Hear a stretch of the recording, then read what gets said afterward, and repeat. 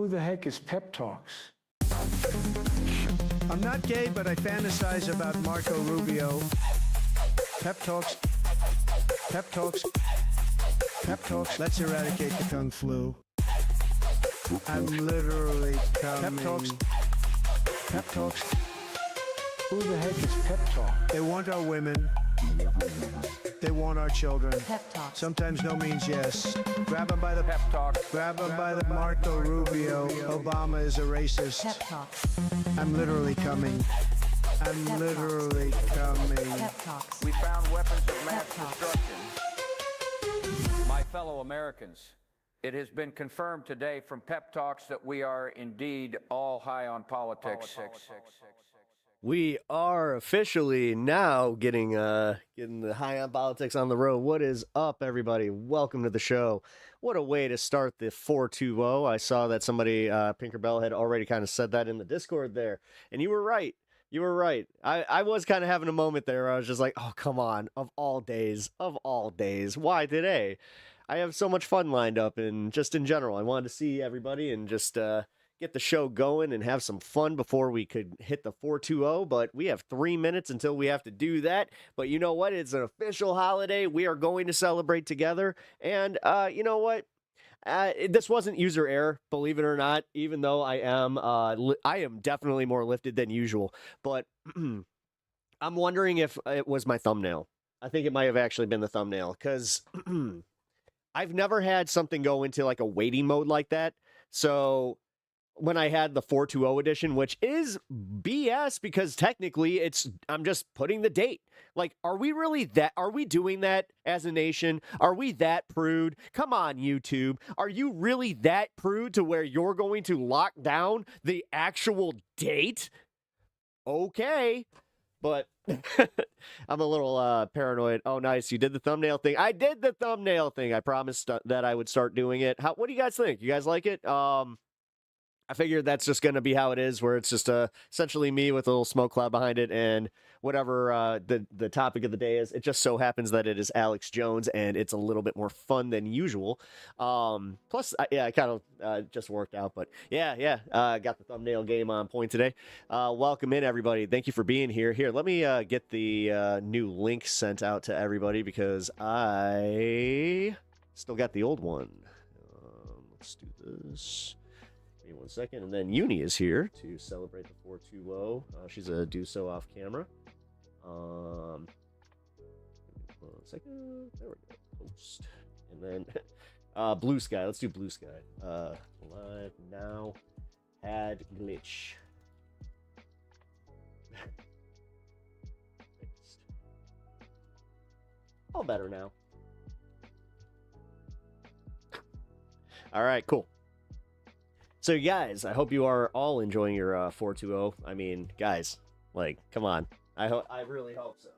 I'm gonna have to do this from over here. So,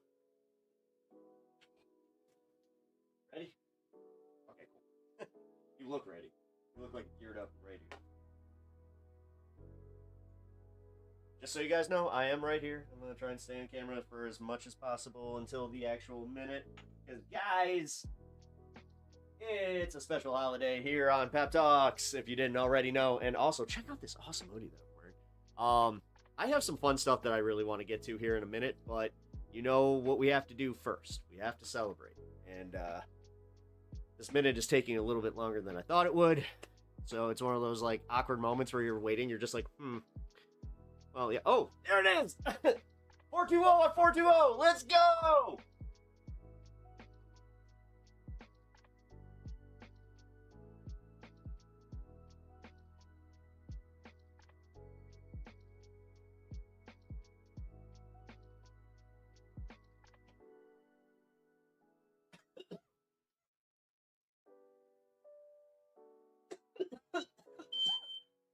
God damn it.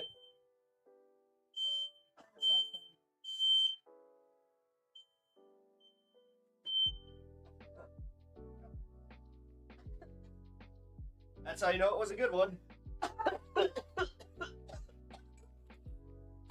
Hey, it goes into pep lore.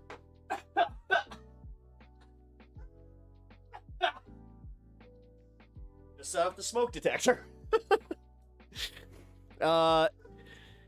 Setting off alarms. Let's go. Hey, are we? Is this not like the proper way to celebrate right there?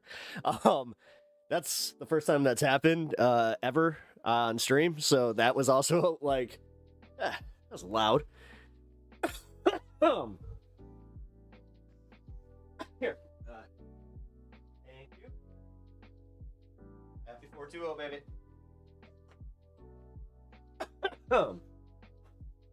All right. We all good? I'm good. You good? I'm good. Like, I'm good. I'm just still a little freaked out over that whole smoke detector bit going. I've never had that happen down here. That's crazy. My celebration will be delayed. I gotta wait on a guy. Oh, boo. Very much boo. Oh, I'm sorry that you have to wait for somebody. Bro, what's up, Daniel Z? How's it going? Brian, thank you for becoming a member for your 7th month on 420, dude. Hell yeah. Dude, that's awesome. Y'all milestone now we can count anytime that you renew on the 20th. Now I can just be like, hey, it's kind of like the time zone thing, but yeah. I come from Sac made cake. I know what you're trying to do, but I appreciate it. Oh, Isaac Newton coming in with the clutch 420 donation. Look at you. I appreciate that, man. Guys. Oh, this is a hell of a way to start a week and a show. Yeah. We did it though. I'm actually still kind of freaked out because I wasn't sure I was going to have the show ready by the time that we had to go lift off. So we got wholesome trolls. We do. That's kind of weird. Gonna be honest. Yeah, Smokey T Slayin, what up, dude? Welcome to the stream. Yeah, if you guys are new here, welcome. This is a as long as it's an entertainment stream, that is all that matters.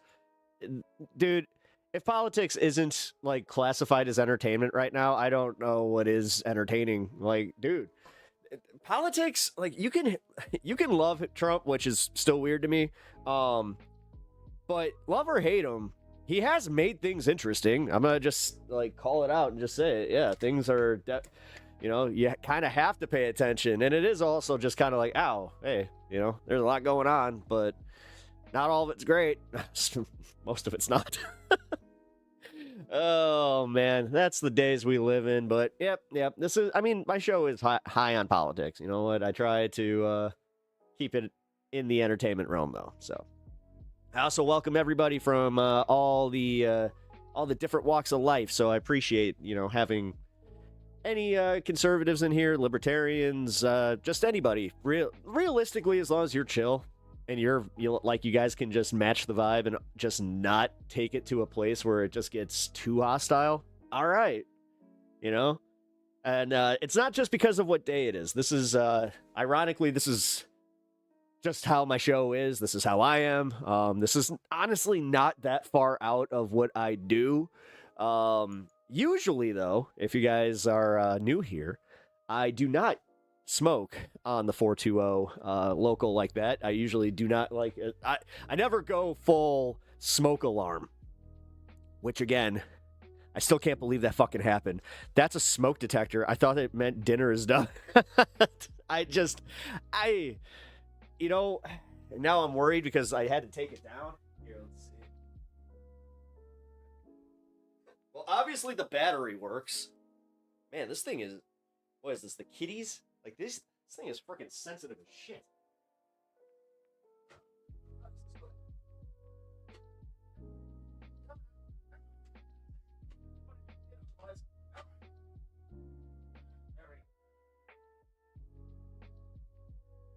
All right, smoke detector's back on. Whew. PEP allows Republicans, Libertarians, Presbyterians, Vegetarians, whatever. Just don't be a dick. That is very, very accurate for how this show is. Yeah, just don't be a dick. And yeah, we can have disagreements. Fuck. Now, let's see. Where's the bridge too far? No, you guys know. Smoky. Yes, it is smoky. You guys know my bridges that are the bridge too far. Bridge of Terabithia, that's one of those bridges that's too far. Waka waka, I made a bridge joke. If I ran for president, that would be my motto. Just don't be a dick. You know what? Reginald's got my vote. Seriously, if that's your motto, man, hell yeah. God, too many people they're just so bent out of shape about this. So, like, I was listening to a little bit of Majority Report, and I had to do, like, a rage quit today, where it wasn't even anything that they were, like, necessarily saying. It was the way that they're just reacting to everything. And I got kind of, like, just pissed, where I was just like, guys, why do we have to always, like, get so angry at it? And just, I don't know, it's the same kind of stuff. Like, you can know that I'm not a big fan of Netanyahu, but I don't have to, like, get myself to a hair-pulling rage every day. Thank you for the kind $20 donation, Colonel Charlie. Really appreciate that. Also, kick-ass name. $8702, $20. I know you, dude. Happy I'm just making sure that everybody knows how much I appreciate the name Charlie. And it's not because of Charlie Kirk, all right? That motherfucker, he was younger than me, so, like, I was here first. So, fuck him. But thank you, Colonel Charlie. Really appreciate that. Happy 420 to all of you. All of us. Every single one of us. I appreciate that. Also, I've also stopped watching MR in general. Ooh. Anna, what's up? Do you mind? Like, I'm not even trying to stir up drama. I'm genuinely curious what did it for you, because I kind of feel myself occasionally getting to that point of being like, I don't know. Like, I'm not really able to enjoy it as much as I previously have. I mean, some of the shows lately have been really good, just as far as, like, Sam's humor. I like the new producer. I keep forgetting his name. But realistically, yeah, there's been something like that. My husband is Charlie with the good spelling. Fuck anybody that uses the EY. Like, God, I always got, like, mad at that. And it, like, Charlie's my nickname, bro. Like, yeah, somebody said Charles. It's just like, what are we going, governor, or the government name here? Gonna go just call me Charles. I have a friend that does that, and legit, he has to do a Magneto impression every single time that he says my name, where he's just like, it'll be us who rules the world, Charles, not them. Not them. I do actually, like, I don't know, Charles Xavier, I was, yeah. Pep, how do you feel about mouth breathers? Well, some of us have deviated septums, motherfucker, so what do you mean by mouth breathers? Are you talking about the Trump, like that kind of mouth breather, or just literally you have to breathe out of your mouth because your septum's fucked? Like moi. Yeah, if you guys didn't know that about me, I have a fucked up septum. My left side here is, like, almost completely shut. Like, I have a hard time breathing. It sucks. But, yeah. Gotta get a surgery at some point. Some point. I just don't, yeah. My dad calls him Charles, and just to get a reaction. Chucky. Ugh. Yeah, see, alright. No, I shouldn't have given you the reaction, because I've always hated that. The Chuck part. And I remember my mom even kind of, like, being like, oh, I didn't even think about that. It's just like, why would you give me a name where... Because I remember the day that happened. My one of my best friends, his dad's name's Chuck. And I realized that he had the same name as me, and it like, blew my mind, where I was just like, wait a minute. Whoa. You're telling me that Chuck is Charles and Charles is Chuck? No way. That's crazy. Can't say Charles. No, you can't. You really can't. I mean, I hate when I, like, have to say my name, Charles. Yeah, it's much better with a little bit of a fine-tuned British accent. Charles, how is it going, Charles? My name is Charles. Charles Pepper. Chuck Pepper doesn't work. No, it does not. No, it does not. I used to hate my name. Like, I really used to hate my name. But then it grew on me. Like, both of them. Ironically, like, I hated my last name. Growing up with my last name was fucking... it was annoying.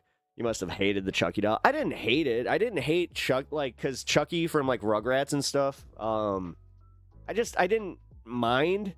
but it was also just like, it was kind of that like, I guess that's kind of, you know, like, not dead naming, because it's not a dead name, but I get it. Like, I got it when, like, the second that somebody explained dead naming to me, I was like, I get it. Because I'm just like, I get it. I understand how it feels to just be like, that's not my name. And they're like, oh, it's funny. It's like, no, it's not. It's not my name. Like, it's never been my name. Nobody's ever called me that. I have an uncle that calls me Chaz, which I'll allow it. I don't mind it. Anytime he's like, what's up, Chaz? It's just like, hey, what up, Unc?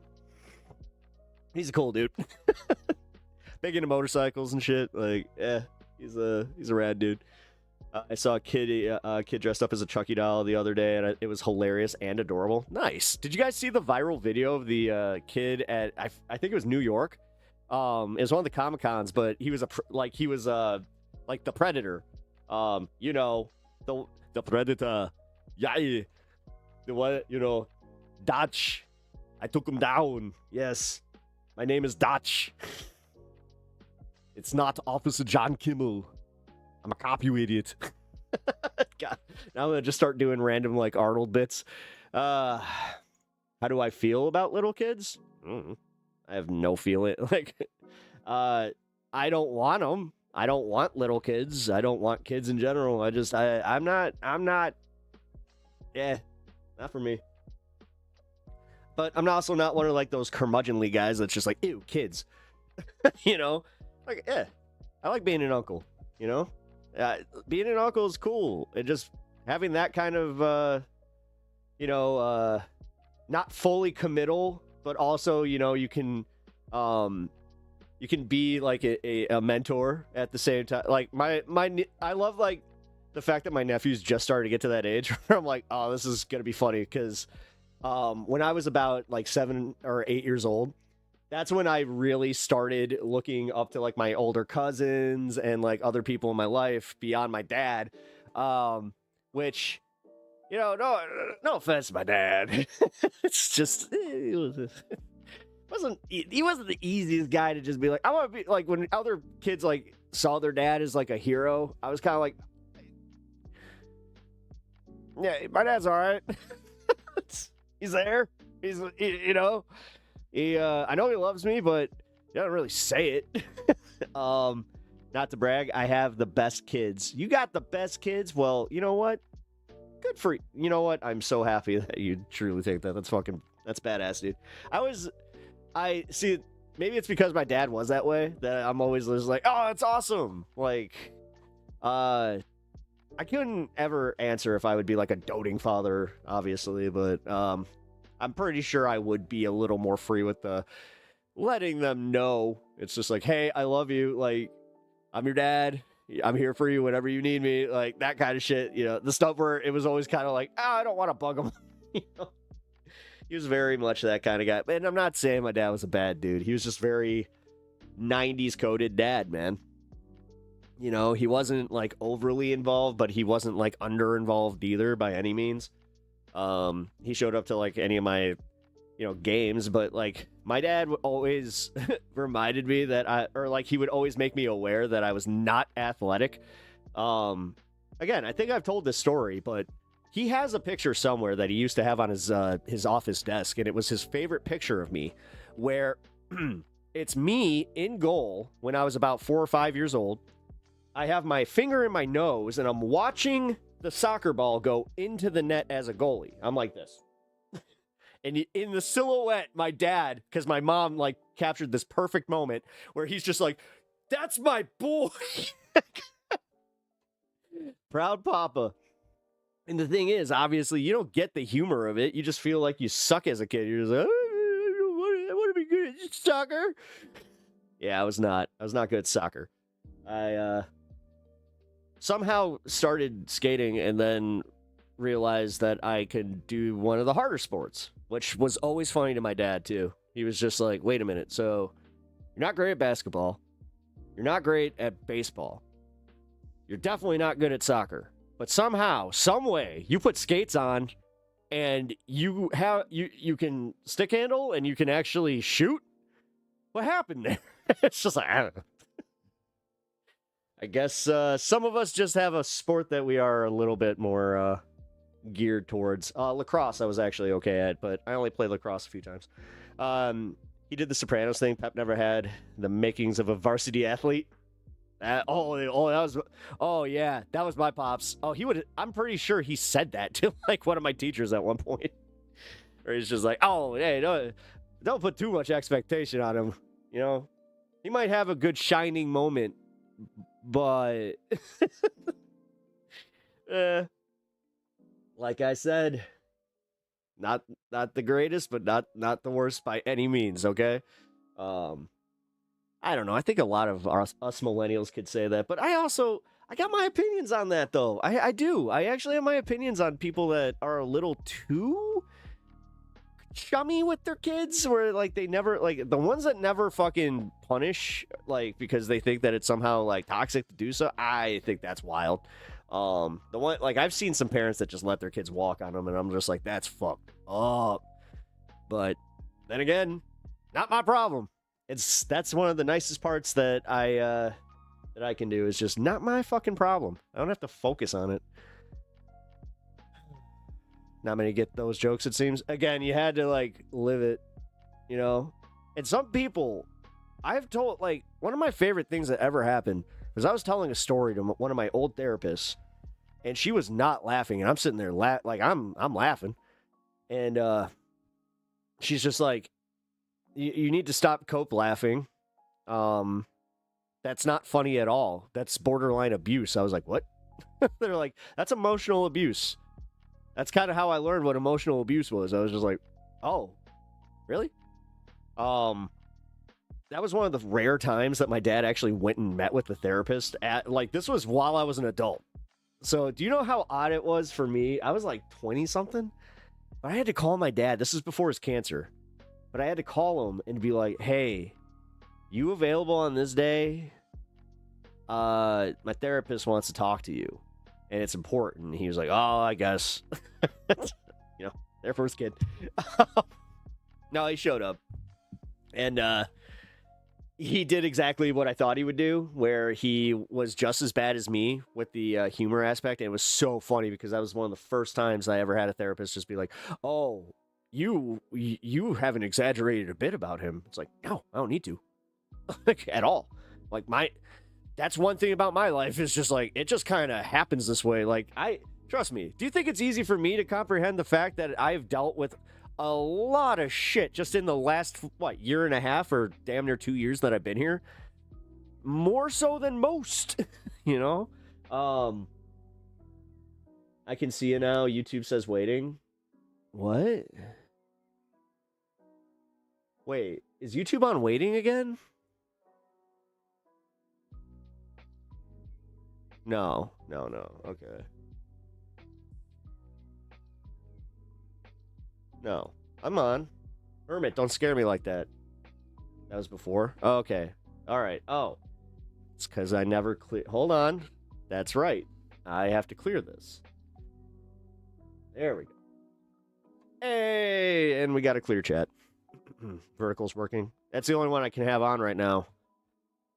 That was part of the problem, was I was trying to start 2 streams. I was trying to go back to having the horizontal stream. I have a feeling it has something to do with bandwidth. Whatever. I'm not going to worry about it. But yeah, therapist realizing the patient wasn't exaggerating. That was kind of wild, man. Like, because it kind of made me realize, I was like, oh, you thought I was exaggerating about this? Oh, well, that's kind of sad. Because I was just like, I was just telling you what's going on because I thought this was a safe room to say so. And I can see where it's confusing to them because I'm trying to be funny. Like, but then again, I'm always trying to like perform. Like, I always am in performance mode. That's one thing that sucks is, I'm not like, I talked to comics that had like the stage persona and like they could turn it off. I can't. I'm just me. That's why, like, I did have days where I didn't even prepare material, where I was just like, I'm just going to go do this. I do it here. There are days where I just don't have anything to talk about, and I'm just like, fuck it. Let's just go. But that's also where, like, going back to the therapy angle on this one, my therapist made me realize that I was always trying to perform to my family because that was my way of getting attention. And, you know, when you come from a bigger family, especially when you have younger siblings, fuck it, we ball. I mean, hey, that's a good way of conveying kind of how I do things is, yeah, fuck it, we ball. I mean, I may not ball well, but also, if you guys are just joining us, can you do me the solid and hit that like button and also subscribe to the channel if you're enjoying the content, and also make sure that we're all on the same page, you know what I mean, because we're celebrating the holiday. Ronaldo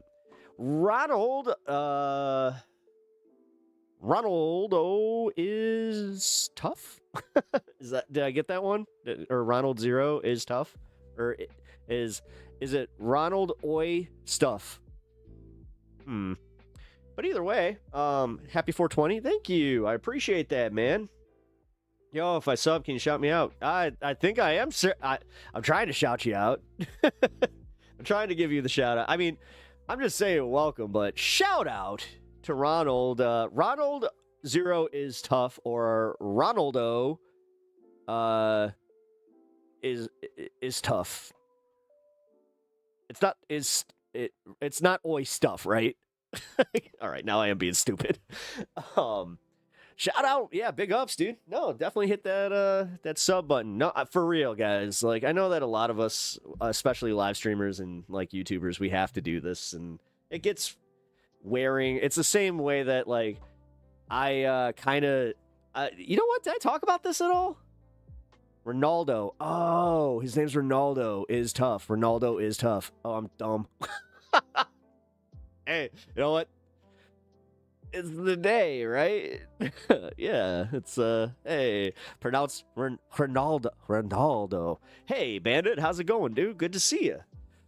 All right, but I think I got it right this time. But no, I was going about just in general how us YouTubers have to do this, and in general how it is like, yeah, if you guys, you know, if you can, if you don't want to do the paid option, the free thing really helps. So just please consider always hitting that like button and subbing to anybody that you are watching, that you value their content, especially like if you've been to their channel a few times. I've started reevaluating how I do that. I did that, I've done that for like the last year and a half, but still. Leonardo. I don't know why that got me to think about this, but dude, did you guys see the Street Fighter trailer? It was fire. It looks good. It actually looks like certifiably good. But did you hit like, yes, because I celebrate hard today? No, because oh, yes. Poll suggestion. Did you hit the like here? Thank you. Yeah, no, that's a good one here. Poll suggestion. You know what? I didn't even think about starting a poll yet. Let's do that. Oh, come on, YouTube. Don't glitch on me on this one.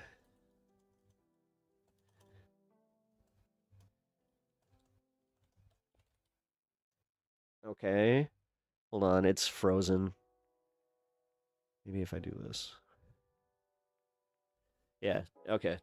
YouTube's having some issues. If you are experiencing any of these issues, just hit the refresh. It should actually hit. Or it should work. Ooh, I didn't know there was a Street Fighter thing. Yeah, dude, it's fire. Shout out from Hugh Janus. Yeah, it's yeah. I knew his buddy Hugh Jass. Yeah. That place looks nice. Yo, Betty White. Why are you shouting out yo? I like that. Hey, you know what? Betty White always deserves a little bit of a shout out. She was pretty based, you know. Just a random observation about Betty White. All right, so wait, what was the suggestion? Did you hit the like? Yes, because I celebrated hard today. No, because I smoke it. Oh, here. Aha. You know what? Here. Can I just do this? Just.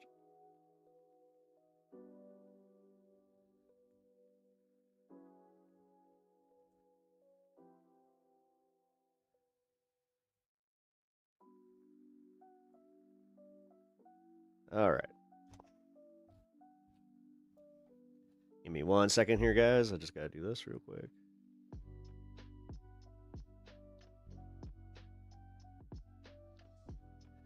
Oh, God, this isn't working. All right.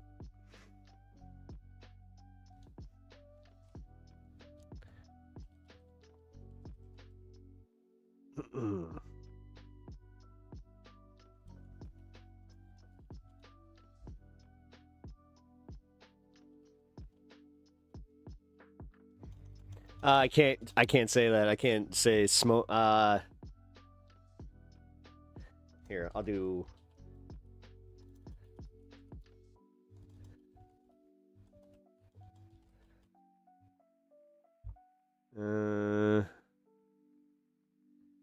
Damn it! I just realized this. No, YouTube's not gonna let me do that. I gotta play it safe today, guys. Sorry. All right. Ironically, I could say like, no, I huff something, blah blah blah. Don't want my stream froze no more. Yeah. Room looks dope though. Thank you. Appreciate that, man.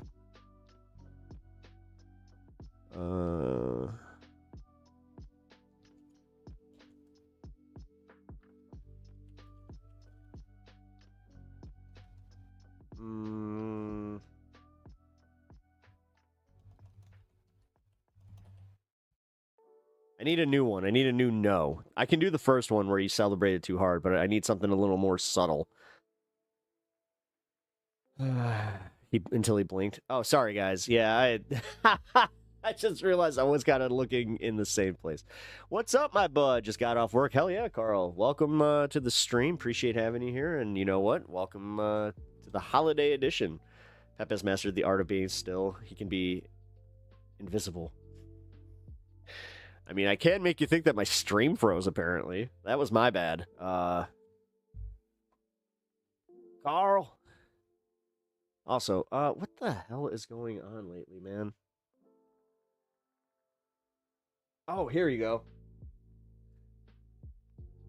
No, I snitch on Rastafarians. I like it. Thank you for the help today.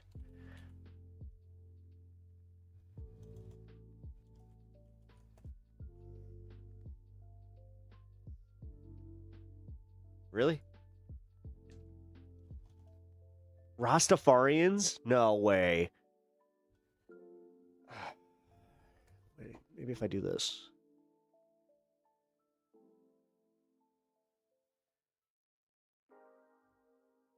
There. That should work. All right, we got it today. We got you. No, thanks, guys. Appreciate that. Request for landing over. Yes, you can start your approach, but also just a reminder, you're gonna have to pack those bags and start heading up to the runway pretty quickly, because that's just what day it is. Oh man, I'm already kind of like petering out with that stuff. I'm just like, oh no. All right, but guys, there, like, seriously, I do have a lot that I do want to cover today, and I also want to cover what happened at the end of my last stream. So on Friday, if you guys were here, I had a little outage, and yeah, it was bad.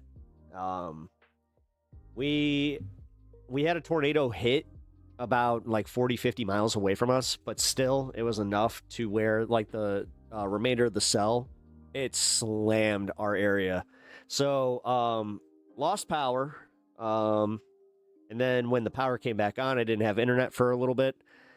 And then we had another like tornado warning like go off right as I was planning on restarting stream. So I was just like, oh shit. So yeah, here, actually, you know what? Let me pull this up, because I have a few things that I want to show you guys from said tornado, because it was a doozy. Here we go. So here's a time lapse on so here is, this was a real time, so I'm gonna just I don't need to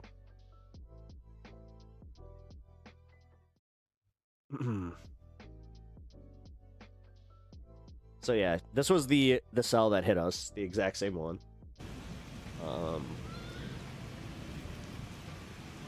Yeah, and it developed fast. Dude, this sucks because yeah, Lena, the town that it hit, it's pretty much, it's decimated. Like it's fucked. Here, let's skip here. Let's continue to see, like, look at it build and build and build. Hey, Casey's. This place has great pizza. Yeah, see, 2 for $6.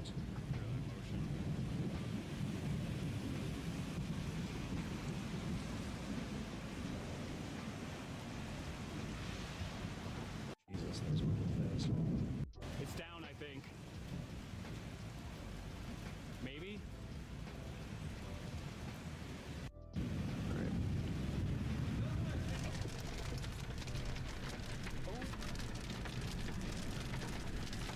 I'm gonna flip, don't worry. Yeah.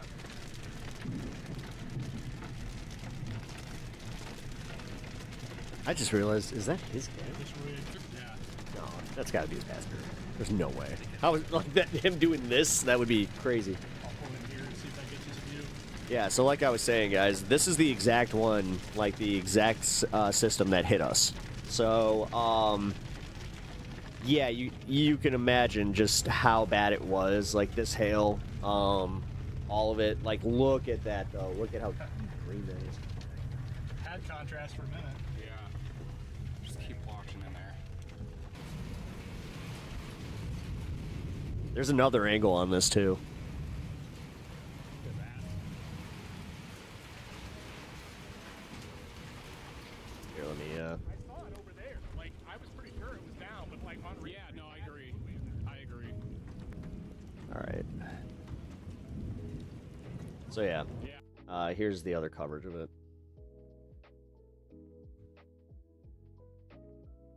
Speed it up. All right, I'm playing it at 3 times speed, just so you guys can kind of see how quickly this hit. This was the official weather cam outside of Lena, Illinois.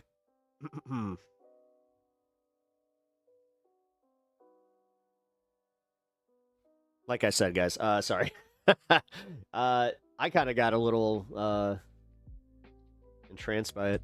So yeah, this was the same exact storm cell that hit me on Friday night. It took out my power, ended stream early, which sucked because it was right. I mean, we got to celebrate the 420, which was cool, which I was happy about that at least. But yeah, I had a lot planned. Dude, I had some Sovereign Citizen videos that I wanted to watch too that I saved for today. So make sure you guys stick around for that. Also, likely what is going to happen is... Oh, yeah, here we go. Here we go. Jesus, dude. The force of this wind.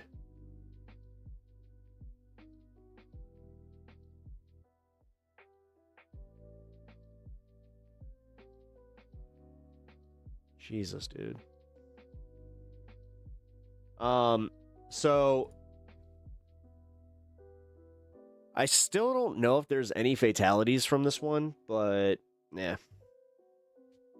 They said there were 4, but that got retracted pretty quickly, so I haven't checked up since. But regardless, like I said, this is Jesus Christ.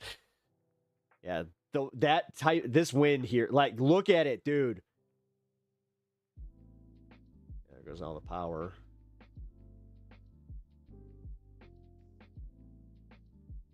But yeah, we got the tail end of this. So we had 60 per hour winds, which yeah, it was fucked up. All right, so we're gonna go into this in a minute, but we're just gonna chill here for a second so I can go through what happened. Yeah, because it did just turn into I shouldn't even bother trying to stream because there's a good chance that I wouldn't even have power. So which we did actually maintain our power, like, for the most part. We lost it for a good, 10, 15 minutes, which, big deal. Just sucked that it took the stream out. But, yeah, I just took care of the damage today. Dude, I'm getting a little tired of doing that, though, because it seems like I'm doing this every other day. Going out, checking the siding, making sure that the roof is, still intact. My gutters, dude, that's another thing I have to figure out is, whether I can even do,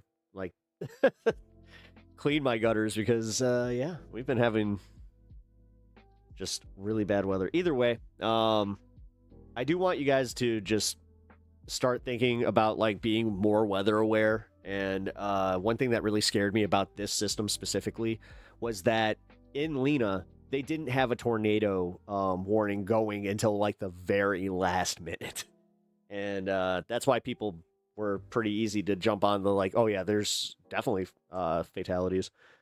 Clean your gutters is a euphemism? No. No, it's just annoying because they get, clogged up with just a whole bunch of shit,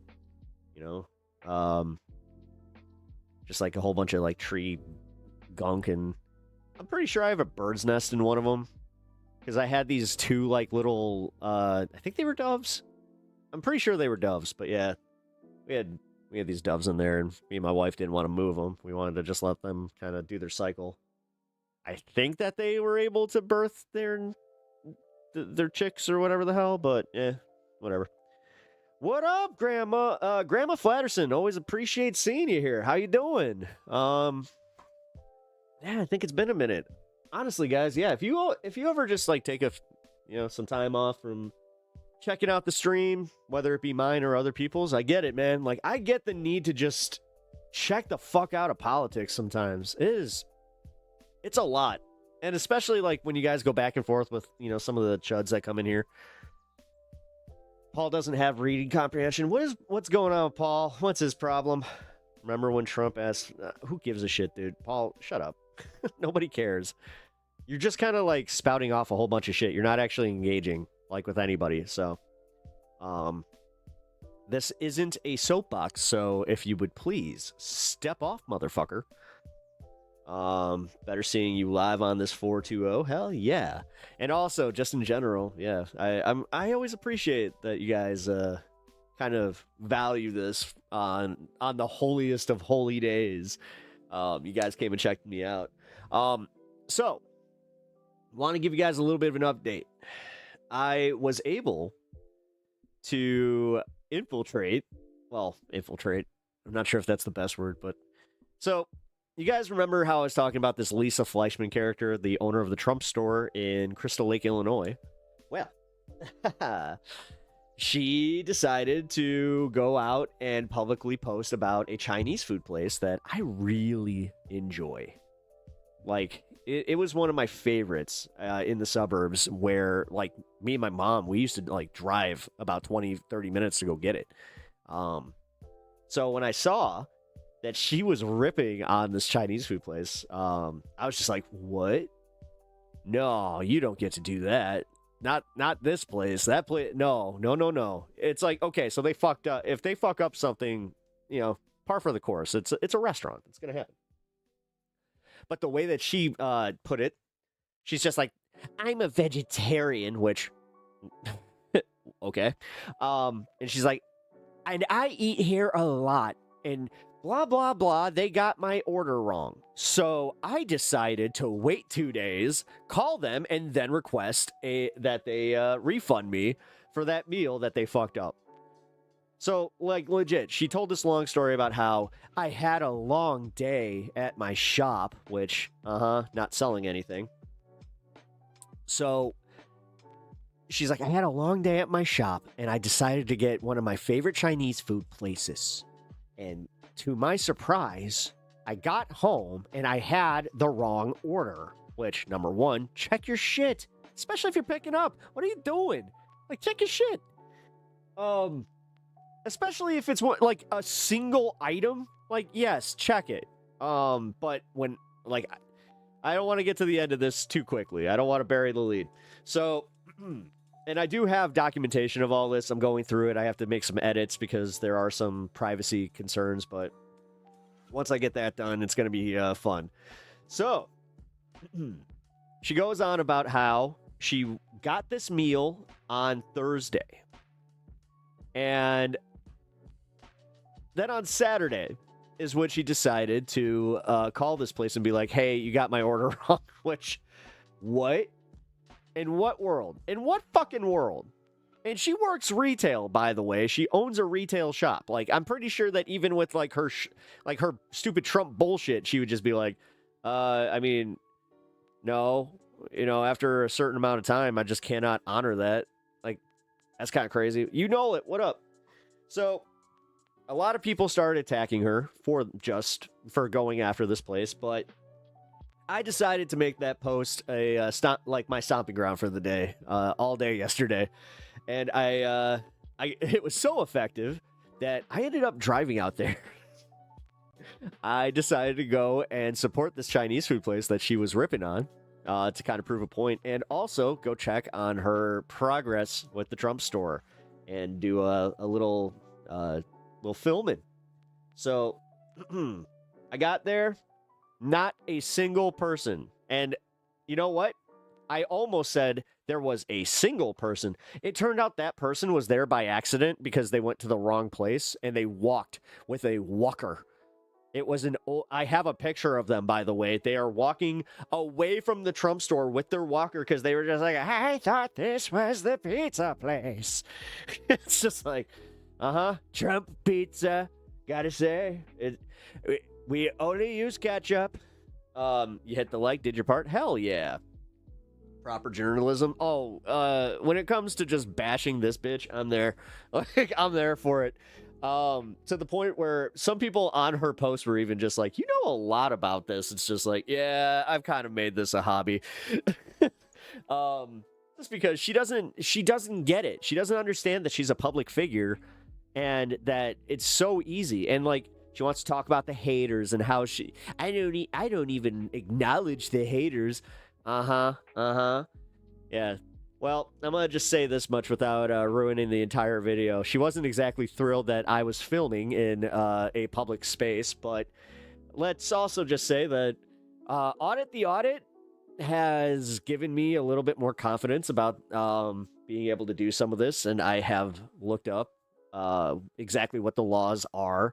And as far as like a private versus public business, yeah. A Trump shop, she didn't think that through. No. And it's like 3,000 square feet. It's insane. It's insane. The amount of shit that she has piled in there. And get this shit. She keeps an on-site like fucking like mini U-Haul thing full of other shit. And, like, she prints on site. Apparently, she has, like, tables and chairs there for, like, Trump bingo. And, dude, the store is just as bad as you think it is. Like, I can't wait for you guys to see it. It's wild.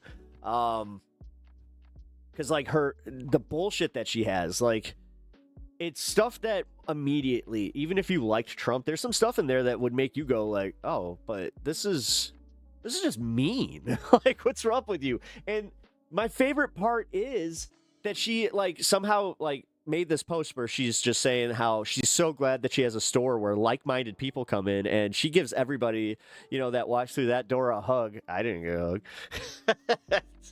hug. Dare I say she knows who I am? I may have kind of put it out there where I'm just like, yeah, as long as you're doing this, I'm going to make it at least part of my content to just kind of give updates on how you're doing and just how much you suck. And I'm going to also entertain the shit out of the locals because now I pulled a MAGA. I actually did a MAGA thing where I said that if she bans me, then I win. And guess who's not getting banned? Not yet. God, she really is just so stupid, though. Like, it's kind of, it worries me a little bit, where it's like someone like her was able to get a license to be in business. Like, it's genuinely disconcerting. Like, But whatever. I guess, hey, live your dream, I guess. But yeah, I will say this much. Like I said, when I got there was the one old person with a walker that legit thought it was a different place. So there was nobody there. It was just her. And then, because I had posted this in the local group, another person was just like, oh, well, I was just there yesterday. Here's a picture of the parking lot. It's like, oh, we got other people doing this? It's just like, oh, bitch, you're so unlikable that you have other people documenting your downfall. That's wonderful. Yeah. So that's where we're at. I have a little series coming out. I plan on going back because I did find out exactly where I can film, and it's perfect. It's perfect. I mean, there's nothing she can do about it. I love the fact that there's nothing that she can do about this, and she is so pissed. Dude, she's willing to use everybody for free publicity, but the second that, you start pointing out how how other people are paying attention to your downfall, oh my God. And that's the one comment that she responded to, by the way. I think it was something like 120 something comments. That was the only one that she responded to, was how, don't worry about me, because it was actually not even a funny one. And it wasn't from me. It was from somebody else. They were just like, oh, well, good luck making, you know what? Maybe you should be more worried about making rent. And it was just like, oh. And then she just was like, why are you spamming 23? Stop spamming 23. You're going to get, that's how you get banned. Like, just doing stupid shit like that. 24? What the fuck, Joe? Yeah, right? This is weird. Oh, God. Oh, wait. God damn it. Did my settings go back? Damn it. All right. So when I registered the stream, I tried to be in the entertainment side. Oh, wait a minute. Maybe that's what happened. You know what? I have so many theories. I got a few. It could just be a glitch on YouTube side. But the fact is, when I changed the thumbnail, it worked. So that's all Joe does, spam the amount of viewers. Oh, I don't care. Legit, guys. If there's one of you here, I'm good. But whatever. Apparently people think that I need to be the, Hassan, like, people think that I need to have Hassan numbers or some shit, and I'm just kind of like, all right, whatever. What up, bro? Dude, Rowdy, how's it going? Hope your day is fresh. It has been fresh as shit, dude. I've been celebrating. I'm a little bit slower than usual. Even Joe's probably just like, yeah, he is, because he's an R word. I'm back to saying the R word. Somebody brought up the fact that it's like, that's the weapon of the enemy. I was like,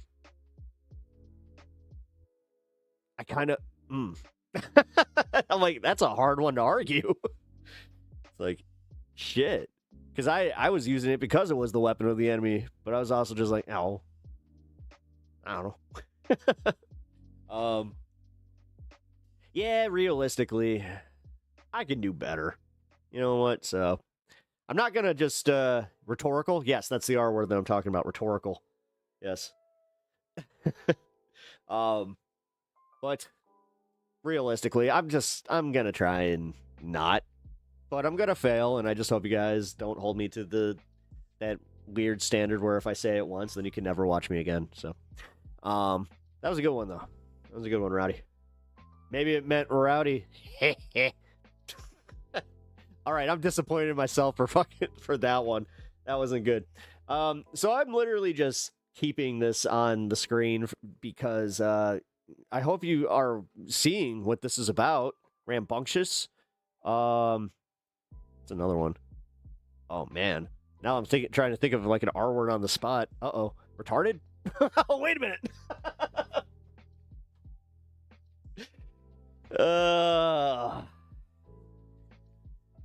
Anyway, like I said, I've heard enough pep stories. Nothing can faze me now. That's hey, I'm not sure if that's good or bad, but I'll take it. Ridiculous. As long as you say it like this. That's ridiculous. I don't know. What's the harm in kind of just throwing out like a little just wackiness to something? Cancer fun. Yes, my wife has got a little bit of an update on that. I'm going to keep some of it private for once. Although you guys will likely know the day, I'm just going to let you guys know what's going on. So my wife got a big update today. We got her surgery scheduled. She is officially in the books for it. It's coming up in a few weeks. She's handling this great. She's honestly, dude, I had the moment where I reflected on how I would not be handling this nearly as well, and I just gotta say, like, it kind of like it washed over me where I was just like, God, she's a fucking badass. Like, damn. And I don't think I like tell her that enough, but hope she's listening. But either way, like, yeah, she's fucking insane. And yes, best of luck to You Need the Badass. Thank you. And yes, she is. I think that this is helping a little bit now, kind of having like a timetable on this. But sure, it was funny. She's just like, yeah, I was getting this scheduled and I waited longer than the appointment. I'm just like, oh, I hate when that happens. And she's just like, no, it was bad because they were backed up. Then it was about an hour, and then it was just like a few minutes of just like, yeah, here's when it is. You good? All right, this is what we're going to do. All right, cool. Bye. Another, $50 or some shit? It's just, goddamn, these guys. Good luck. My wife and I spent more than $2.5 million keeping her alive for 18 years of fighting cancer. Eric, I really appreciate you sharing that. Thank you. That sucks. And I don't know. Every once in a while, it is just kind of refreshing to just be like, okay, oh god, at least this is like common. But we've actually gotten kind of lucky. I've heard some real horror stories. Like it put it in perspective for us, where I was just like, okay, I gotta call. Yes, we do deal with like a bunch of the bullshit, but she's a badass. Yes, she is. Thank you, Grandma Flatterson. We would start calling people redacted. Yeah, I know. But that's the thing. Once you start using a substitute, that's honestly what did it. Was the fact that it was just like, now we're just working too hard on this one. And that one, I never understood. I never got it. I get the F word. I do. Because I get how, like, I've seen people use it the way, like, where it is, like, weaponized. And it's bullshit. Retard's stupid. Like, it really is just, it is. It's... Nobody is ever calling somebody retarded and being just like, yeah, you have a mental retardation. Like, man. But that's where my stupid millennial brain gets the best of me, and I'm just like, oh, whatever. But like I said, my biggest thing is if it does truly bother somebody, then I don't want to bother nobody, man, and I don't want to be a dick. I don't care. You know, like, if I have to not use it to make you a little more comfortable on my stream, you know what? I am the streamer. The onus is on me. And I don't want to fucking turn people off just because I have this, like, weird hard line for no reason that's not even a hard line. Rick and... You know, I don't really watch Rick and Morty. Haven't really. I've seen, like, episodes here and there. It's very much like... yeah, well, Rowdy, see, I can't do that. That one me and my friends used to when we were teenagers, but the thing is, I'm not a teenager anymore. I don't need to do that. You know, now I got better, like, stuff to call them. Like, I don't know, sometime their name, Halo 2 game chats. Yeah, but dude, Rowdy, I this is coming from me, and I want to be very careful here, especially with my background, like literal background. Sometimes we gotta grow up, brother. You know, you gotta grow past some shit. You shouldn't excuse it just because you and your bros are stupid, or dare I say, retarded.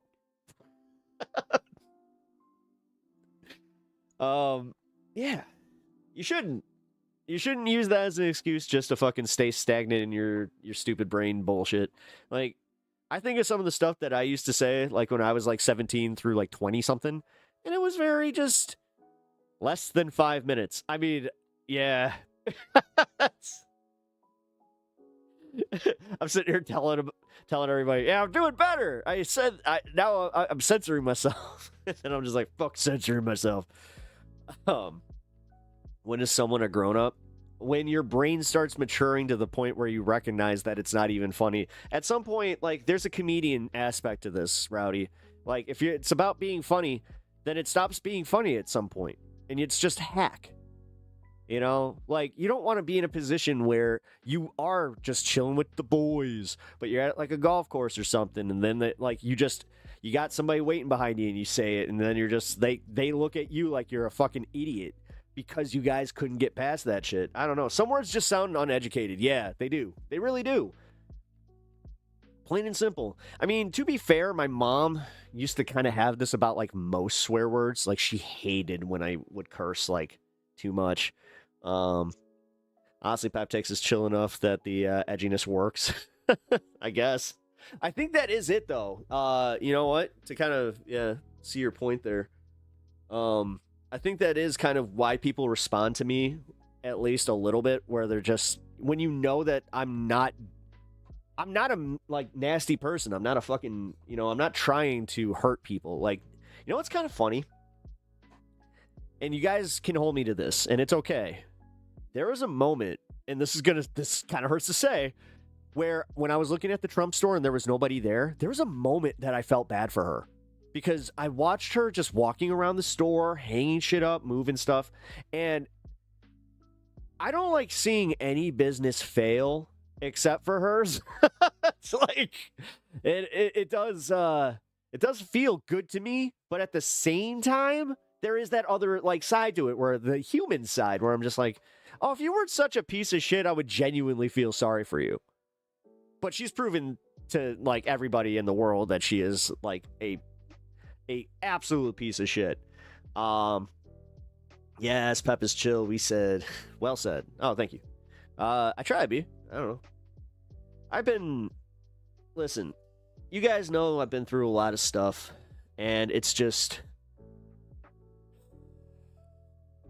too easy to take any big life event, whether it be a death or a breakup or anything like that, and just be shitty and like turn into a miserable person,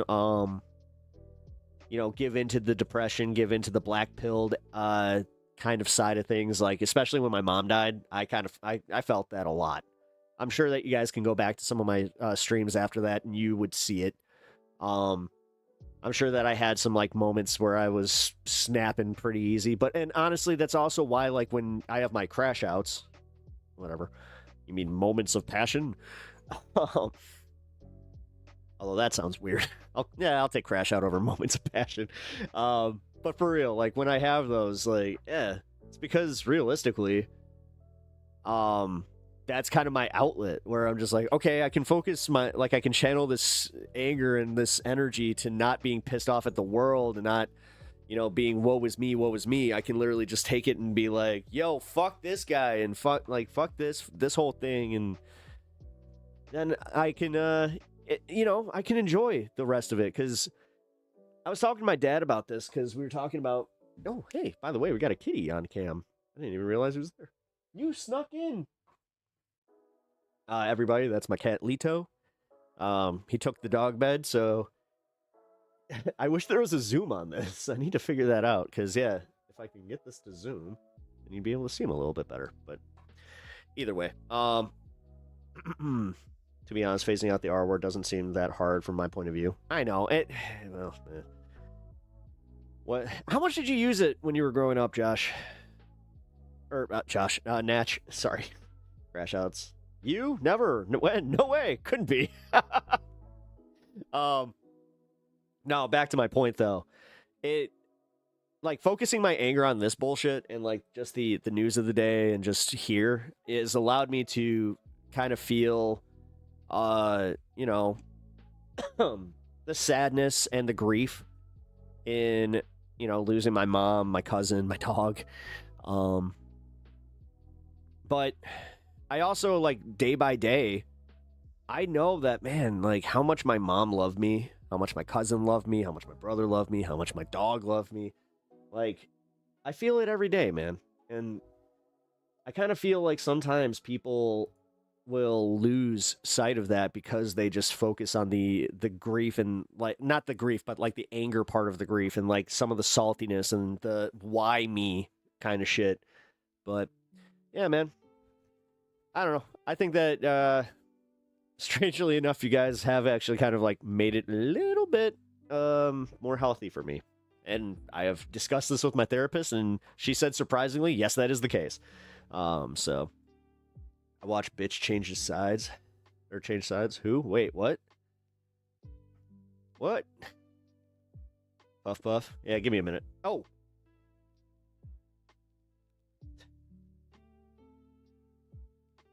You guys did.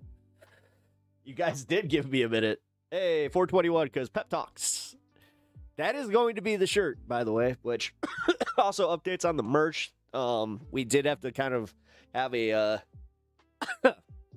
we had to put it off for a actually good reason. Unfortunately, Rectangles, if you guys do not know who Rectangles is the main mod dash manager of my channel. Without her, I would not be where I'm at without her. She helped me more than words can convey in like when I was setting up this channel, and she's just been a fucking great friend. But unfortunately, she found out that she has an autoimmune thing that also explains why she's like going through some other stuff. So unfortunately, her health has been kind of in the shitter lately. I'll say that much. But she is on the mend. And yeah, she just said she wanted me to say, I am sorry for getting you guys excited about something when we had to put it on the back burner. But just wanted to also let you guys know that because she is getting better, that we are back in the development process of the merch, and it should be any time now. So I appreciate you guys sticking with me through that. And also, guys, the merch is going to be fucking fire. I hope you understand that I'm trying to make something that is, while it's tied to my stream, I also want it to be something that you guys would just be, you could wear anywhere and people would be like, yo, that's cool as shit. So shout out to Rectangles, and I hope she gets better. Yes, thank you, Natch. I really appreciate that, man. And also, just I appreciate her. Like, fuck. I hope that everybody can, at one point, experience the same type of friendships that I've had. Like, I really do. Like, I got some of the fucking, like, best friends. Like, I really do. I'm so fucking lucky in that regard. So, also, back to, like, why, even though I've had, like, family stuff, when somebody told me that family is who you choose, that stuck. I always consider myself a Republican, but recently I've become more open to all other views of the left. Hey, shit. Was that me? I mean, now I'm gonna laugh uncomfortably, because if it was, that's kind of cool. Like, I'm gonna be honest.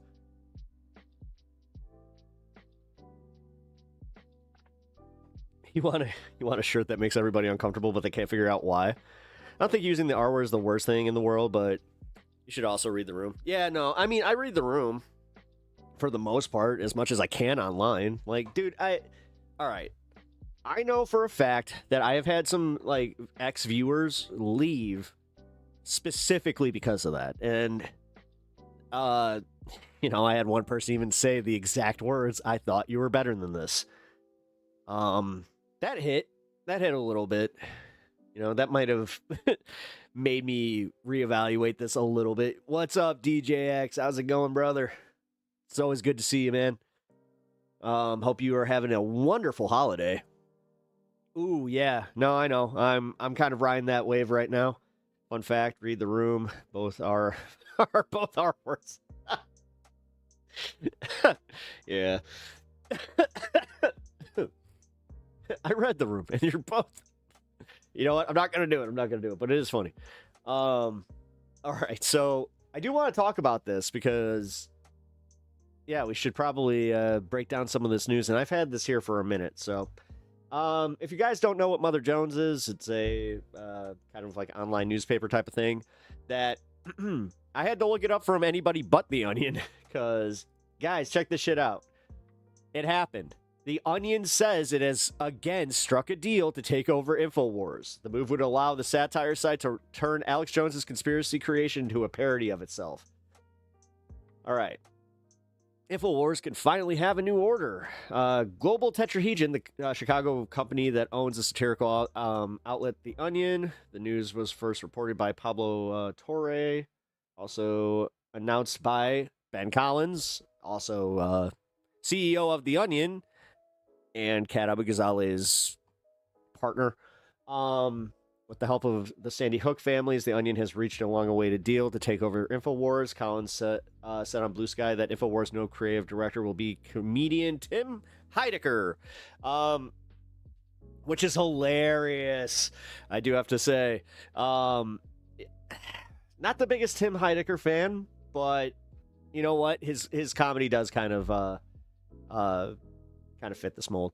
Way I see it, either you get Pep's vibes or you don't. If you do, this is one of the chillest hangs on YouTube. Oh, Baker Bell, you make me blush. Thank you. All right, back to the coverage, and back to our coverage. Collins also posted a link to the statement purportedly out of the Global Tetrahedron's fake owner, Bryce P. Tetrander. See, again, this is where I was like, oh, God, is it a joke? But according to the New York Times, The Onion has reached a deal with the bankruptcy receiver overseeing Infowars, Gregory S. Milligan, to license the website from Milligan. So is he still going to have a stake in it? Huh. This is The Onion's second attempt to acquire Infowars, while Global Tetrahedron won a 2024 bankruptcy auction to buy the company while promising to turn the site into a parody of itself. A bankruptcy judge voided the results, saying that he wasn't convinced the company's bid had more value than one offered by allies of Jones. Oh, that's kind of fucked up. The announcement is come on, you dude, seriously, judge. Wow. Every once in a while, judges just get overtly political, and you're like, what the fuck? The announcement is the latest installment of an endless series of legal skirmishes, blah, blah, blah. I mean, no matter what, he is losing Infowars. If the past is any guide, Jones's public response will likely involve a good deal of shouting and the vow to remain on air no matter what. During a live broadcast on Monday, after a viewer called to ask about the news, Jones said new thing would soon be in place. Oh. Since 2024, Jones has directed his viewers to buy supplements and donate money into the news site, the Alex Jones store, which is currently hawking the Last Stand super sale of Infowars products billed as a fundraiser to keep the company alive. Jones has also said that if Infowars is shut down, he'll immediately begin broadcasting the Alex Jones Network, a website which currently broadcasts a mirror of Infowars content. I mean, that's the best way, honestly. That was pretty smart of him. As long as he could continue it, why not? Rumors of my death have been greatly exaggerated. The media is going to run around and call this a victory. They already are. It's all going to blow up in their faces. Onion's Ben Collins did not immediately respond to a request for comment. This is a developing story. Check back for details. Infowars Endless Afterlife. The Onion may finally boot Alex Jones from his studio, but years of damage have already been done. Yeah, I don't need a long expose on that. But speaking of an expose on Alex Jones, this doesn't have a lot to do with the actual buying of Infowars, but as far as a mainstream media source kind of taking interest in Alex Jones, it was kind of weird. ABC News did a random piece on him where I was just kind of like, what? ABC? What? For what? Exploring Infowars Alex Jones's conspiracies in The Madness of Believing. In 2013, then 24-year-old Josh Owens dropped out of film school when he received a job offer from Infowars, Alex Jones's far-right media platform, a show. It is weird to see this level of journalism applied to Alex Jones. He was once captivated by. Owens. It's because he disagrees with Trump. I think that that's also why, like, he's losing. Yeah, I think that's why he's going to lose Infowars. Traveled the world for Jones, covering stories and helping to spread Jones's views on current events. After 4 years of working for Jones, Owens spoke out against him, even giving a deposition in the Sandy Hook Elementary lawsuit against Jones. Josh Owens is now out with his new book, The Madness of Believing, a memoir from inside Alex Jones's conspiracy machine. And Josh joins us now. Thank you. Oh. I actually might have to read this. So much for doing so. That's kind of. So this book really pulls back the curtain on Alex Jones and Infowars. What made you decide you wanted to write this memoir? Guys, I'm not even kidding. I might read this one for the stream because this is that's a subject I'm interested in. Less so pull back the curtain on him and more so pull back the curtain on what it's like to be pulled into a world like that. And sort of show Why does he strike me like a character? My perspective, like how you get pulled in, and then how incredibly difficult get this guy on the show to get out. And before that's right, it's almost like I have my own stream. You worked for him. You were a fan of his. What was the falling out that perpetually you deciding? God, should I pull a professional? I gotta cut ties. Should I be for a professional few for years, a day and do it that? all started. So I wasn't really. It wasn't the ideology that pulled me in initially. He looks like fucking Orson Welles. It was more his. This is the best champagne.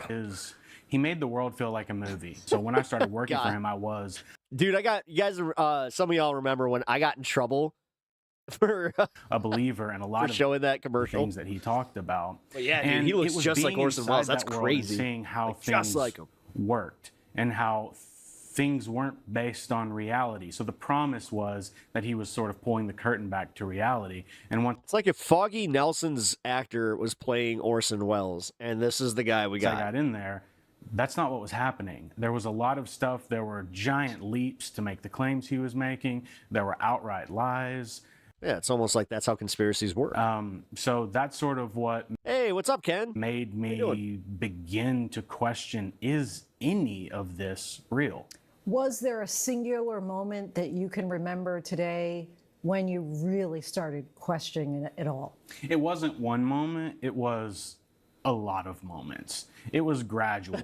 And that's dude, I like how this guy had the same reaction that I've had to Alex Jones, and at one point he was just like, fuck it, man, I gotta make a book about sort this. Of what I'm trying to show in the book is that it isn't just this one moment, because you what buy up, into Chad? The promise of certainty. Calt or Callie, whatever. Callie, I'll call you Callie. We're talking about Alex Jones losing Infowars and how this guy wrote a book on like the behind the scenes and how like much he knows. Some of like, I think that this guy kind of got a good idea on like what he actually believes and what he doesn't. And then once uncertainty rears its head, it takes a while for you to start questioning it. But at the same time, Jones was sort of making us question not his idea. But yeah, we're talking about that, and then we're also just kind of going through news of the day. Don't know where you fall politically, but just know that it's a chill vibe here, man, and we just kind of ideas, not the things that we were finding. It's a circle. It's like the circle, you know, the fun circle that we celebrate on the joyous day of 420. That didn't match what he wanted us also, to find. No joke. If you're right or left, welcome to the show. Don't care. He was making us question. If you're chill, we're chill. Our belief in ourselves, our own minds, whether we could trust what we were seeing in front of us or whether we should just believe the things that you like those types of old movies. Can I just say Citizen Kane is so overrated? He's telling us. So it wasn't. I'm having my Family Guy moment. I'm going to say it. Godfather, overrated. Just even though that one I don't agree with. Many things over Godfather a period of 3, time baby. That sort of made the light bulb go off. You talk about a number of times that he really got the IDF desecrated that Jesus statue. Angry. Yeah, I was going to cover that. Started speaking out. Have you heard? Not right now. We're focusing on more fun stuff first. At all his reaction to your book? No, I do my best not to pay. But also, goddamn, if I'll just say this much: if Netanyahu actually valued, like, I don't know, the optics part of this, like, how in the fuck did he not just go like, you cannot release that? Pay attention. Because that was the quickest way to get every Christian in America to just be like, nope, fuck you. To much that he says. I follow a podcast called Knowledge Fight that covers him. Oh, this guy wrote the book on Alex Jones. But I try not to listen to him directly. But no, he hasn't just reached like, out to me. He's so fascinating. I have to write a book. That you think is able to lure and be so convincing? Well, he is convincing because he presents the ideas as if he is certain that they are true and that everyone who believes otherwise is having the veil pulled over their eyes. I mean, it's why I have sheep on the cover of the book. That's how he referred to people that did believe the things he believed in as You'll be right back to see the IDF thing. Sheeple. Yeah, just look it up on, I hate to say this, but on Twitter, it's, I think, and it's not doctored. That it's, they have had enough official reporting on it where they're just like, nah, unfortunately, this is a real image. And you even had people within the IDF just being like, oh, God damn it. For certainty. And when someone promises you certainty, I think it's easy to buy into it. No, you kind of want to read. I'm not even kidding. I don't usually watch these types of things. I don't watch authors. But this got me. Did he ever provide evidence to you? It's going to be fascinating as hell. Theories, or ever try to shade your reporting or convince you with anything that I do wonder how he knew about Osama long before 9/11, because Osama bin Laden was allegedly at that time the one who was behind the first WTC attack. Substantial. I think in, what was it, 93? When I started listening to his show, he has a vast vocabulary and so much. You feel for the guy. Can you imagine how much Jones he actually had to listen to research? Yeah, that he throws at the audience. So it's really difficult to look into much of anything because he goes from one subject to another in seconds. And so it's hard to really, he tells people do their own research, but it's nearly impossible to do your own research, especially when you're in this mindset of constant fear, which is sort of what he injects in his narrative. Yeah. And so, no, I don't, because I don't think that there is anything to back it up. I don't think he's providing that because it's not there. Be weather aware. Sorry for all caps. I know. I'm already weather aware again. I'm seeing that we have a cell coming into the Midwest, but I think that this one's going to miss me because it seems like it's getting pushed south pretty early on. It looked like it's going to hook right around the time that it hits Iowa. It's coming from in here for him. Josh, thank you so much for joining us. I'm actually too weather aware. New book, The Madness of Believing. The Madness of Believing by Josh Owens. Also, gotta say, banger of a cover. More from inside Alex Jones's conspiracy machine, wherever you get your books. That is... Oh, wow. They actually had they brought him on CBS as well. Fake news. The fake news. It's all fake. All fake news. Actually, here. Where is this? Let's see.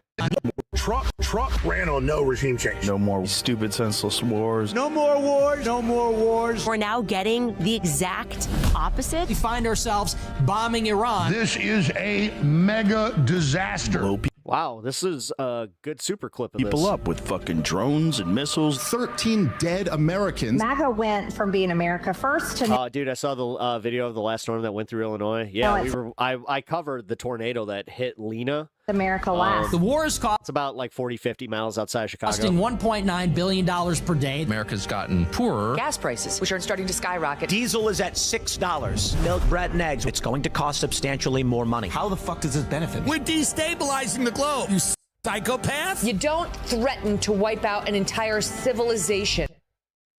Fucking shut up about that shit. I mean, this is where I hope a lot of people who don't see as much of this as we do, I hope they kind of do happen to cross my stream sometimes and are just like, oh, that's really committing war crimes every day, changing stories every 5 minutes. It kind of makes sense why some people come in here and are immediately defensive. He's a liar. He is completely losing his mind. Only 25th Amendment is asked. He is a coward for doing this, and that's going to be his legacy. An old, disheveled, evil person. He looks really unhealthy. His belly's swole up. His calves are swole up. The Antichrist is president. And, yeah, dude, cesspool, man. I gotta say, it's one of the better Twitter finds that I have had. Thank you, Josiah, from Pondering Politics for that one. Okay, can we talk about the scientist thing? Who's killing? I don't know. I am a little concerned about it. I mean, it's been happening since, what, late 2000s, though. I don't know. I mean, we went through the Boeing thing, and that just kind of went, like, off everybody's radar. Here, let's chill for a minute. Ugh.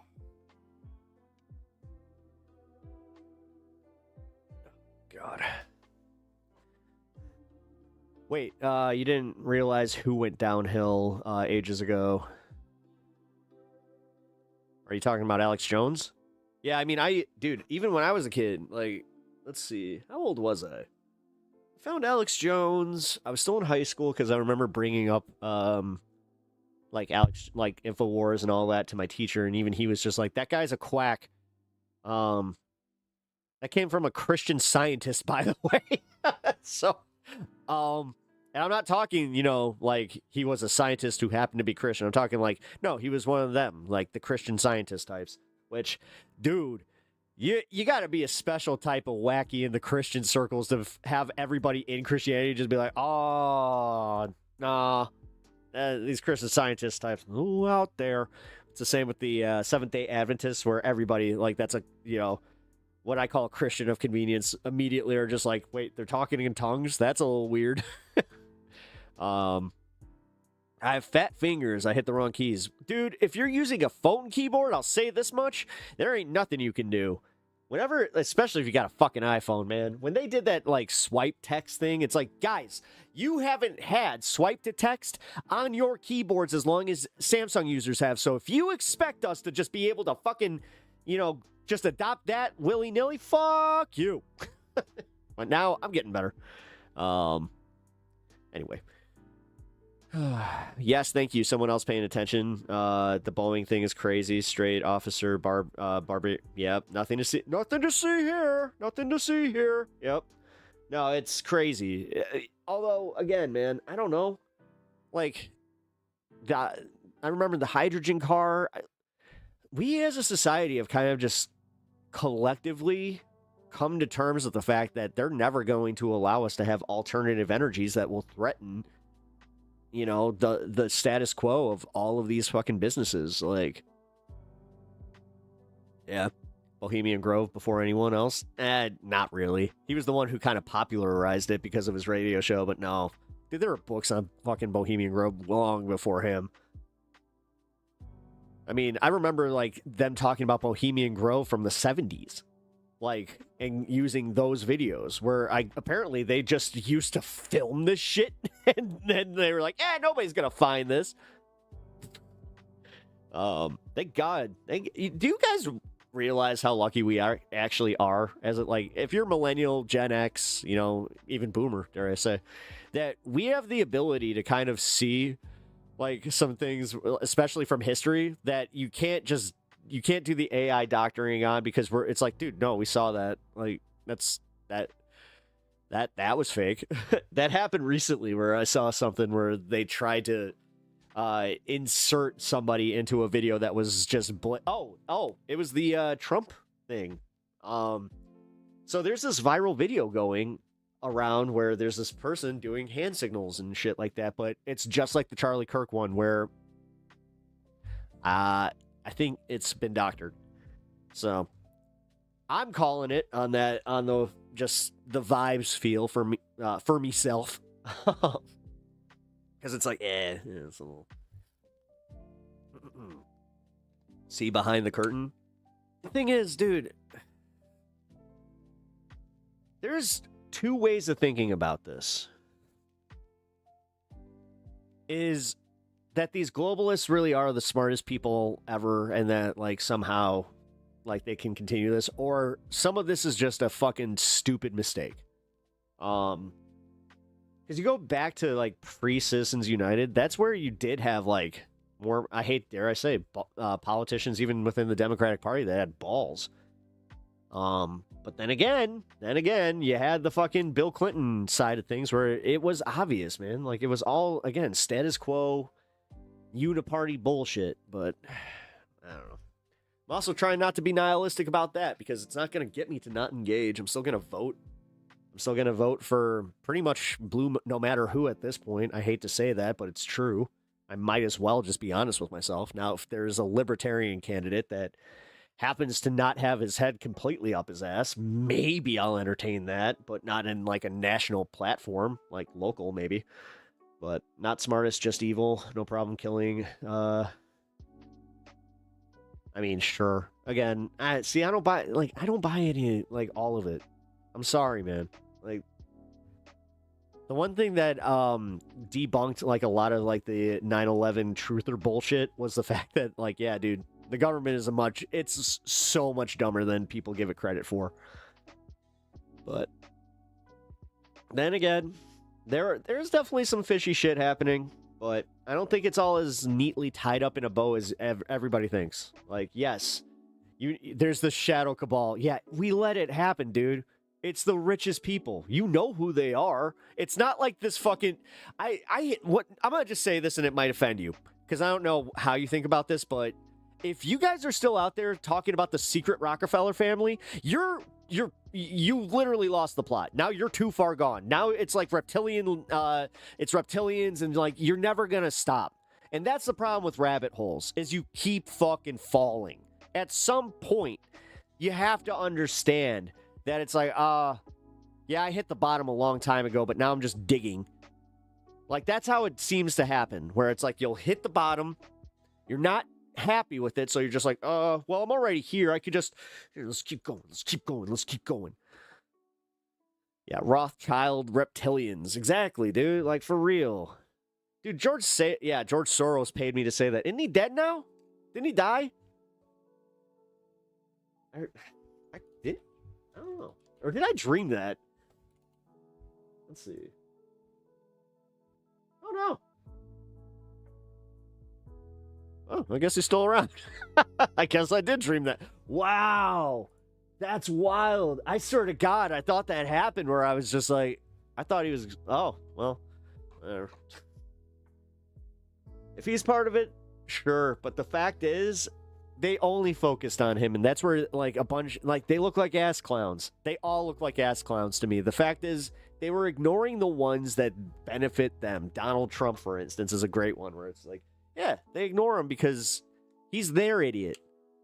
But it's so much easier just to be like, whatever. It's all George Soros and the Rothschilds and Rockefellers, whatever. I don't know. Building 7, I've watched enough on it, just in general, to be like, I mean, that was a lot of weight. Because when Building 1 collapsed, like, I don't think you understand how much of it fell on top of Building 7. Like the controlled demolition thing also. That, like, buildings are designed to fall like that. It's not like they just go in and cut beams and, like, set, like... I understand, like, controlled demolitions do kind of look like that, but not in the... I don't know, guys. I'm not trying to convince myself either way, because I thought that the other way was a little dumb, too. Like, jet fuel doesn't melt steel beams. Uh-huh. Yeah, it just keeps burning and burning and burning and burning, and then, oops. Come on. We agree a lot, differ at times. All 5x5. Cool. Do you mind me asking how old you are? Did you watch? Yes. I am about to turn 40 years old, dude. I was a freshman in high school when that happened. And yes, we watched it happen live. We missed Building Tower 1 get hit live. I mean, we saw the replays, but we were watching a live broadcast when Building 2 got hit. Like, that shit was fucked. That shit, like, it brought a fucking silence over 7th grade. I dare say I have a better memory than you on this one.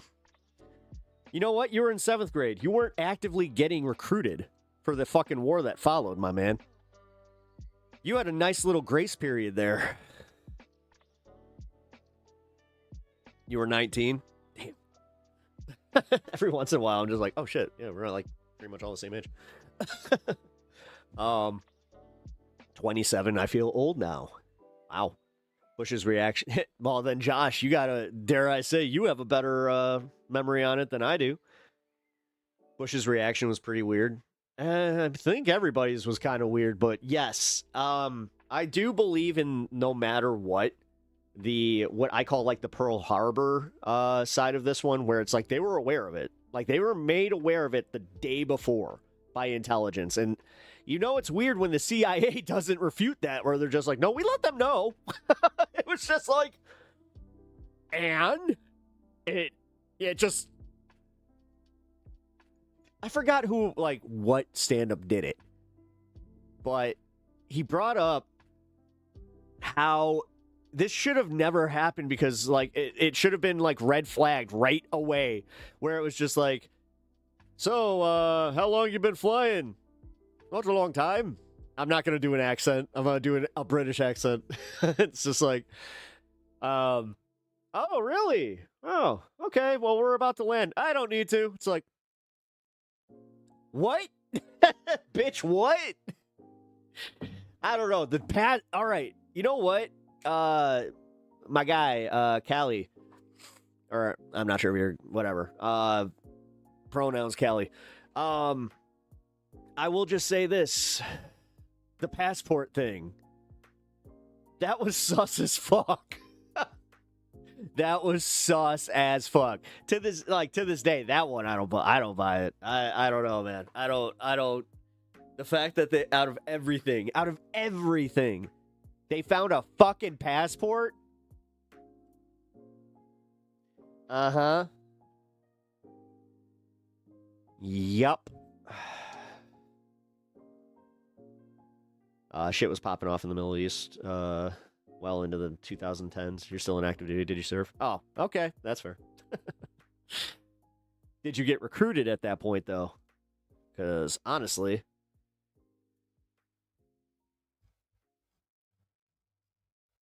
that's my main thing. Wait, you still served even knowing that, though? Or did you, like, figure this out while you were serving? It was super quiet the next day. People drove better. Oh, yeah. No, dude, it was... No, there was a moment. It was kind of like when Pokemon Go came out. And I'm not even kidding about this. Like, you can laugh, but... So, it's a volunteer force since Vietnam. Yeah, no, I know. We had mandatory conscription, and then we also just had recruiters coming out the ass that were just like... Yeah, join the military. Like, they really tried to ride that wave of, like, you know, patriotism.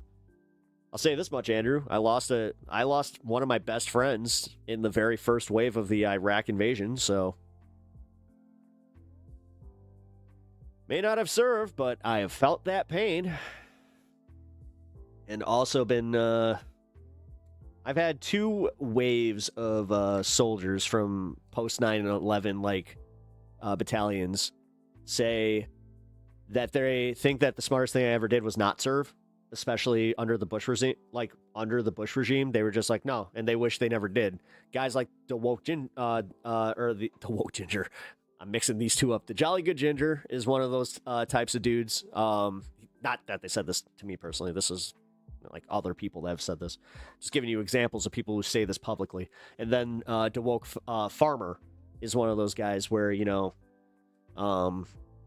served multiple tours and then came back and just realized that they were just, like, wrong. And, you know, my mom's, I don't even know what to call him. He was like a boyfriend, but he was also, it was one of those weird situations where it's like they weren't dating, and then he was just a roommate for a long time and then just disappeared. It's so weird to have somebody like that, though, where it's just like, he was always there, though. He was in Vietnam, and he always told me, like, how he's like, don't serve in the military. He's like, just don't do it. He's like, it's thankless. He's like, trust me, they get you with, like, feeling like you're a hero, and when you go to a sporting event and all that, but then all of a sudden, it's like, what booty call is, what do you call that? Wait, George Carlin nailed it. They didn't need an official conspiracy. They go to the same country club. Well, yeah. Oh, Devil's Advocate is raiding with a party. Oh, hell yeah, dude. Thank you. Just reading it out loud. What up, DA? Hope you had a good stream, brother. Dude, fucking cheers. Obviously, we're having a little bit of a chill time here. Happy 420. That's all I got. I appreciate you. I appreciate you being a chill fucking content brother, and just in general, man, I consider you one of the friends of the channel. Like, I'm careful with saying that, too. I don't like doing the disingenuous fucking Hollywood bullshit. It's like, no, if I'm in New York, I'm looking you up. Like, we're fucking hanging. That's how that's going. Like, if MR has, like, a live event, I'm coming. Like, we're going to do the thing. We're going to promote this space, and it's going to be fun. Hell yeah. Hell yeah. No, we are. It's funny. I've had other this spacers even kind of say that. They're just like, oh, yeah, you and Alex seem to just, like, kind of kick it. It's like, yeah. I mean, every time that I have you on the show, we kind of do just, like, we get so far, like, past whatever the fuck we were initially talking about. I love that, though. That shit's awesome. Buds, get it? Aye! I'm way too high for this. Guys, dare I say, I think that I had a fun snack before I started stream. And, dare I say, I'm feeling pretty fucking good. All right, but I don't want to be like super, dude, I'm giggly. Oh no. Dude. All right, that's how you know that we had ourselves a successful holiday today. If I'm sitting here giggly, I have what you call a tolerance, and wow, yeah, fun. It was quite large. It was a gift from a friend who wanted to make sure that I had a all right, bro, I gotta grab some dinner. Maybe be back. Maybe be back later. Cool, dude. I will catch you later. Oh fuck, that reminds me, I got a fun snack too. Oh, yeah, get on them fun snacks, because I want you guys kind of. I mean, if we're all hanging, I don't want to be the only one that's kind of, you know, at this point where I'm just like, hey. Yeah. I mean, yeah, the Scooby snacks. God, wait a minute. It's been in front of us this entire time. Like, I can't call it that right on stream, but Scooby snacks. Yeah, the Scooby snacks. Ruh-roh, Reggie. Yo, the fuck, man? Why you gotta be like weird about it? And now you gotta make me do this thing where it's like, now you're just mentioning like illicit substances. We don't mention illicit substances here, man. We don't do this, man. God, we're straight edge, man. I just kind of do it. Yeah, you see, I got these propaganda posters up there. You think that I'm just being ironic? Ho ho! Little did you know that I'm actually trying to say that it is the assassin of the youth. Reefer madness. Anyway, drugs and batter, okay. Yeah, I know, dude. Come on. I hope that y'all don't try to take this a little too seriously. Come on now. Pep on a Sagar. Oh, God.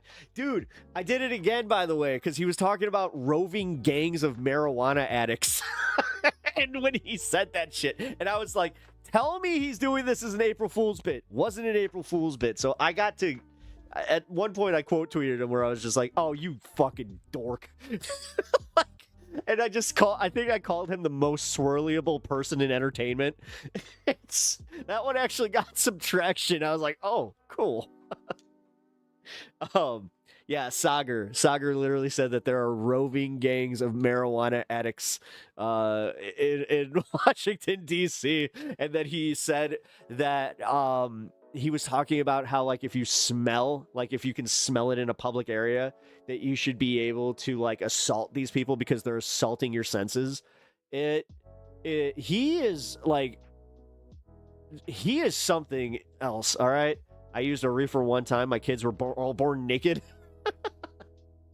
Oh, no! Oh, no! And then they tested positive for H2O. Oh, shit! Oh, guys. He needs a wedgie. He really does. He's the most bullyable, like, easily bullyable person in all of, like, news entertainment. Sagar is so dumb. He's such a dork. Like, yeah, no, he's like, yeah, you want to give him a wedgie, you want to give him a swirly, you want to shove him in a locker, you want to bully him. You're just like, no, Sagar, I'm not pro-bullying by any means. I am actually anti-bullying, except for you. It's like, no, you are kind of like there's an exception to the rule. Like, there's at least one guy from every school that kind of turned out like Sagar, and that's the sacrificial lamb. That's the one that we should have just put all the onus on, where it's just like, sorry, Sags, it's time it's time for your Jimmy Neutron hairstyle. Let's go. There's only like a few people in this audience that might get that reference. The only thing that will make the skunk smell go away is if I get closer and interact with it more. Obviously, God, yeah. One of my favorite things that like happened on stream was when I was doing my pep walk for the protest. I was over by the bridge and I was like I felt like Wolverine. I was just, and I think I remember even saying it. It's like, ooh, someone's got that good. Ooh, shout out from Hugh Janus. You're in Australia. Oh, hey, we got Yo Betty White. We got somebody else from Australia. We got 2 Aussies in the house. Yeah? All right. We got 2 Aussies. Like to get a little bit lifted. All right. One thing you don't got to deal with in the States is these wallabies and the kangaroos that come in. They start eating the buds. And, yeah. Lost an entire crop. Gotta say, though. Caught this wallaby and this kangaroo chilling. All of a sudden, kangaroo pulls out something big from his sack, and I was just like, "Oi, you gonna share?"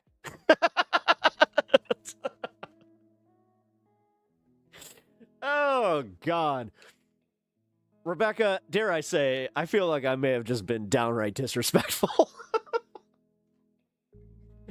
We don't know. Listen, there are wallabies everywhere.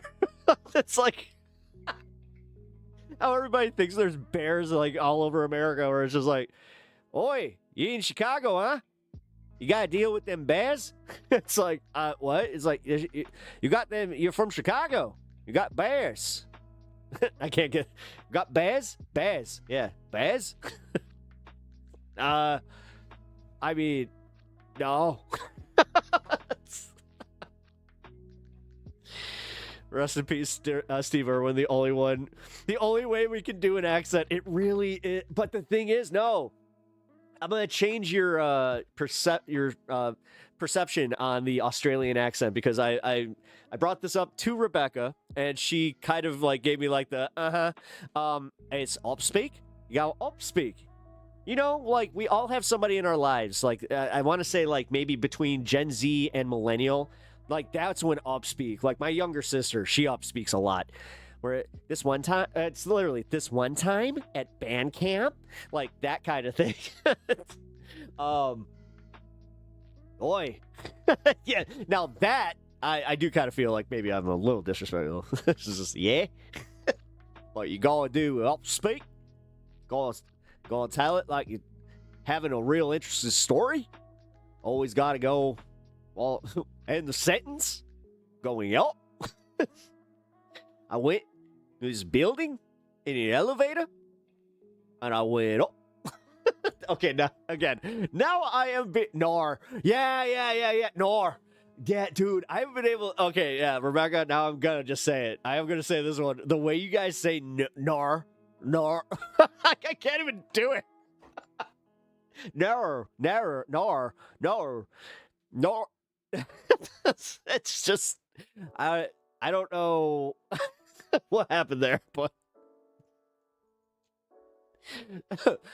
yo, did I mention that this was a fun stream today? Like, we are having a good time. I hope that y'all are also having a good time. No. All right, actually, hold on. What, Ellie, was it Channel 100 with Ellie or whatever? Yeah, she has a pretty thick Australian accent where she says that. Oh, wait, Rhea Ripley. Rhea Ripley was, she actually did like a whole bit on that, how she had to like Americanize her Australian accent when she got here, and how like when they did a show, God, I forgot like what city it was in, but yeah, they were in Australia recently, and she like obviously had like partied with, you know, with people from Australia, because like all of a sudden it was just like, oh my God. Do appreciate that though. New Zealanders sound like South Africans to me.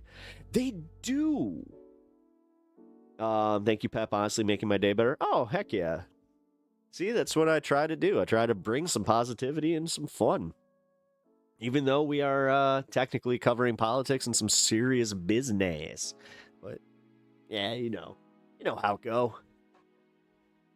I really do love how, like, just, God, we don't take ourselves too seriously here, and I love that. I do love that. There's a reason Australian actors can nail the Oh, that's true. Hugh Jackman, yeah. Huh. Australian pep is called Peppa. No.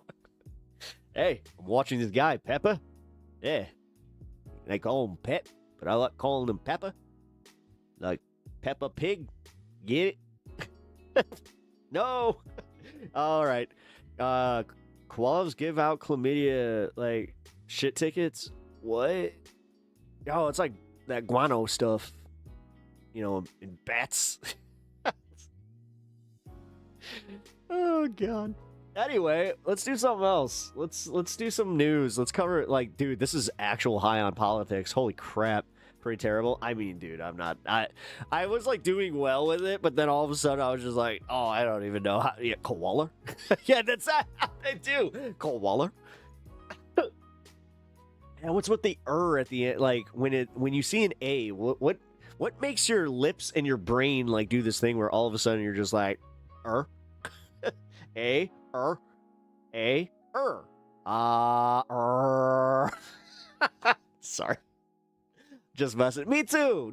I hope nobody gets mad at me over this, because I have a feeling that somebody, somewhere, somehow, some way is going to just show up and be like, I'm Australian and I'm offended. I declare this art. Well, oh God. Well, this is technically a bit. I mean, I've come back. Hey, no, this is a bit. This is a bit. This is like one of my bits. I just realized that. Hey, thank you for organically making something a bit. Which creepy Australian politician is in the Epstein files? Oh, that's Rupert Murdoch, right? Allegedly.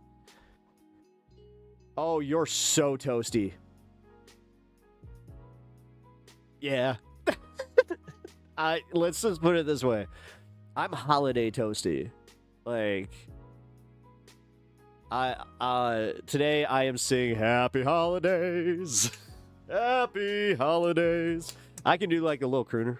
Not well, but you know. I don't like crooners though. Like I used to. Like I actually like used to like Frank Sinatra, but then I realized that, you know, it's kind of stupid. Every once in a while, like there's some bangers obviously, but yeah, open your eyes, bro. What do you mean? What do you mean? Hey, decent vibrato, not bad. Hey, thank you. That's what I was saying. I can do like a little bit of like, if I want to make fun of that kind of stuff. Like, I'm not like a great singer by any means, but I can carry a tune. I can carry a tune like a crooner. A BB she pop pop pop pop ba doop doop doop doop pop pop pop. Hey, we're getting down in here. We're about to go down to the club. We're gonna go meet some dames. Hey, I don't know where this is going. All right. Anyway, let's start a segment so I can bring this back, because I really have gone off the rails. Like if there's any streamer, I'm just like, what? Bow. Just plowing through the ground like the train in Speed, just like, what is happening? Why is there a train coming out of the ground? Is that Sandra Bullock? God, she was hot in that movie. Anyway. I'm actually going to do this. If you guys also haven't already hit the like button, let's do it. Let's do it. Oh, wait. Here, I got to do this too. Let's do 5. Let's do 5. Let's do 3. Help get to.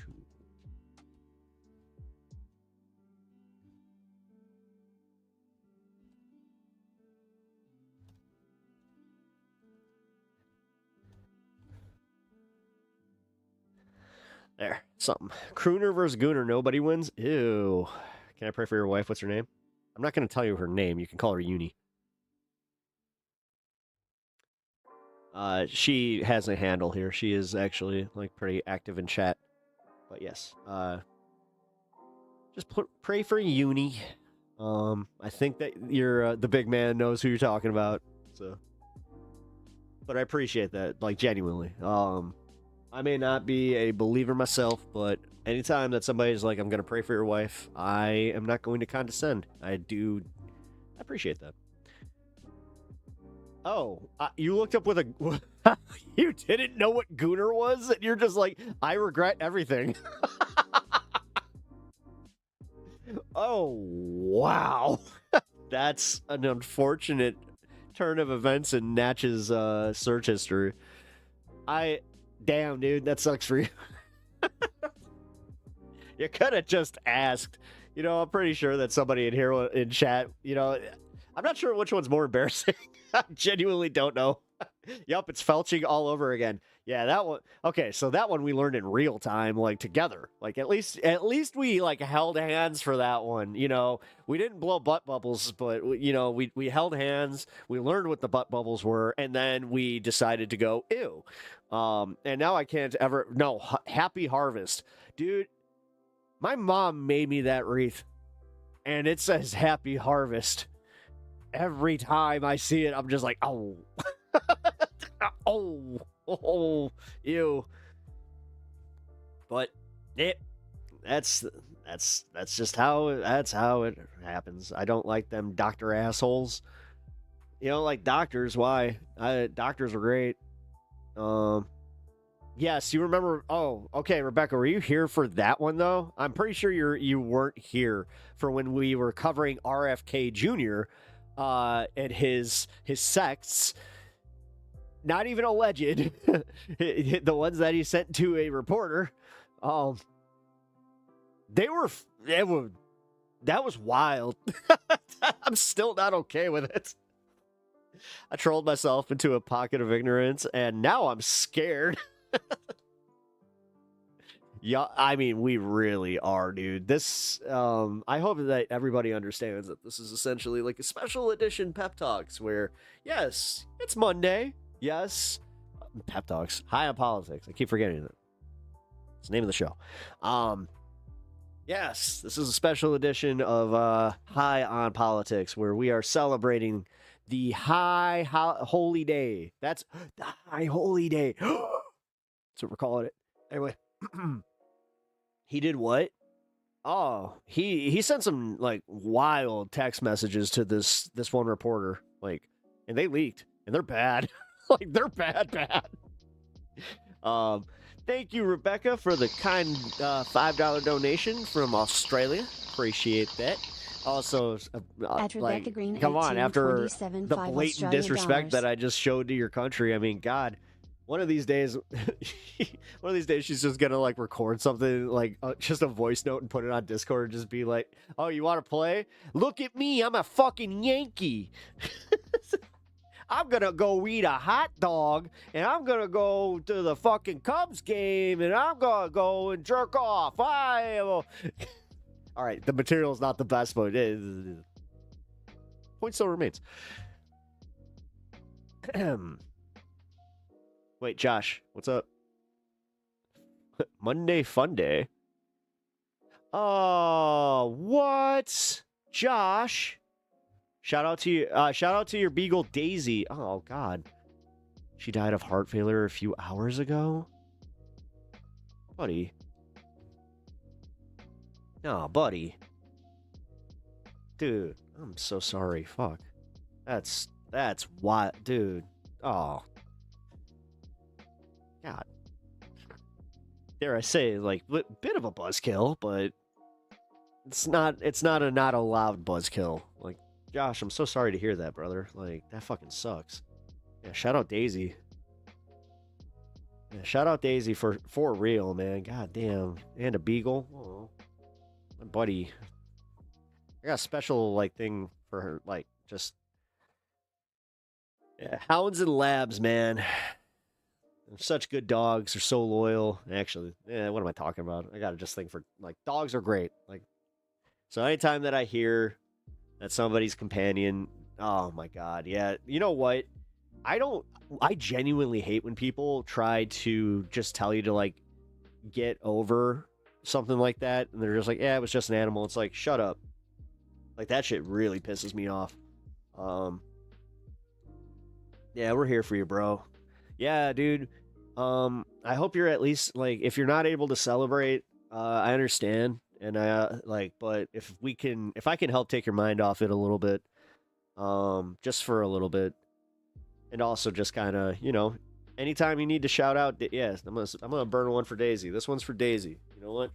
Shout out Daisy, a good girl, a very good girl, who made Josh's life a whole lot better. But you know what? It doesn't negate what you are carrying with you in her love. And that goes for animals too, man. I know I say that for, like, human passing, but it's the same thing. Like, I feel my dog's my yellow lab, like, she was all love, man. I feel it, like, daily. Although, dude, this was trippy. So one of my neighbors has a yellow lab that has, like, the exact same bark. And, like, I get it. Same breed. They're going to sound the same. But, god damn. It actually, like, it hurts when I hear it. But, god, that sucks. Heart failure, too, huh? Fuck. Well. Guys, just also remember to always give your animals some love, man. Daisy's a great name. Yeah, Daisy's a great name for a dog. Especially, like, yeah, like a beagle. Oh. Well, it's a good name. That's a good name for a good dog. But hell yeah, man. Sorry. You know what? Kind of doing like a moment of silence for your pup. Here, I'm gonna smoke this one special for her, and then we got the West Coast that we'll celebrate. Then we'll go into segment time, okay?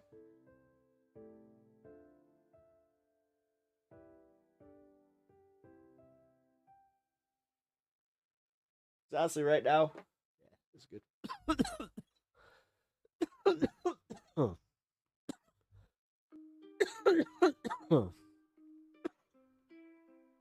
I had a dog named Daisy that I renamed Macaroni because she ate my macaroni and would bend like a noodle.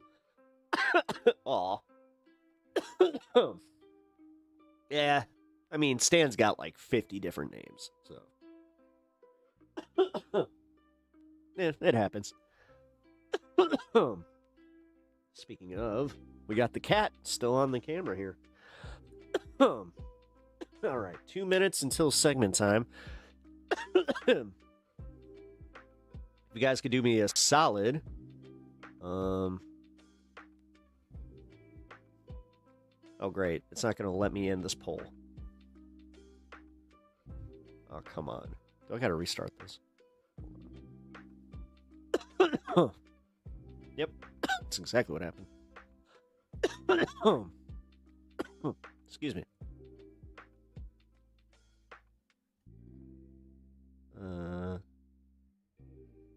Yeah, you got an awesome animal name there. You just went for it. Stanathan. Like it. I danced so much ABBA over the weekend. It was magical. Hell yeah. Man, just realized that someone's not been in chat in a while. I hope everything's cool. Dave, you were the dancing queen? Hey. All right, let's do it. I'm gonna cough some more. But then segment time. All right, happy 420 to my West Coast people. It's 420 on 420.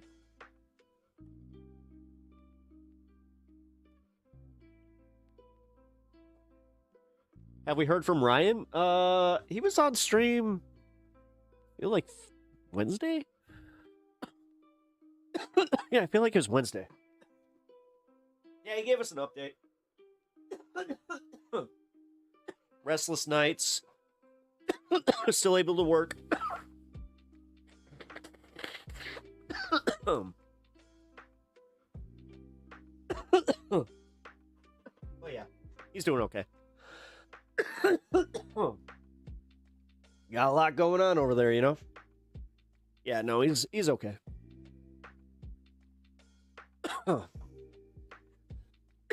He did kind of say, like, it's hard with all the news and just all that stuff in general, and then he feels like he's, you know, kind of been made out to be the bad guy just by, but it's like, all right, well, but this is where like public pressure campaigns do. Yeah, I don't know. There's only so much you can do. As a leftist, as a leftist American, it's like people blaming me for Trump's bullshit and just saying, well, it's your fault, you're American. It's like, dude, I'm doing everything I can. There is nuance to this kind of stuff, but whatever. Grumpy, stop living up to your name. Chill the fuck out. God.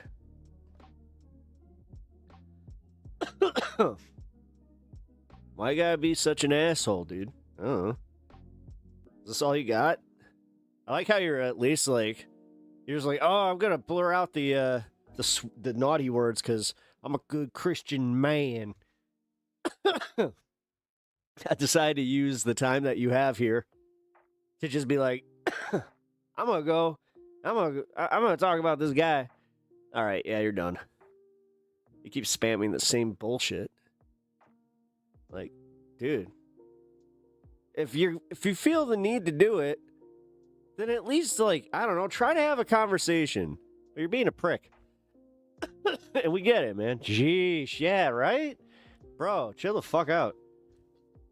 Read the room. He's just like, I did. It's very hazy. And I don't think you guys can see a lot. And also, do you guys want some Doritos? It's like, yeah. Ooh. Fuck yeah. Poo poo, pee pee. Whoa. Yeah, right? It really is that shit. Not only should it be legal, it should be mandatory. Yep. At least, like, some form of it. Because I do know some people that can't smoke. Which, that sucks for them. It really does. I just hate that, like, alright, so I know one person that, like, they can't smoke. It's because they, like, have a medical thing, but they made it their whole fucking personality. Which I have no problem with making something your whole personality in general, but for some reason, because they can't smoke, they've made, like, they're just miserable about it. And they're one of those types of people where it's just like, ew, oh, it smells like, ew. It's like literally it smells like skunk. I can't believe that you guys think this smells good. Ew, ew. Whatever. Oh, man. My dad can't smoke anymore. Yeah. Well, yeah, see, I got a buddy that's, he's going through, like, COPD stuff, and, that sucks, though, because, like, he was pretty, dare I say, into it, you know? He, like, really, he likes his stuff. Never go full Sauger. Gotta get my dad on Eddie's. Yeah, dude, I want to see I'd like to see my dad on that, but then again, my dad is, I think, 40 years sober? Over 40. Yeah, I think 42 years sober, something like that. Yeah.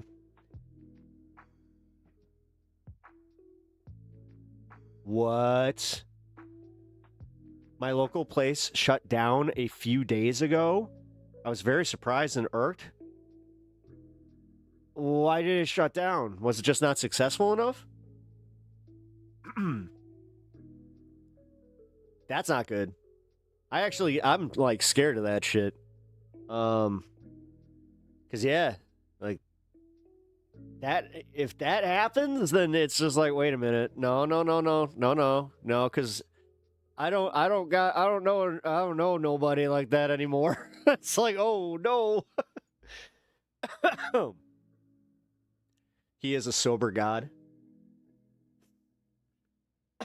Anyway, all right, so let's do this. I promise segment time. It's segment time. All right, so we're not going to do like the full breakdown of the news the way I usually do. We're going to kind of we're going to do a speed run the news thing here real quick. All right, Trump says U.S. struck and seized Iran. I can talk today. This is going to be fun. You guys see it, right? Trump says U.S. struck and seized Iranian-flagged cargo ship in Gulf of Oman. Oman. I can't read, man. Oh, man, I can't read. I'm not going to do it. I'm not going to do the voice, but I'm going to do just Oman. Anyway, Smoke reads the news. What do you mean Smoke reads? It's like, well, I don't know. I mean, I don't know how. Damn, I just caught myself on camera. Okay, yeah, it really does. Oh. Is it obvious? I feel like it's obvious. Anyway. All right. So, U.S. Navy seized the Iranian-flagged cargo ship Tosca in the Gulf of Oman after it failed to respond to warnings to stop. Oh, why didn't you stop, man? Why didn't you just comply? Oh, man. USS Spruance.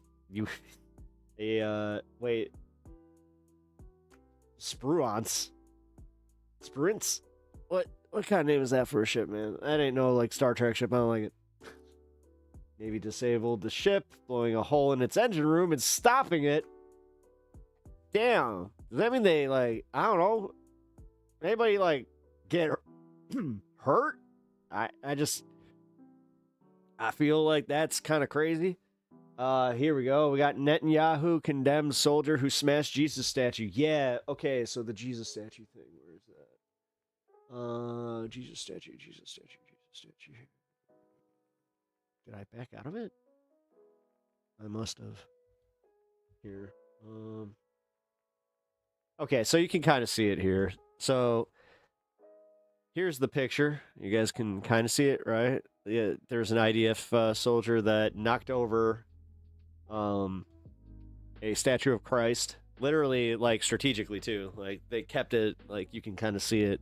They didn't take out the bottom nail. They just let it swing down, and then he was just like, all right, and then they symbolically smashed the head. Ground summary. What happened? An Israeli soldier was filmed using a sledgehammer to smash a statue of Jesus Christ in Debel, a Christian village in southern Lebanon yesterday. The IDF confirmed the viral image is authentic after it garnered over 5 million views and opened a criminal investigation, promising disciplinary action and efforts to restore the statue. Dude, why it matters? The incident sparked international outrage and condemnation from Israeli Prime Minister Netanyahu. Well, that's wild, because why would they be confused, dude? Why would they feel like they just had impunity to do something like this? This is kind of crazy. Like, it's almost like, you know, they feel like they should be doing this, or was this like a too soon thing? Anyway. Wait, Jewish faith is predicated on the Messiah not coming yet, so why does the Jesus statue matter to him all of a sudden? Yeah. I don't know, man. It is kind of wild, because, like, optically, this was the worst thing that the IDF could have allowed to happen, because trust me, Christian groups, like, they love being the victims. They love it. They absolutely love it. I swear, they do, like, get off on that, where they will totally use things like this and just be like, see, Christians are hated around the world, and we're totally, like, we're always being victimized. It's like, okay. Meanwhile, you think people would be upset at a yeah, but a Jesus statue, sure. Yep. No, that's how dude, That's how America works. Our symbol! No, not our symbol! No! But they killed a whole bunch of people. But our symbol! Yeah, it's stupid and wild. All right, yeah, so I'm not speed reading the news. I'm just, all right, let's just do this. Let's do this the American way. Let's just read some of these and then be like, all right, which one's important? Supreme Court case to hear Catholic preschool's case involving same-sex parents. What? On Monday, the Supreme Court agreed to hear arguments regarding whether Colorado must exempt Catholic entities from a non-discrimination provision in its state-funded What? Oh, they're trying to fucking do it. They're literally trying to say, like, the Archdiocese of Denver, which operates 34 preschools, claimed exclusion from the state program because it refuses to accept a non-discrimination rule prohibiting admission denials based on No, it's literally separation of church and state there, motherfuckers. Challenging the provision, the Archdiocese argues it violates the First Amendment religious rights. Yeah, it does. Attorneys for the Catholic entity. Yeah, nah. Maintains 6'3" conservative, the frequently backs religious rights claims. Trump administration the brief supporting the Archdiocese. Of course it did. Of course it did. Well, that's great. I mean, if you guys are cool with that, then I don't know. Maybe just at some point, like, tell everybody, like, in your locality and like all of your fucking state senators, is like, hey, at some point, if you're not going to represent us and you're going to start like just taking my tax dollars and giving it to religious entities and giving them fucking tax breaks when they don't pay taxes, I just gotta kind of say no. So what's in the news? Nothing severe. I mean, we're still at war. You know, people are kind of freaking out about that shit. Market's freaked out about it again because, you know, it totally wasn't a work or anything with Trump in the markets earlier. You know, it was totally organic, guys. Trump's not trying to work the markets. Wait, I haven't done a Trump impression yet. Let's do it. Let's see. What do you mean? I gotta say, this guy came in here. He had some snacks. He told me that they were wonderful snacks. I ate a few of them, and is this my face? I don't know. Is this my face? Guys, is this my hair? I don't think it's my hair. What did I do to my hair? God, Australian dollars. who let me do this? Wait a minute. Guys, I'm a little hungry. McDonald's, everybody, totally McDonald's. One of my favorites. I need McDonald's right now. Where's DoorDash lady? Where's the DoorDash lady? What were you saying? I'm sorry. You were talking about the war, but I'm really not interested about it. I'm kind of doing the thing that I'm pretending to listen, and I'm just waiting for my turn to talk. But I kind of forgot what I was going to say. So, anybody else see The Boys? Homelander, right? Homelander, totally. I know, they totally made him like me, but you know what? He is a big, strong man. Big, strong man, laser eyes. I gotta say. He's a wonderful, patriotic American. Wears the cape so well. Wears the cape. I love it.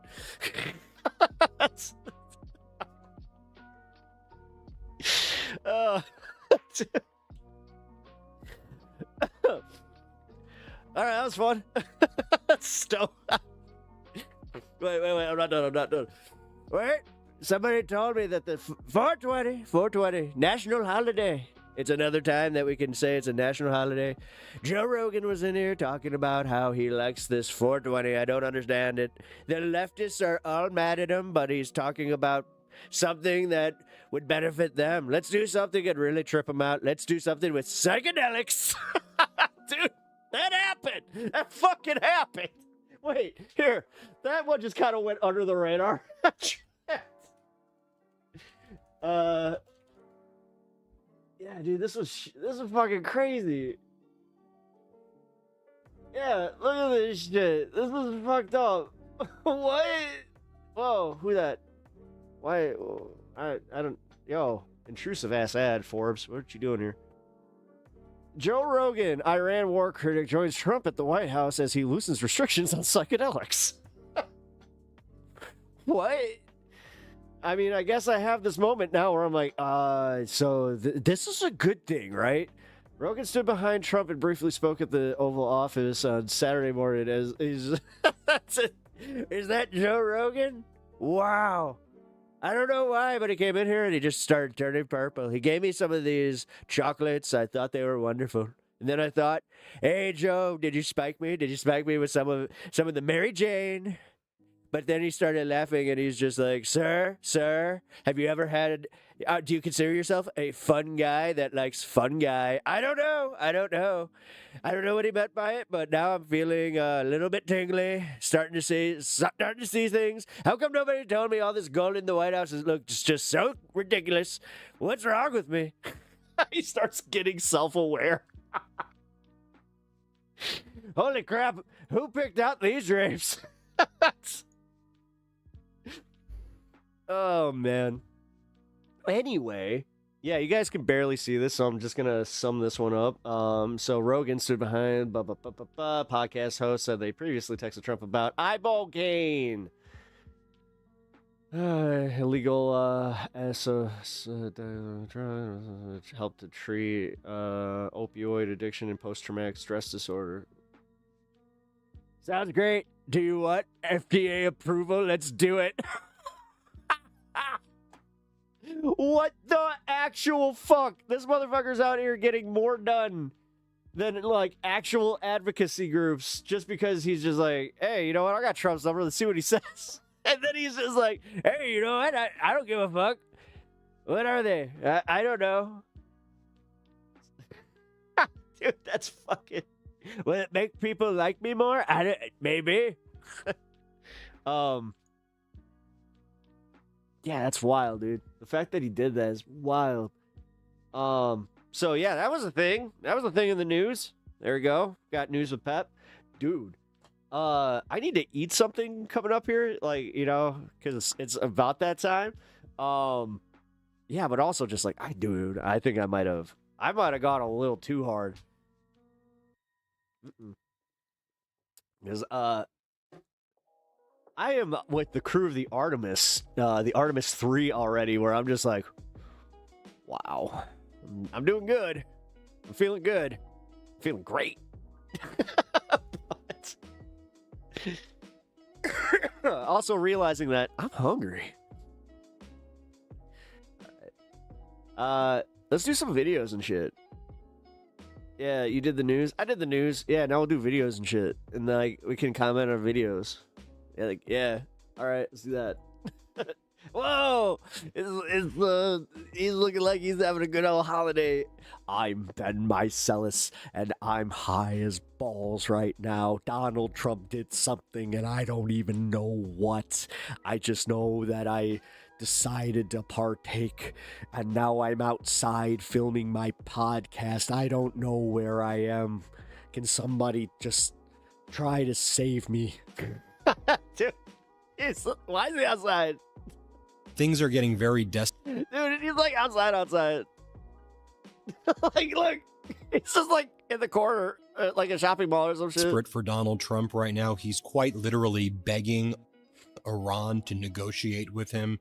He's basically saying, did he say panics? Please show up in Pakistan. Tell me what you need. Iran. Why are you outside, Ben? It's like you have to. What are we doing?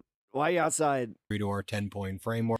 I think he's chilling outside the Panera Bread. And we don't just want to be there with Witkoff and Kushner. You got to send J.D. Vance. I'm Ben Mycelis, and I ordered my Panera Bread 6 hours ago. And so right now it's unclear if Iran's even going to show up. All of the leaks that we're hearing to the media right now is the Trump regime's going to be showing up in Islamabad for talks that may take place as early as fucking Terre Haute, tomorrow. Man. Actually, it's hilarious. I was watching the weather coverage and it was hitting Terre Haute. I was just like, no, bah! And still, as of this recording, we're hearing from Iran, unless Donald Trump agrees to the preconditions, That's how you know I'm a nice guy, because I actually cared. I was like, oh no, I hope Bob's okay. no point of even though Bob hates me. doing this. And I mean, you have Iran's president, Pezeshkian, He told me so. making posts like this. You have Why? All right. All jokes aside, I mean, I got a lot of jokes, so I'm just literally like putting them aside for like one quick second before I fucking rip these right back in. Why is he outside? Iran's like, foreign minister What's Aragchi going making on, statements man? like this. The leader of their Ben, parliament, MB Ghalibaf, pausing a making lot. statements like this. So I just want to but why share is with he you like here are he's the in like a courtyard, man. statements Donald Trump is making. Anybody else like? Here are He's got his like a full desk, like he's got a microphone set up on like that's a holder. Like this isn't like a mobile fucking like I have a mobile Go rig and the statements. Yeah, like you just be like, oh, look at this douchebag vlogger. What? Like I'd be like, what's he doing? That the Iranian leaders are making.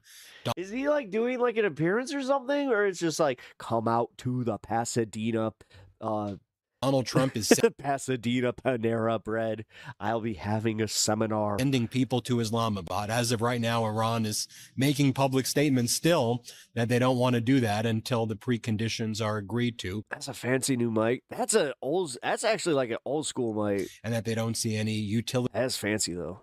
Yeah, because he can go hands with it. In just Donald Trump. Oh, wait, are they like doing something on the road? Ranting and raving like lunatic. So judge Vitamin C for yourself. I'm Ben Mycelis and I don't have boundaries. Using just these statements. But let's just go through what's happening right here.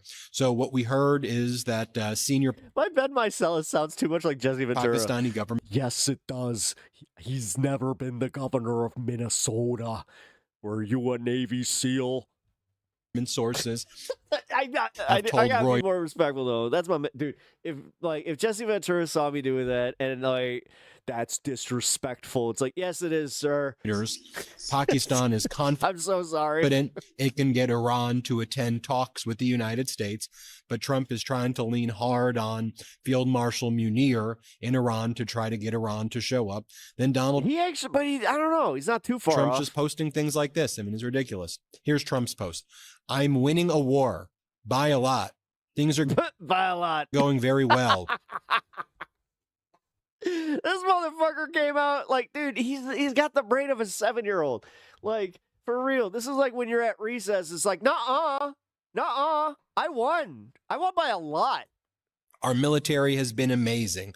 But if you read the fake news, like the failing New York Times, you would actually think that we're losing the war. Oh, he does. Yeah. The enemy is confused because they get the same media report. Well, he has two inflections. Like, he's got his, like, deep one. Like, I'm Ben Mycelis. Oh, there it is. And yet they realize their Navy. And Donald Trump is panicking. Has been wiped out. So Trump. But these guys, like, says his hype voice. The real issue here is Iran reads the New York Times, so they're confused about what's happening. I mean, how ridiculous of a statement is. Then Donald Trump's like, ridiculous. Their former leaders are mostly Absolutely gone. ridiculous. This has been in addition to everything else. Regime change! ! So Donald Trump's claiming that the fact that the Islamic regime is still in power, that is regime we need to do this more. change. I And just then Trump's like the anti-America fake news.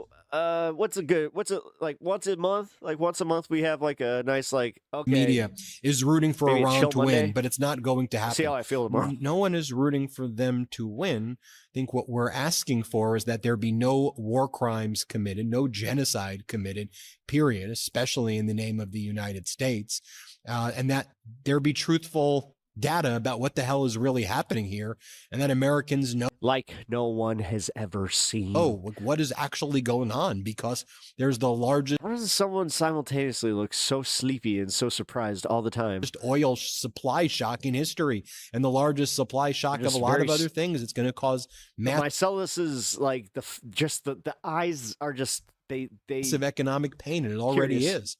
Then Donald Trump writes, the Iranian leadership has forced hundreds of ships towards the United States, mostly Texas, Louisiana, and Alaska, to get their oil. How many more Thank you tweets very does he much, have? Donald J. Trump. And what are you even talking about? Jesus Iran Christ, has he's got 4 fucking ships to like the 5 United more States. tweets here, Are you man. saying that the U.S. exports a lot of oil, and then there's a lot of drilling in the U.S.? Oh my God! Actually, on a wait, drilling. wait. I'm asking that's a car. Exports a lot of that's oil. A car. And then there's my motherfucking God. This guy is, oh my God. Oh my God. He is. I'm not even kidding. He's sitting outside of a fucking restaurant with his morning coffee and he's just doing this. A lot of drilling in the U.S. Actually, on a that's a level of balls even I don't drilling basis year over year.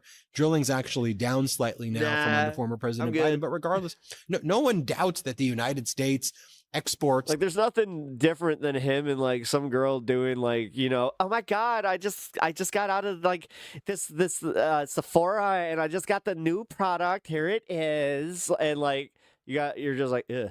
Same shit. It's just like, did you hear that Donald Trump tweeted XYZKY? A lot of oil, a lot of crude. I mean, no. All right, I don't care about your bullshit anymore. I'm done with this one. All right, we're dipping. All right, news. Let's get the news. And this is the news. President Trump says a potential deal with Iran would be, quote, far better than former President Obama's 2015 agreement. But there's a catch. He needs to get Tehran back to the negotiating table. Today, in an interview with Bloomberg, Trump said it's highly unlikely that he would extend the truce with Iran before it expires on Wednesday evening. Sources tell CNN Vice President J.D. Vance is set to travel to Pakistan for a second round of peace talks, but Tehran says it has no plans to participate. In fact, the regime is vowing retaliation after American forces fired on and seized an Iranian flag cargo ship. I can't take anything seriously right now. Me too. I'm having problems. Known as the but at the same time, I'm also trying to do the serious and be like, hey, that's a helicopter. After it tried to bypass the U.S. blockade. Dude, that's where I'm at. For real. U.S. Central Command. Command. Oh my God, I made a mistake.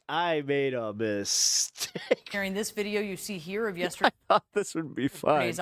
What's 50? Which shows U.S. Marines on helicopters rappelling down and boarding the ship.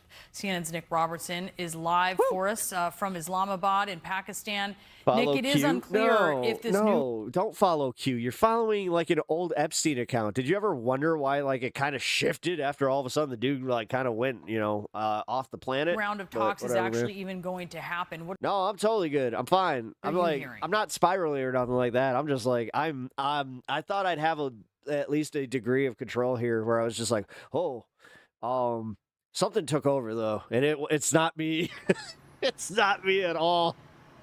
Yeah, I think at the moment the struggle to get the Iranians to commit to come to the table is going to be about as like a little brain fairy named Mary Jane is just like on a pedal bike right now, just having herself a time. An effort as it will be then, should they get to the table, to try to bring agreement around the table. I think there's every real time hope, that she got like a trichome wand. Certainly from the mediators, from Pakistan's perspective, that if they can get Iran to the table, the extra rip for Daisy did meet Steve Witkoff, Jared Kushner, when they arrive in Pakistan. If the Iranians can get to the table, then I need to chill. The mediators really feel that there is a deal that can be done. So I think in that context, there's some positivity. In the background, of course, there is diplomacy going on, trying to reach out to the Iranians, trying to convince them to come. Conversations, obviously, between Pakistani and U.S. officials at various different levels. But at the moment, the oh man, I'm tuning out. issue for the Iranians really is the Strait of Hormuz. There were last week when Pakistan's sort of top negotiator, who was also the most powerful man in the country, Field Marshal Asim Munir, was in Tehran. There was a real sort of series of confidence-building measures going on. You had the ceasefire in Lebanon. You had the Iranians opening up the Strait of Hormuz. Oh, I actually can listen to this a little bit better. Cool. Because like now my brain's kind of like, hey, like don't go slow. Decided to keep the U.S. closure of the Strait of Hormuz in place. The Iranians fired on ships. The United States overnight fired. We live by the Sonic motto: gotta go fast. As you were mentioning, on that Iranian tanker, that's sort of given the hardliners in Iran over the past 48 hours a much I'm a dork. Sort of stronger messaging than they had previously. But the lead negotiator, Galibaf, who's the speaker in the Iranian parliament, is still seen. I need some non-copyright cartoons. Like, let's get Felix the Cat in this bitch. I know that's public domain. It does come to Pakistan that he can sit at the table and with sort of authority have that serious negotiation across the table. So at the moment, everyone here is waiting for the Iranians to signal they're coming. It could come late tonight, it could come early tomorrow morning. But If it doesn't Dare I say? come sort of by the middle of the day or early afternoon local time tomorrow, then Who's doing what now?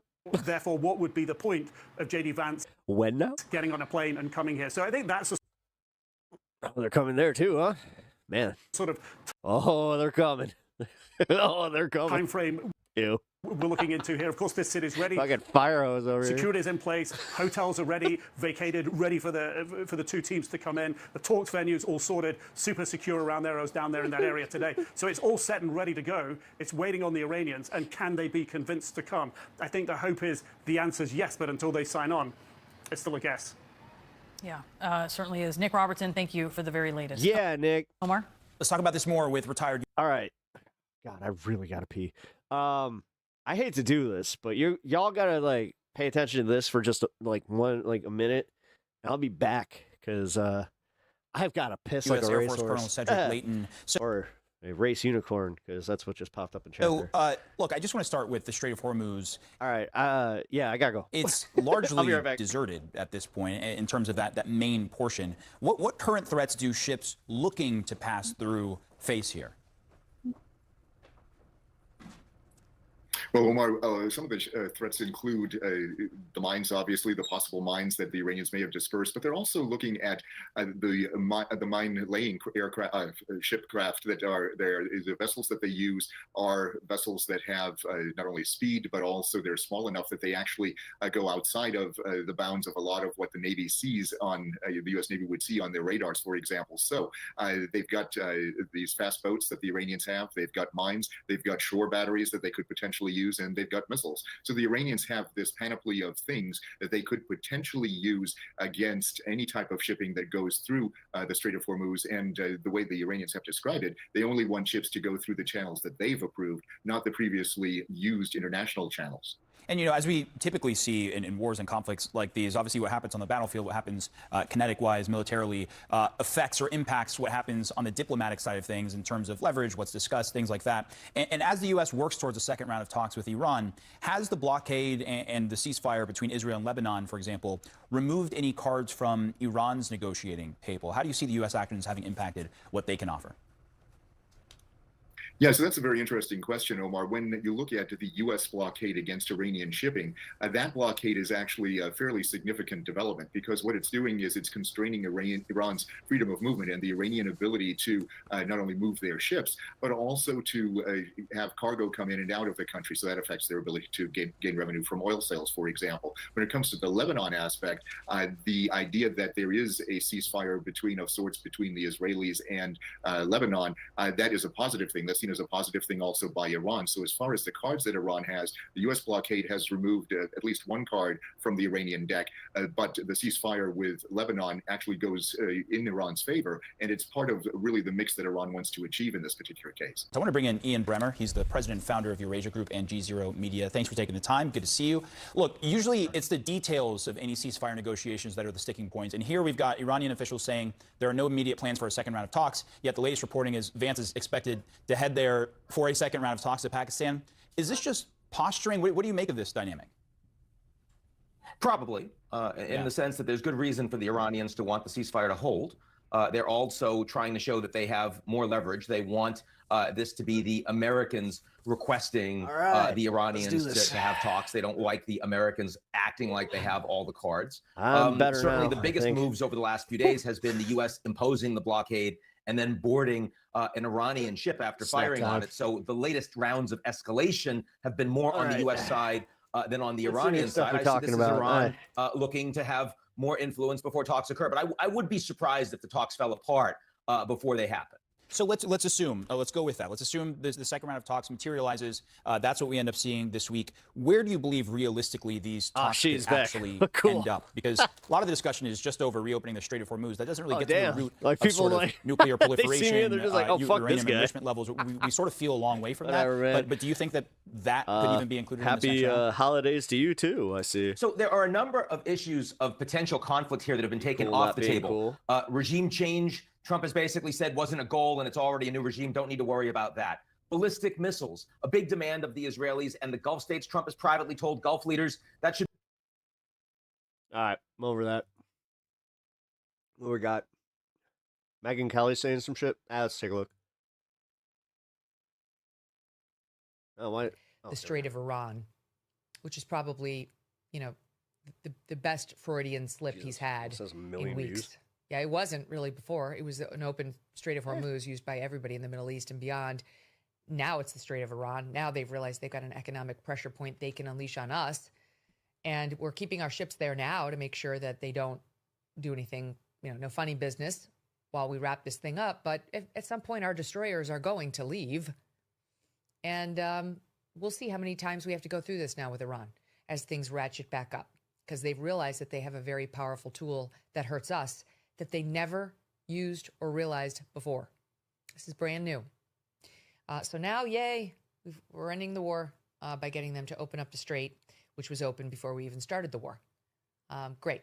And we're getting them to promise that they're not going to pursue a nuclear weapon, which was something that the now dead Ayatollah had already issued a fatwa against.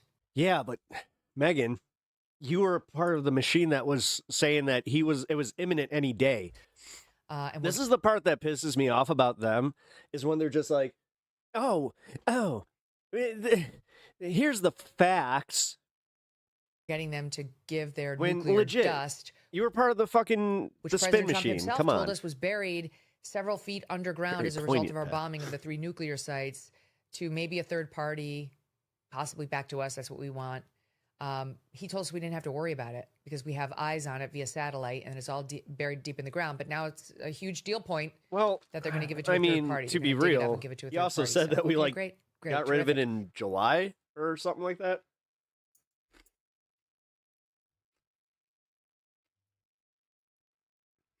Oh, yeah. I'm not going to read the whole thing, but Trump sidelined by his own aides in daring Iran rescue over fears he'd jeopardize the mission. So they kept him out of it because they were just like, yeah, we got to make some decisions here. And honestly, he's gonna say some shit. He's going to make it a lot worse. Let's just tell him that there's something else that requires his attention and he will just ignore us. And that's kind of what happened, it seems. All right. Iran feels quite emboldened now. I don't care. Trump doesn't tell the... All right. Wait, Trump doesn't tell the truth? No way! How did I get this on my radar? I don't even know why I put that up. Here we go. Jimmy Carter 2.0, a little bit better. So let's turn to this very juicy piece from the Wall Street Journal about juicy. What's going on internally and what Trump's mindset is, to the best that anyone can divine. We'll put this up on the screen. The headline here is behind Trump's public bravado on the war. He grapples with his own fears. The subhead here is the president's impulsive style has never before been tested during a sustained military conflict, ruminating on Jimmy Carter. I like that aspect of it. Let me read you a little bit of the lead They here, give and him then a I'll get some coloring of book. Emily's reaction and her understanding of what's going on behind the scenes. It says, it seemed like Donald Trump's appetite for... Look, they gave me a coloring book.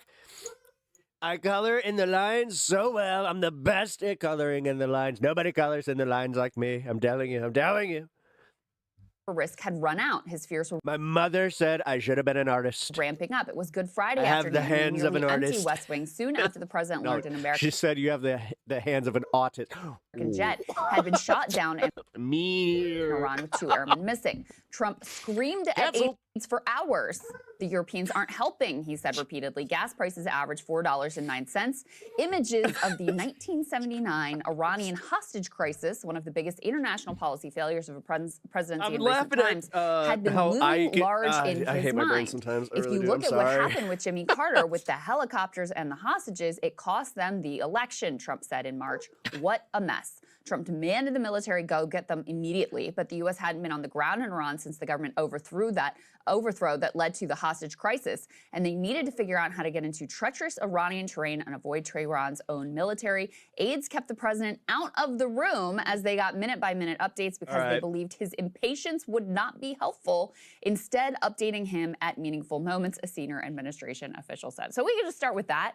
First of all, I mean, just in these opening graphs, so we got to go watch his stories. About, oh my my God, I'm turning into Jimmy Carter. Like, this could be a total disaster. Of course, he only cares about like the political ramifications of that, not like the moral, ethical ramifications of what he's doing here. It's great and news then, for you. How as so? a Jimmy Carter fan, that Trump could transmogrify into Jimmy Carter, Listen, of all people. I would be very happy if Trump was doing a Jimmy Carter presidency right now. It would be vast improvement over what we've actually got. But the other piece here is the military literally having to keep him out of the room because of what a like mess he is. That doesn't seem like a great sign either. No, I mean, it's obviously not. And what's I'm curious about, when Trump won, we got all of these stories constantly about the interior and how his own aides didn't trust him. Well, he doesn't have John Kelly. It's not like he's full. I think his advisors right now are potential skeptics of him or people who are just like reluctantly on board because they think they can steer him. Like, he's surrounded by people True who believers. are true believers. Yeah, absolutely. On a daily basis, he's surrounded by the true believers. So how these stories are getting out is interesting enough. I think there was a pretty quiet. How many of them were true believers, but now just play like the part of Trump 2.0? Because now they spend too much time with them, and they're like, no, he really is that dumb. Especially high-level damaging leaks to this extent. And you can tell these leaks aren't necessarily trying to make Trump look bad. That's what's interesting. Like, they're not trying to take him out. They're just trying to explain what happened.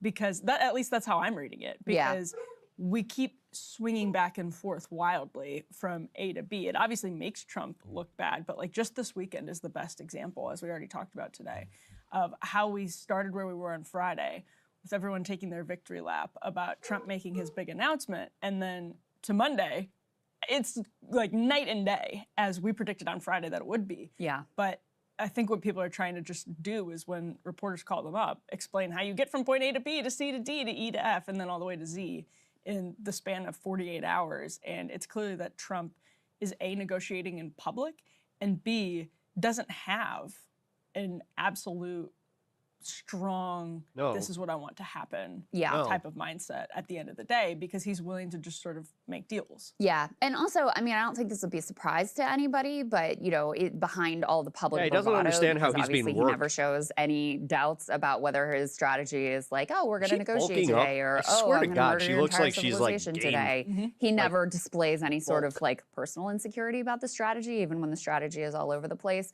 But clearly behind the scenes, he's not stupid enough to think this is going well for him from a political perspective. He recognizes there are perils.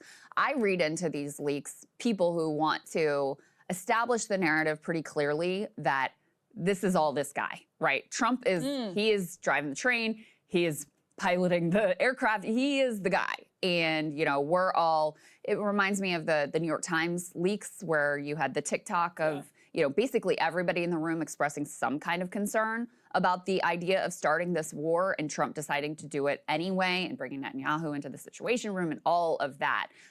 So to me, that also serves the narrative of like, it really is on this guy, so that if you're a Marco Rubio or you're JD Vance and you want some sort of future in politics, now I don't think this strategy is going to work. I don't think so, because I was thinking about that now, because she's still got like what?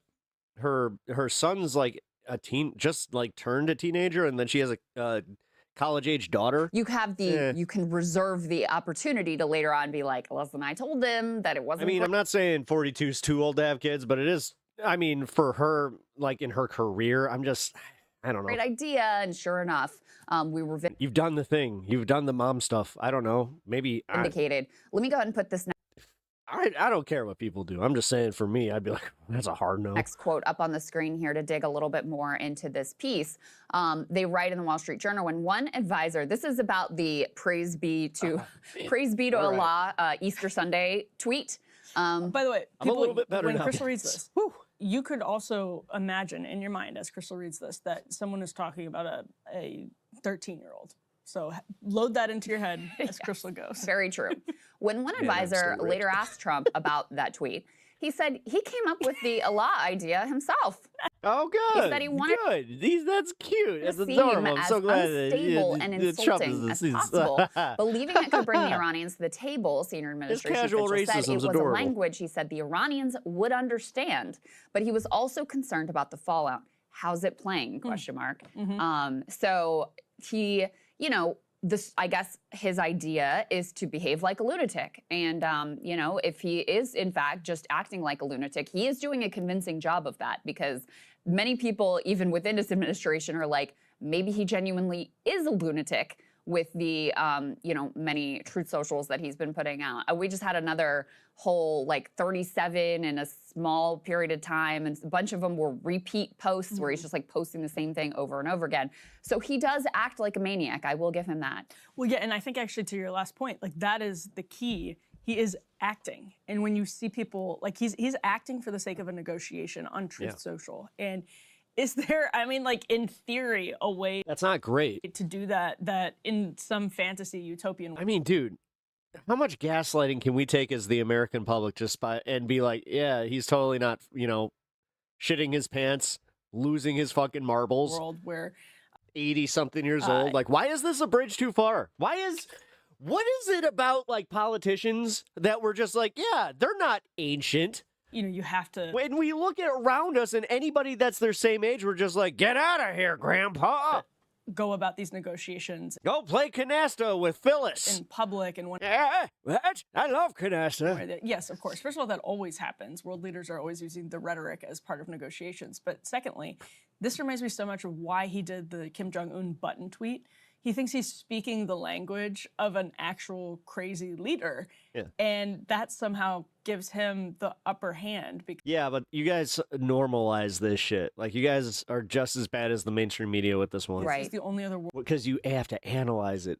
You have to analyze it. Just sit instead of being what the fuck, man? World leader. What are they going to call him out on this? Dude, you're crazy. He's crazy. He's willing to talk to them in, you might want to tell in their him. own language. This is, but again, it's... You can only hide it so much. Cheering for the United States, if you're a MAGA person, is that we're supposed to be better, right? We're not supposed to be having the civilization that chants death to Iran. We're not supposed to be the people that say death to an entire civilization. And yeah, but your ideology totally did. The thing is, you just fucking hit it. And you never wanted to say the quiet part out loud. Now, this is my problem with Emily and Sagar. They just miss the veneer of having decorum.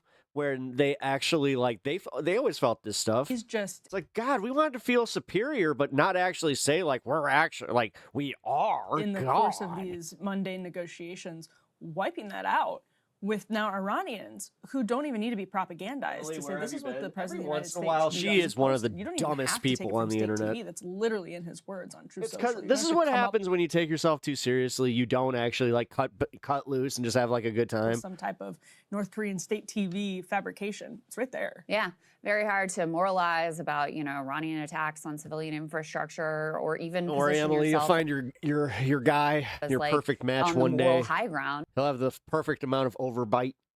When the president gonna nap? All right, bro. Super fun stream. Hell yeah, it was. United States is literally threatening. I'll catch you later, Natch. Take care. Threatening to kill an entire civilization. Just so you guys know, today might be a little bit of a shorter stream. I'm going to the 420 no matter what. Crimes on a daily basis. Him, Pete Hegseth, etc. That's just part of their got a buddy that wants to swing by. And so, look, it's one thing if you're using hardball tactics in some sort of a development deal, but the words of a president, even this president, I think we've smoked together every 420s for the past 22 years. They are consequential. Shit, that's accurate. Yes. Now you have normalized the idea of us overtly threatening genocide. Yes. And acting I can't break that. Sorry, fine. Guys. And and insulting a religion here. And we have millions of Muslims who live in this country. I'm referring to the praise be to Allah tweet. And yep. Okay, we got the point. He's erratic, doing his thing. Oh, man. All right. We're going to do a news break we're going to do a break from the news, but then we're going to go back to the news break. Okay. It's not going to be too long. I just want to catch up with you guys. Just say welcome to the show. If you guys are new here, I'm Pep. I really appreciate you guys stopping by today. I'm going to just do the thing that all of us on YouTube have to do because it does help our streams. So if you guys can hit that like button, sub to the channel, really, really helps me out. And I just appreciate it overall. And also, we're having fun here. If you guys are celebrating the holiday, the high holy day, then yeah, just consider saying hello or just... you don't even need to check in. You can lurk all you want, but I just want to make sure that we're all on the same level, man. That's right. Because that's where I'm at. I'm at that point. I'm literally at that point of being a fucking caricature where it's like, yeah, man, this is crazy. Crystal getting better at wardrobe. I get, yeah, sure. I don't know. I mean, I don't mind her couch, her couch get-ups. They're fine. But either way, like I was saying, guys, I do appreciate y'all hanging out today. Yeah, Nap is calling. Quesadillas were a great choice. Love y'all. Dude, see, I think that's kind of where I'm also at, where I'm like, I have a feeling, like, I feel great right now. I'm energized, but this could turn at any moment where I'm just like, oh boy, I'm very, very sleepy. So we are going to continue the show and chill until the 420. Hey, we do rhymes all the time because it's not a crime. Yo, I'm kind of just rolling with it. Let's keep going. I got to find a segment. Get me out of this. Get me out of this. Abort. What's going on? Come on. All right, case of Kasem. What's happening inside Iran has very much to do with the current state of the United States economy and inflation, which is what voters regularly tell us in all kinds of polling they would like to see the president focused on, not necessarily the military conflict. With us now is CNN chief data analyst Harry Enton. So what am I talking about there? When it comes to inflation, which is something that every poll tells us in America care about, how is the president? I mean, it is right now. Yeah. Yeah. Okay. Americans say inflation is the number one issue facing them right now. And to quote the great Happy Gilmore, according to them, the price is wrong when it comes to the president of the United States. Just take a look at these net approval ratings when it comes to inflation. The president of the United States is hitting all-time record lows in all of these polls, and all of them. NBC came out yesterday, 36 points underwater. CBS came out a few weeks ago, 38 points underwater. Ipsos, Reuters, 43 points underwater. CNN came out earlier this month, 45 points underwater. And taking the cake is UMass. No, not my magic numbers. God damn it, 45 and 47. Where are the odds of that? Amherst, 47 points. They're just, that's fake news. They're making it up. They're making it up. They couldn't even come up with original numbers. They went what's on the top of their head, and then it went 47, 45. That's what I would do. I mean, not what I would do, because I'm totally smarter than that. Underwater across all of these polls, Trump is in his worst position ever on the issue that the American people say over and over and over again is their key number one issue. Was it always thus? No, it wasn't this always thus, Mr. Berman. And this is what is so amazing to me. I mean, these shifts that we're just seeing, my goodness gracious.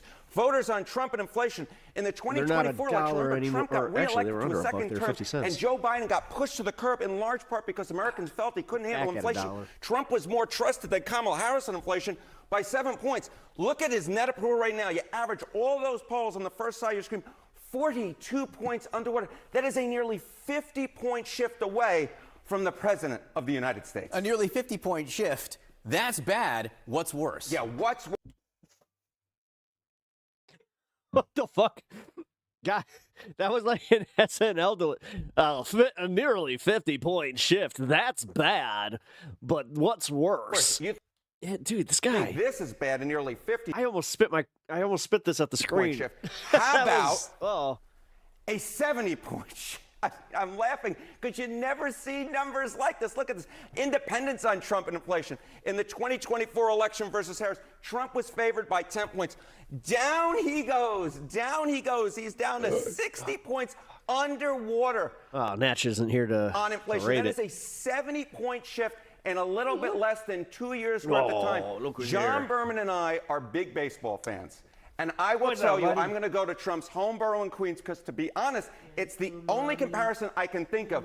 Donald Trump is in worse shape on inflation right now than the New York Metropolitans are in the NL East. That is how bad. And what, the Mets just lose their 11th straight game?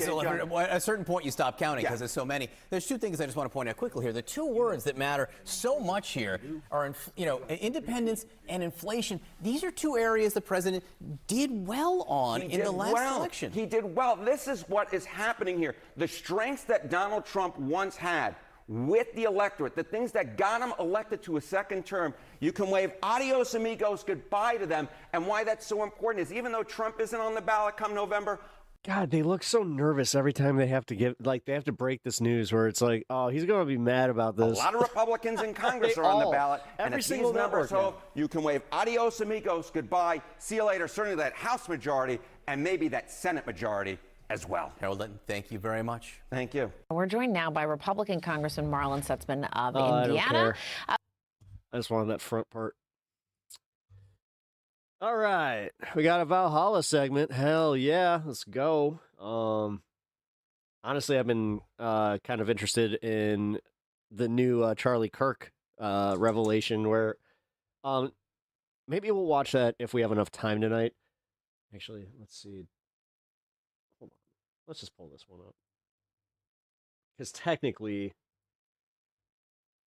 I mean, he's talking about how like Trump tried to nuke Iran. Or was like thinking about it. It's just like, oh yeah, but this. Wait, where is it? Come on, Val. Where the hell are you? Oh my God! Oh my God! Oh my God! Oh my God! Oh my God! Jesus, where the fuck did this go?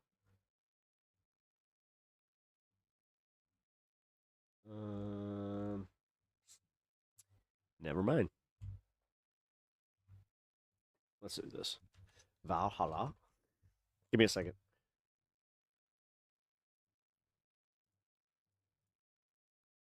There we go. Where's the 30 up? 30 up. 30 up. 30 up. See, I feel like he might have done a different, like, talked about it in a different video. Erica Kirk and TPUSA have destroyed Charlie Kirk's legacy. So, yes, it turns out that taking which, of course, Erica Kirk saw that ahead of time. All right, yeah, let's do this. Okay.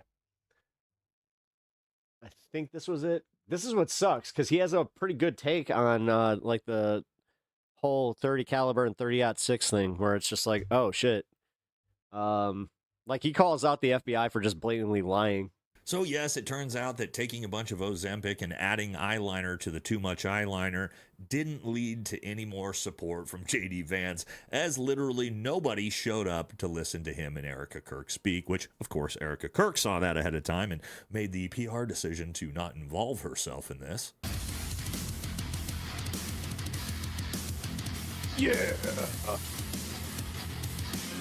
TPUSA, Erica Kirk, and even J.D. Vance, as TPUSA put on a massive event at the University of Georgia this week where tens of people showed up. Yes, could barely fill any seats in an event that was completely free at a massive university. And a lot more to this story. You also had Erica Kirk. Wait, at Pep Talks, to Reese Waters did a video today on that woman, and he might be able to shout you out. Citing the Wait, which woman? Mouses, who are you talking about? Not show up, citing the reason. Oh, no. All right, hold on. She was receiving death threats. Bring it back. We're going to talk about that because the Secret Service has come out and said that's not on true who? now. And Erica J.D. Vance Kirk? was heckled into oblivion as he tried to defend genocide and also Donald Trump blaspheming Christ. So, yeah, rough times this week. Trump story lady. Trump story lady. Talk about in this. Yeah. Who is he? I don't know. Mouses, just say that Pep Talks has been talking about it, and I actually I'm doing content on it. Don't forget to like, comment, subscribe, help the channel. Follow us on Patreon. We're doing a lot of cool do that. new stuff over there now. Grab some America First, America Only merch. Who is Let's jump into it. Let's see what this utter disaster is and how this whole thing shook out. I don't know. So TPUSA and Erica Kirk had scheduled what was to be a huge event in Georgia, reserving the Atkins Ford Arena, for which I'm sure they thought would be a sellout crowd. Yes, even made tickets free to try to get people through the door. And as it turns out, less than 20% of the seats were filled, as we can see here in this video. Now, it's important to understand when we look at this video, because what MAGA tried to say was, oh, well, no, this was before everybody got there. But as you could hear in the background, no, J.D. Vance, the vice president, is already on stage speaking. This is the full attendance. When he speaks on issues of the day, frankly, dude, the only one still talking about Swalwell is you guys. even when I disagree with how he's applying original principles. The vice how disingenuous arguments work. President of the United States. We already kind of handled, the left kind of handled business on this one. I actually got to give the Democrats some credit on that one, where they were just like, yeah, fuck this. The TPUSA, like, we're not even dealing with this shit. Can barely fill the ground floor seats of a rally in Georgia. Ooh. Especially when he was like the front runner for the governor. When we talk about MAGA being dead. I know, dude. It's kind of weird when you see people kind of do like things where they're just like, yeah, he should be out, instead of defending them and just being like, no, that's a hoax. And this is what we're talking about. Now, Erica Kirk decided not to show up, and of course, this was her excuse. Erica says, it was for safety concerns. I was so looking forward to tonight's event at the University of Georgia with our Vice President, J.D. Vance, but after all our family has been through, I take my security team's recommendation extremely seriously. Thank you to our amazing Georgia chapter for your support. God bless you all. Now, of course, death threats are a common thing in the social media sphere. I get them all the time. Everybody gets them, and you should take them credibly. Man, I'm a fucking somebody like Charlie. I'm a 20 viewer Andy, and fucking somehow I get death threats. Look what happened it's to fun. him. However, it's there's fun. some problems with Erica's I've had story multiple. right here. I've had okay, two problem that were number confirmed one that to everybody be, pointed out immediately like, was ones that okay. even so the cops this were event kind of was concerned about. So dangerous, such a credible threat to your life that the Vice President of the United States was still safe enough to be there and be on stage, but Erica Kirk wasn't. Ooh, doesn't really work that way. Yes, if there was this big of a security concern and these were valid death threats, then it's almost it's crazy when you have a fucking argument that's just like the United States would not have shown up beyond elementary. Event. But the reality is, why didn't she show up? Because they could tell how many tickets were purchased, or in this case, reserved, as they were being free, and could see nobody was showing up to this event. And Erica Kirk, of course, as a narcissist, has no fucking interest in showing up to an event that is completely empty because she will look bad. And this has now been confirmed by J.D. Vance's Secret Service security team. So, whoa, shocker, Erica Kirk caught lying again? No way, crazy. It says here, Secret Service determines no credible threats to the UGA rally after Erica Kirk's cancellation. I wonder if that came from JD US or Secret not. Service said there were no credible or specific threats tied to a Turning Point USA rally at the University of Georgia, even as concerns surfaced ahead of the event. Erica Kirk, who had been scheduled to appear, withdrew, citing security worries and reported threats. But officials said the venue, Vice President J.D. Vance, and the event itself were all deemed secure after review. So, yeah. Sorry, over on Twitch, Yes, yes, I blocked his camera because I can't move mine for reasons. The Secret Service team actually did look at the death threats that were given to Erica Kirk. They did a review of the entire situation, and they determined that there was no credible threats on her life. Oh, whoopsies. Now, that report from the Secret Service just came out recently, but who called Erica Kirk out on exactly this before we knew that? Oh, Candace Owens says, stop, this is exhausting. You pulled out because of bad ticket sales. Facts. For the same reason TP Faith had to reschedule the Pastor Summit and various other events quietly, people don't believe you and don't line up for you because you struggle to tell the truth about even the most basic facts. Jerk.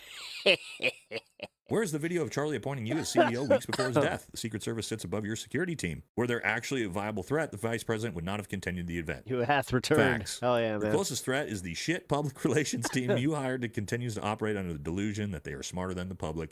They aren't. Boom! Roasted, also 100% true, and now it's been confirmed by J.D. Vance's own security team that those were not credible threats, and Erica Kirk just didn't want to show up to a complete flop of a TPUSA event. Now, I told you that Erica Kirk and TPUSA have utterly destroyed Charlie Kirk's legacy, and I'm not just saying that out of opinion. I'm going to show you the actual numbers and data for that. And it's 1,000 times worse than you could possibly imagine. So before we get to J.D. Vance's crash out at this event, let's take a look at this. We need to have a discussion that nobody's really talked about Charlie Kirk's YouTube channel. Yes, Charlie Kirk's social media that he built himself from the ground up, that has been utterly destroyed by Andrew Colvett, Blake Neff, and TPUSA. I don't think you guys can even fathom how much did kind of bastardize his entire legacy. Destroyed a YouTube channel with nearly 6 million subscribers. But real quick, let me give you a baseline for what a successful YouTube channel looks like, okay? Candace Owens here has 5.96 million subscribers.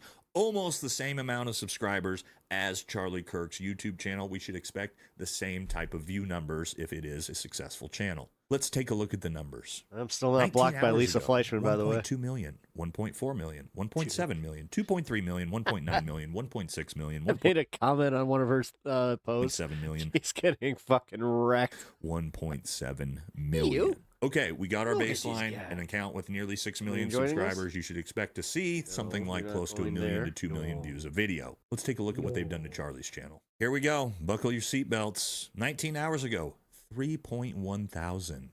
With Nick Freitas, they can only pull 3,000 fucking views on a video. 4,000. Ooh, 26,000.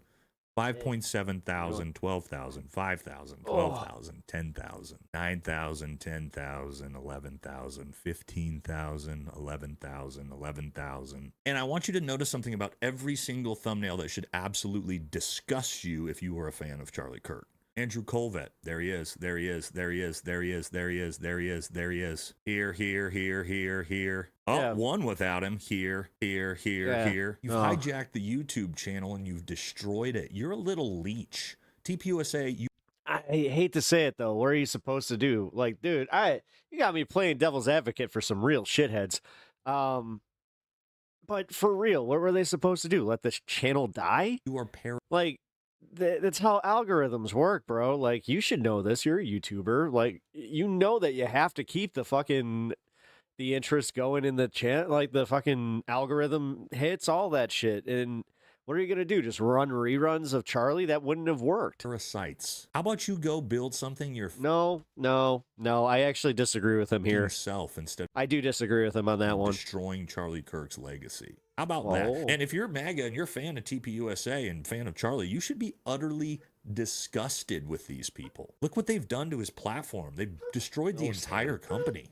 What a disaster. Now, let's get to JD Vance because he's having a rough week as well. His poll numbers have fallen into the abyss. Now trailing Gavin Newsom. Sea of Thieves creators pull more views. He even runs for president at this point. It's so bad. And he had here's the thing, man. This is like content that can be geared towards kids. That's a whole different fucking ball game, man. You have to understand that. Like, doing politics and polling numbers that's why it makes it so impressive, because you can't just get those instant hits, because the way that they fucking use the kid, like, dude, it's honestly kind of gross, like the way that these algorithms work, because it is kind of like they'll push all these gaming channels and all just this slop their way. Got massively heckled by, again, TPUSA's audience. I'm kind of, I'm happy not doing content that could, be flagged for different bullshit too, because that's another thing, is they do have a different set of rules. So and proceeded to crash out and get in a screaming match with college kids. I certainly think the answer is yes. Should have turned it into an AI slop channel. I agree. Jesus Christ certainly does not support genocide. Whoever yelled that out from the dark, he certainly does not. I think that's pretty easy. I think that's a pretty easy principle. Okay, so here's a guy. Let me just say this. This is a guy. No. First of all, random dude who's shouting. Can I finish my? Oh my God, he has like negative riz. First of all, JD Vance. Wow, that's bad. Random dude who's shouting. Excuse me, random guy who's shouting. There's like 17 people there. You might as well just bring him up on stage to debate with you, because nobody's in that audience at all. And then JD Vance gets heckled again and gets called a baby killer. If you want to complain about what happened in Gaza.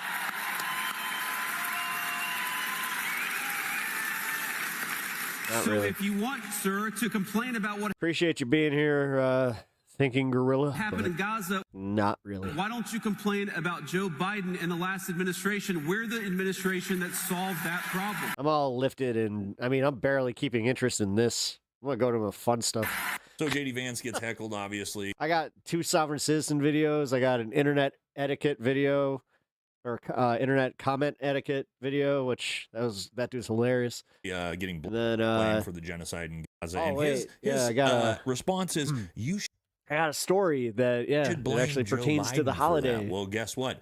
Everybody did blame Joe Biden for that, including Democrats. It was Democrat students who were leading the Free Palestine movements on campuses, All right, not I'll be Republicans. right back. And so, yes, they have been blaming Joe Biden. And guess what? Nothing has changed. And in fact, everything has been ramped up under the Donald Trump administration when it comes to this. And no, there is no ceasefire. Israel literally just bombed Gaza yesterday. And then after getting booed and heckled the entire time, J.D. Vance tries to empathize with the young kids. Like for example, I recognize that a lot of young voters don't love the policy that we have in the Middle East. Okay, I understand that. I also know that we've secured the border. We've lowered housing prices now for 8 months in a row. And You've lowered housing prices for 8 months in a row. How has the Trump administration done that? They've done that by destroying the economy while interest rates are crazy high, so nobody can afford to buy a home. So housing prices are dropping. Yeah, housing prices also dropped during the financial crisis. Didn't mean it's a good thing, necessarily. There's going to be more to come beyond that. We've made America energy dominant, which has lowered electricity costs and things like that. America's energy dominant, but you're paying $5 to $8 at the pump. Okay, these guys just don't give a shit about the truth, do they? We've made it so that we have the lowest murder rate in 127 years. I'm not saying you have to agree with me on every issue. You sure about that? I'm not saying you have to agree with me on every issue. What I'm saying is don't get disengaged because you disagree with the administration on one topic. Get more involved. They don't disagree with the administration on one topic. They disagree on the administration with every topic because this administration has literally done the opposite of everything they have run on. And so, you know, JD, since you think you want to be president, you're going to need the young vote. And guess what? The young demographic, right and left, hates our greatest ally. So as you continue to try to simp for it and doing things like defending Donald Trump for blaspheming Christ and attacking the Pope, yeah, you're cooked, bud. And what do you think J.D. Vance is thinking? The vice president, when he shows up to a rally in Georgia, of all places, and nobody shows up when the tickets are free. Nobody shows up to see him or Erica Kirk or anybody from TPUSA. What do you think that's doing? Nobody cares about Eric Swalwell. Doing to his psyche. You would think he's got a real... Or do you think that you're like reaching like the 4 fans that he had that voted for him? Realize, hey, like, dude, nobody's standing up for that asshole. And he's out of everything. He's out of the race. He's a nothing burger in fucking politics, bro. Maybe I should like now if he gets prosecuted, that's something we'll, you know what? Good. Do it. Pivot a little bit. Get him. Get him. Get them all. But the thing is, you stop short. You only do this thing when it's one side, and then you do the thing where you're just like, oh, it's the other side. I've lost my entire base, and nobody supports me anymore. But he's not going to be able to figure it out in time. Whatever. He's a spineless coward. He's going to do whatever he's told to do, and then he's going to reap the repercussions of his actions and his support in 2028. Because who supports J.D. Vance at this point? Independents don't. The left obviously doesn't. America First conservatives don't. So what? He's got the neocon and Israel lobby? That's it? You think you're going to win the That's what you think it is, though. presidential election with only Fox News boomers? Probably not. And as I keep telling you guys, MAGA is officially dead. Everybody knows it. Here's another one. Patriotic Blonde says, if J.D. Vance getting heckled for murdering children by someone who only showed up to insult him at a small arena, only filled at a quarter capacity, where tickets were free, doesn't prove to you that MAGA is dead, you are truly beyond hope. And to add on to that, J.D. Vance, who pretends to be a Catholic, of course, we saw this. I think that's a reasonable thing, Brett. I don't think that it's particularly newsworthy, but I certainly think that in some cases it would be best for the Vatican to stick to matters of morality, to stick to matters of what's going on in the Catholic Church, and let the President of the United States stick to dictating American public policy. So JD says the Pope should stick to talking about morality. Okay, well. Yeah, I'm not sure if your phone sent that twice, but the Pope issued a response to this. Cool. And the Pope said he does. He totally does. We have Trump always chickens out. It's hilarious. A moral obligation to it's not protect civilians because it's only geopolitics. It's not like it's something serious. From horrific effects of war. Yeah, war is a matter of morality. You dumb fuck. So yes, it turns out he's got him. Out that taking a bunch of Ozempic and adding eyeliner to the too much eyeliner didn't lead to any more support from. Why is the right's only defense? What about Biden? JD because they don't actually have any like morals or anything like that. It is all just about thinking like about the perceived wrongs of the other side while blatantly ignoring the actual wrongs that are being perpetrated by people on theirs. Literally nobody. Sometimes against them. But he showed up to listen to him and crazy, Erica Kirk dude. speak, which, of course, Erica Kirk saw that ahead of time and made the PR decision to not involve herself in this. But again, it's all a further demonstration that, again, Erica Kirk, TPUSA, has completely destroyed the legacy of Charlie Kirk, and it's disgusting to watch. And isn't it? I mean, as someone who's quite impartial, I don't care. Incredible. It's kind of funny to watch. All the people who pretended that they liked and supported Charlie Kirk are the ones defending Erica Kirk and TPUSA as they, again, drag his name and his legacy through the mud. Yeah, really, really good friends you guys all are, for sure. Yeah. Okay, we're done with that. Trump tried to nuke our... I don't care. We know. All right, so Kash Patel is suing The Atlantic over a story that they did on him being, quite the alcoholic. Fuck it. This one, I do want to watch this one, but here, we'll speed this one up a little too, because I'm just getting over the news segments, want to go to some fun. Because, yeah, man, it's a holiday. Let's bring in MS Now If senior you guys are celebrating, welcome in. Now Appreciate national you. security and intelligence analyst and former FBI supervisor Rob D'Amico. Carol, what more can you It's a very tell chill us place to be on YouTube. about this new lawsuit and the kind of discovery it could lead to? Hope you guys enjoy yourselves. Yes, it's really interesting to me. Kash Patel has threatened to sue many people, including me and my colleagues here at MS Now. He's threatened to take legal action many times. He's sent these kinds of letters that warn you that Me big strong if you man. publish XYZ, there could be problems, or after you publish something, they send you letters telling you to preserve certain information so they could prepare for a possible lawsuit. This is the first time since he's been FBI director that I know of that he's sued a reporter and an outlet claiming that he has a defamation lawsuit. It's a very good question, Anna, that you raise about discovery, because if Patel follows through with this suit, he will have to participate in providing information. So now you would get your text messages. To show that this information. It's almost like he's a little, he's it's almost like he might be pulling some shenanigans that might be a lot more fucking illegal than him just getting a little drunk. False. And embarrassed. Defamatory. And that the reporters. Like, for instance, if he scrubs all of his fucking data. Likely knew that it was false and also defamatory. And that's going to be tricky to do. I would just stress that when that information is provided from internally from the FBI, some other things that Kash Patel doesn't want known might become known, and that could be problematic. Some information that the reporter reported could be. It's almost like there's consequences for being a shithead. By internal FBI information. We'll see. And that is the risk of discovery in this kind of suit. I want to read the statement from The Atlantic responding to this new lawsuit. Quote, "We stand by our reporting on Kash Patel, and we will vigorously defend The Atlantic and our journalists against this meritless lawsuit." Rob, again, the article cited more than 24 people in conversations with current and former FBI officials. What kind of impact could this lawsuit have on the Bureau? Well, the Bureau is already under a lot of stress with him because of the things that have been going on. These rumors have been flying around for a long time. I've heard them from very internal people, but they weren't quotable. Like, at the time, people were worried about getting fired. And I think what you're seeing now is the Atlantic obviously is very strong in their story. They have sources that are willing to say something. And the fact that he's doing it more and in public places, they can bring others in to testify in that. But also, the FBI folks that are around him, his security detail and his other people, when they get put in, if it comes down to discovery and they get sworn to testify, they are not going to lie under oath. They're going to say things. Also, their text between each other. If they had to supposedly break down a doorway to get in there to get him to a meeting, that's somewhere in communications. That's on text. That's an email. Something transpired, and that's all discoverable. But the tactic of suing is just, it's like we have a saying in interrogations, deny everything and make counter accusations. And that's kind of what you see with the Trump thing is they threaten to sue because they know people don't want to get that. And it's the first time he's doing it. But he also realized, I think, with Trump, he does not like drinking. And these rumors and that hockey video of him drinking, I think he, like when he couldn't log in, thought he got fired.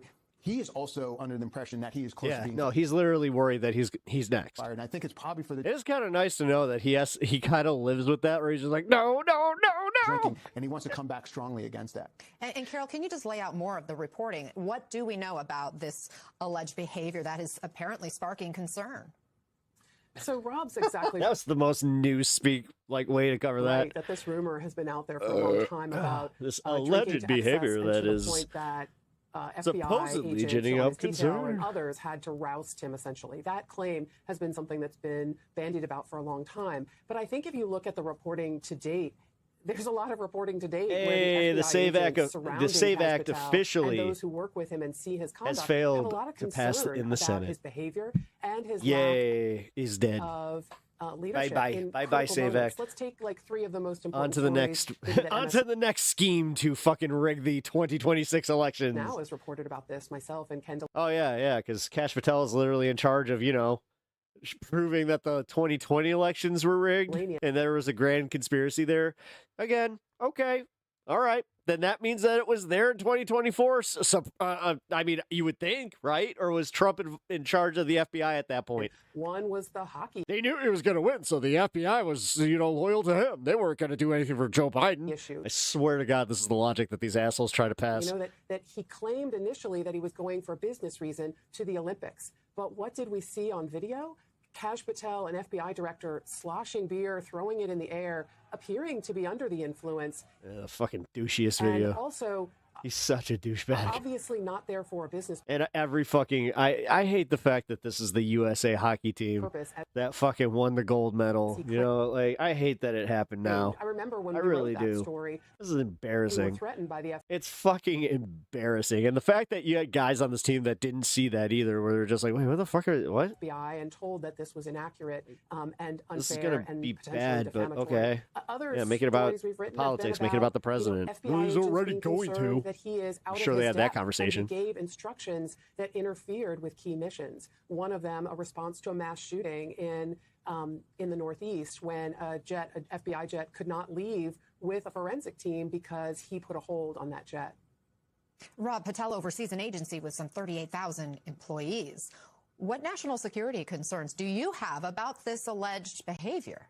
Everyone has them. And as Carol said, the agents around All right. I was about to dip, but I'm like, that's actually a good question. them are really concerned. The Bureau is a very serious organization, and it's very, rules of Is it? law. I mean, I don't know, man. is I'm the starting to feel like it's the Agent Johnson Johnson from Die culture of Hard. the Bureau, and they see the director out there doing things. His nickname, Make-A-Wish, that he uses his position for his private jets. He said Make-A-Wish the cash. only reason he gets to fly privately is because he's director, and he goes out on these Make-A-Wish these cash. boondoggles, the hockey Everybody, things I up, mean, and literally, he took everybody the calls him that. Dude, 757, he gets called that by MAGA. which is a jet on standby for the National Nuclear Response and the Hostage Rescue Team, and he took it up to Long Island to go to hockey. He was on the clock, dude. Again, He was taking it. Dude, he took a tax fucking paid for jet to go do when that. that jet goes somewhere, other people have It's not like the fucking narrative that you've been spun that he was there on official duty. to go because they have to be. Bro, I mean, are you like, I know that you're claiming to be a liberal, but I think that you got the first part of your name dead on. Tied to that jet. So you're taking national security shit. in lieu of a personal trip to go see, the hockey thing. I can't believe some of y'all like believe the fucking like the bullshit that they fucking spoon feed you, and you're just like, but I mean, because you see this and you're like, yeah, this is pretty fucking bad. I mean, I hate MS now, but god damn it, this is embarrassing. But now you're just like, but he was there on official duty. He was there on official duty. You can always make an excuse, and that's what the Bureau's seeing, and they are very, very whatever, bro. concerned. The people that have been Keep standing up for these fuckers. Like, just remember, these are your champions. securing the country Good for a job. long time. Like, seriously, good job. You know how to pick them. All right. Finally, we're doing a story that's related to the subject that I care about, the holiday, the high holy day that we are celebrating today. Which, by the way, if you guys are doing so, yeah, just kind of shout out and, yeah, I will cheers. So appreciate you. All right. So this is a fun little, video that I guess Legal Eagle put together about, Mary Jane laws. Rebecca, how's it going? Happy medicinal holiday. use of marijuana is legal in some states, but remains illegal at the federal level. Yeah, base. And this isn't just Wait, no, not based about the illegal part, based on the legal the part. meaningless quirk of how our laws work. It's a complex statutory conflict that can get you into serious trouble, even if you don't smoke weed. And with the current administration speedrunning authoritarianism, Xenoverse 3, the hell state yeah. versus federal law conflict is only going to get worse. So Yeah, to help pretty keep happy you about safe that. from the man, you're probably going to want a good lawyer. Luckily, we found a great one. Here's criminal defense attorney and your best friend, Mark Lopez. Thanks, Devin. Now, I want to talk about one of the biggest I thought he was going to front load it with like an advertisement for the legal team. misconceptions that puts innocent people in jail every single day. And that misconception is all about weed, the ganja, the devil's lettuce, wacky tobacco, mother marijuana. So let's clear this up so you guys can blaze free with good vibes if that's your thing. Marijuana is illegal in all 50 states under federal statutes. What? Despite the fact that many states have I keep forgetting about that. legalized recreational use or decriminalized it. Not understanding the nuances at play here or how to deal with the police when you're high or sober can mess up your life for decades to come. But fear not, because I am going to walk you through it. It's what friends do. Now, suppose you take a trip to Las Vegas. Marijuana is completely decriminalized there. You go into a licensed dispensary, you buy something legally, you use it legally, have a great time, and go back home to a state without decriminalization. Let's say Arizona. 2 weeks go by. You get in your car completely sober, and you get into a minor accident. Yeah, you get a drug test. Or you get pulled over for something small, like speeding, a broken taillight, whatever. The officer thinks he smells something, or just decides to investigate further. Now you're doing field sobriety tests. Maybe you're nervous and you this shit's wild, dude. The fact that they had these fucking breathalyzers, but they don't hold up in court. I do know that because they're not like a set in stone science, so you can challenge them. You just obviously, not everybody can afford an attorney. These tests are subjective, and so your fate depends on how the cop interprets them. But here's where it turns. They're going to detain you and pressure you into taking your blood. And what they're looking for isn't impairment, it's metabolites. THC breaks down in your body into 11-nor-9 carboxy THC. It's not psychoactive. It doesn't impair you at all. But it can stay in your system for weeks after you use. But the thing is, you can get that from eating cannabis.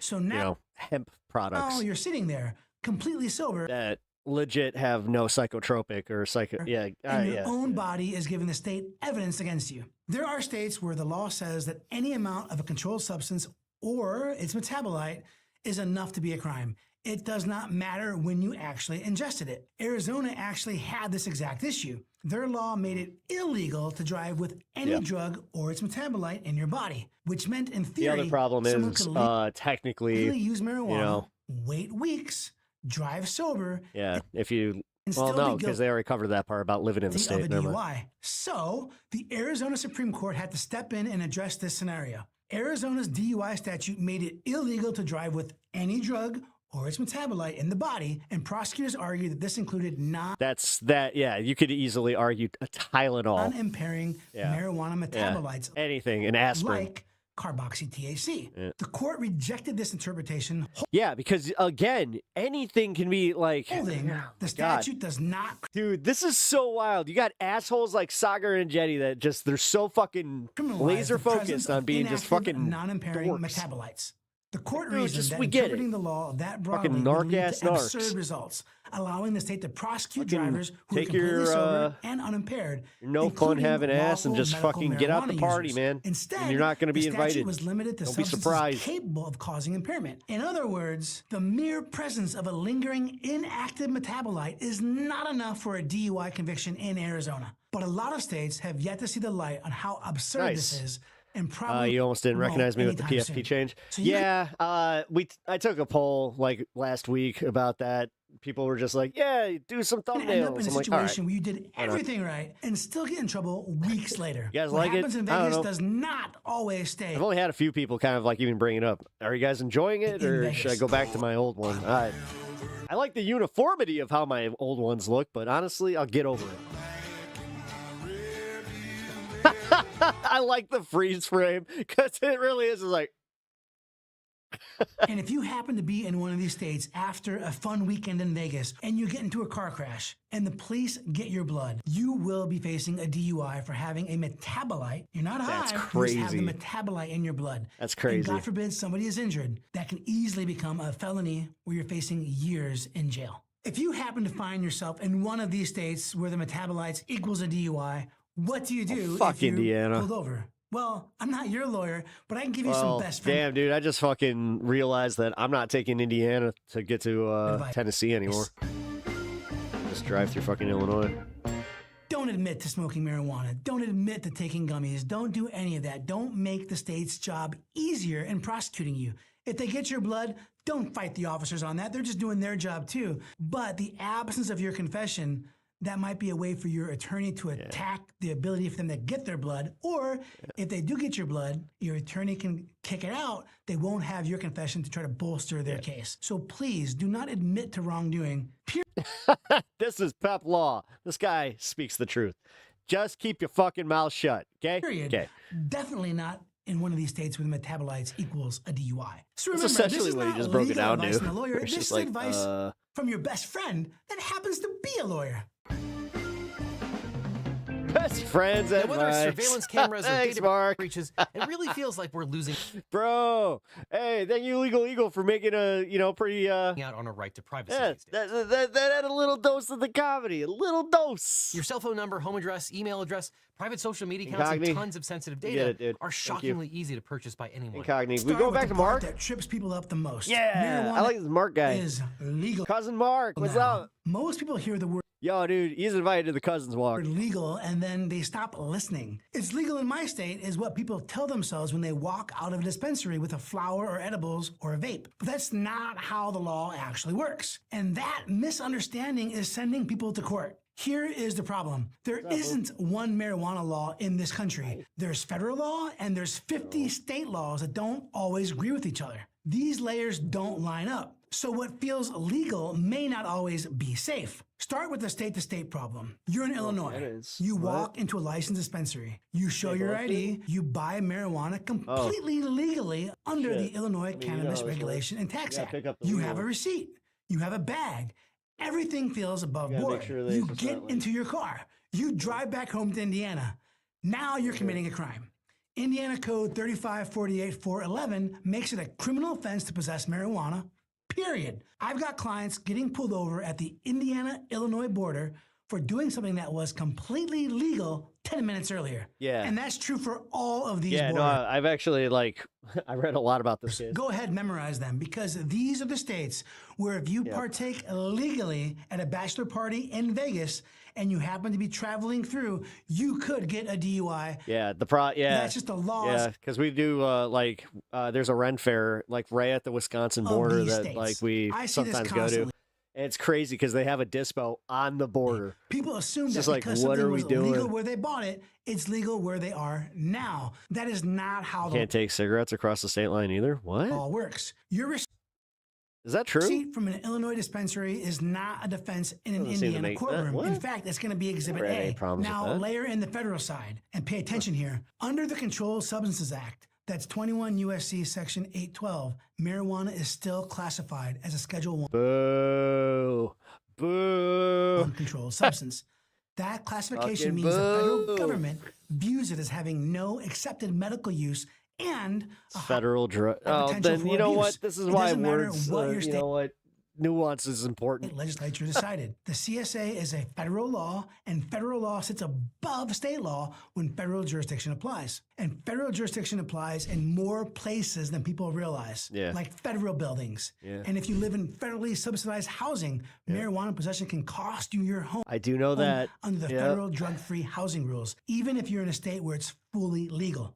In national parks, cannabis is illegal on every trail, every campground, and every parking lot in national parks and forests. Oh. So you can be in Colorado, one of the first states to legalize Yeah. And I mean, I like taking me a nice nature walk. recreational marijuana and be completely legal under state law. But the moment you step onto federal property, state law does not protect you. Now, I know what you're saying, but Mark, do people actually get busted for smoking up in a national park? Listen, if the law is on the books, there's a risk. Federal rules in the parks haven't changed much since 1970. So if you're visiting a Rocky Mountain National Park this summer, you have to be careful. First-time offenders are often looking at Yeah, but dude, smaller fines, maybe $150, maybe $350. But repeat offenders can face fines up to $5,000 and 6 months in jail, and a federal Damn, dude. record that will follow you around for the rest of your life. And if you're government buzzkill over here, convinced that violating federal marijuana laws and national parks is going to be a problem going forward, take a look at who is now staring back at you on your national park pass. Go ahead, take a look.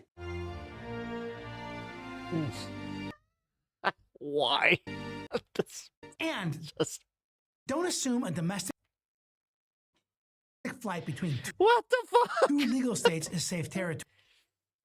We have a fucking a president that's just operates under a fucking cartoon. Federal authority. What they find, Not they a can good refer one for either. prosecution. The fact that Denver and Portland both allow marijuana is not a legal defense for what's in your carry-on. And it gets even stranger when you look at individual airport policies. Some airports, like LAX, effectively allow you to carry small amounts so long as you're within state law. Others go the opposite direction. Denver International Rough Airport, reference for frame. example, bans marijuana Staring and entirely judging on you. airport property. Hey, I don't. Even though it's legal in Yeah, I mean. Colorado.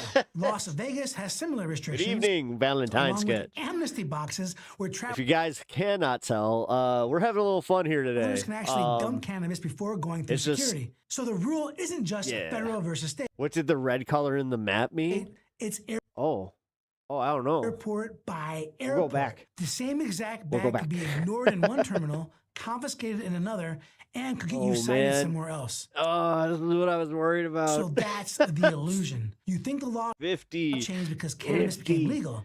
But what actually happened is that one layer of the law changed. That gap between layers is where people get arrested. The moral of the story is know the layers. Know where you are. Oh, it's definitely Don't trust hitting me. websites Like, or chat GPT. Call a local defense attorney and just ask what the state laws are and what kind of things people get in trouble for doing. Goddamn. They're probably not going to charge you. And now you have a lawyer in your address book if you ever need it. Now, while it's true that is something you should all do, by the way, even if it is there. Like, if it's theirs, like, they will get you in touch with a good lawyer. punishments for marijuana use and possession have lessened. Oddly enough, I have experience with this with them too. Past few Like, decades. I had something happen where I had to get an attorney. It was an emergency, and my lawyer was just like, "This isn't a criminal matter." I'm like, "Yeah." He's just like, "I can't help you." I'm like, "You got any recommendations?" He's like, "Not really." I was like, "Fucking what?" The federal government can still strip you Then I of was your just like, "Fuck it, I'm gonna just call legal." constitutional rights. Dude, even they when actually you use helped. marijuana Well, legally. It's messed up, but it's being challenged Got what I right now needed taken care of, and we're all good. in the Supreme Court. And now the fate of you being able to get lawfully lifted But without I cannot say the what risk happened. of Well, I can kind of. losing your rights may come down to, Because there was a and settlement, I swear but- I'm not making this up, how often I Thomas got. Jefferson I'll just say this: I got an intense case of food poisoning got that was provable. shit-faced drunk. So here's a question the Supreme Can't say Court is where, actually when, wrestling how. with right now. If you take one THC gummy every other night, can the government take away your guns? The case is United States Yeah, v. dude. Imani. Ah, Here's what thank you for happened. covering this. The FBI searched a home in Texas. They Yeah. found a gun and some marijuana. The guy, Ali Hamani, Aw, admitted he smoked on his weed family's farm? every other Oh, day. man. Prosecutors charge him under a federal law Arrestable. that says if you're an unlawful user of a I like how he has a nickname here. controlled substance, you lose your Second Amendment rights. Full stop. The district court threw it out. The Nice, I love that legal help, dude. No, it's crazy. circuit agreed.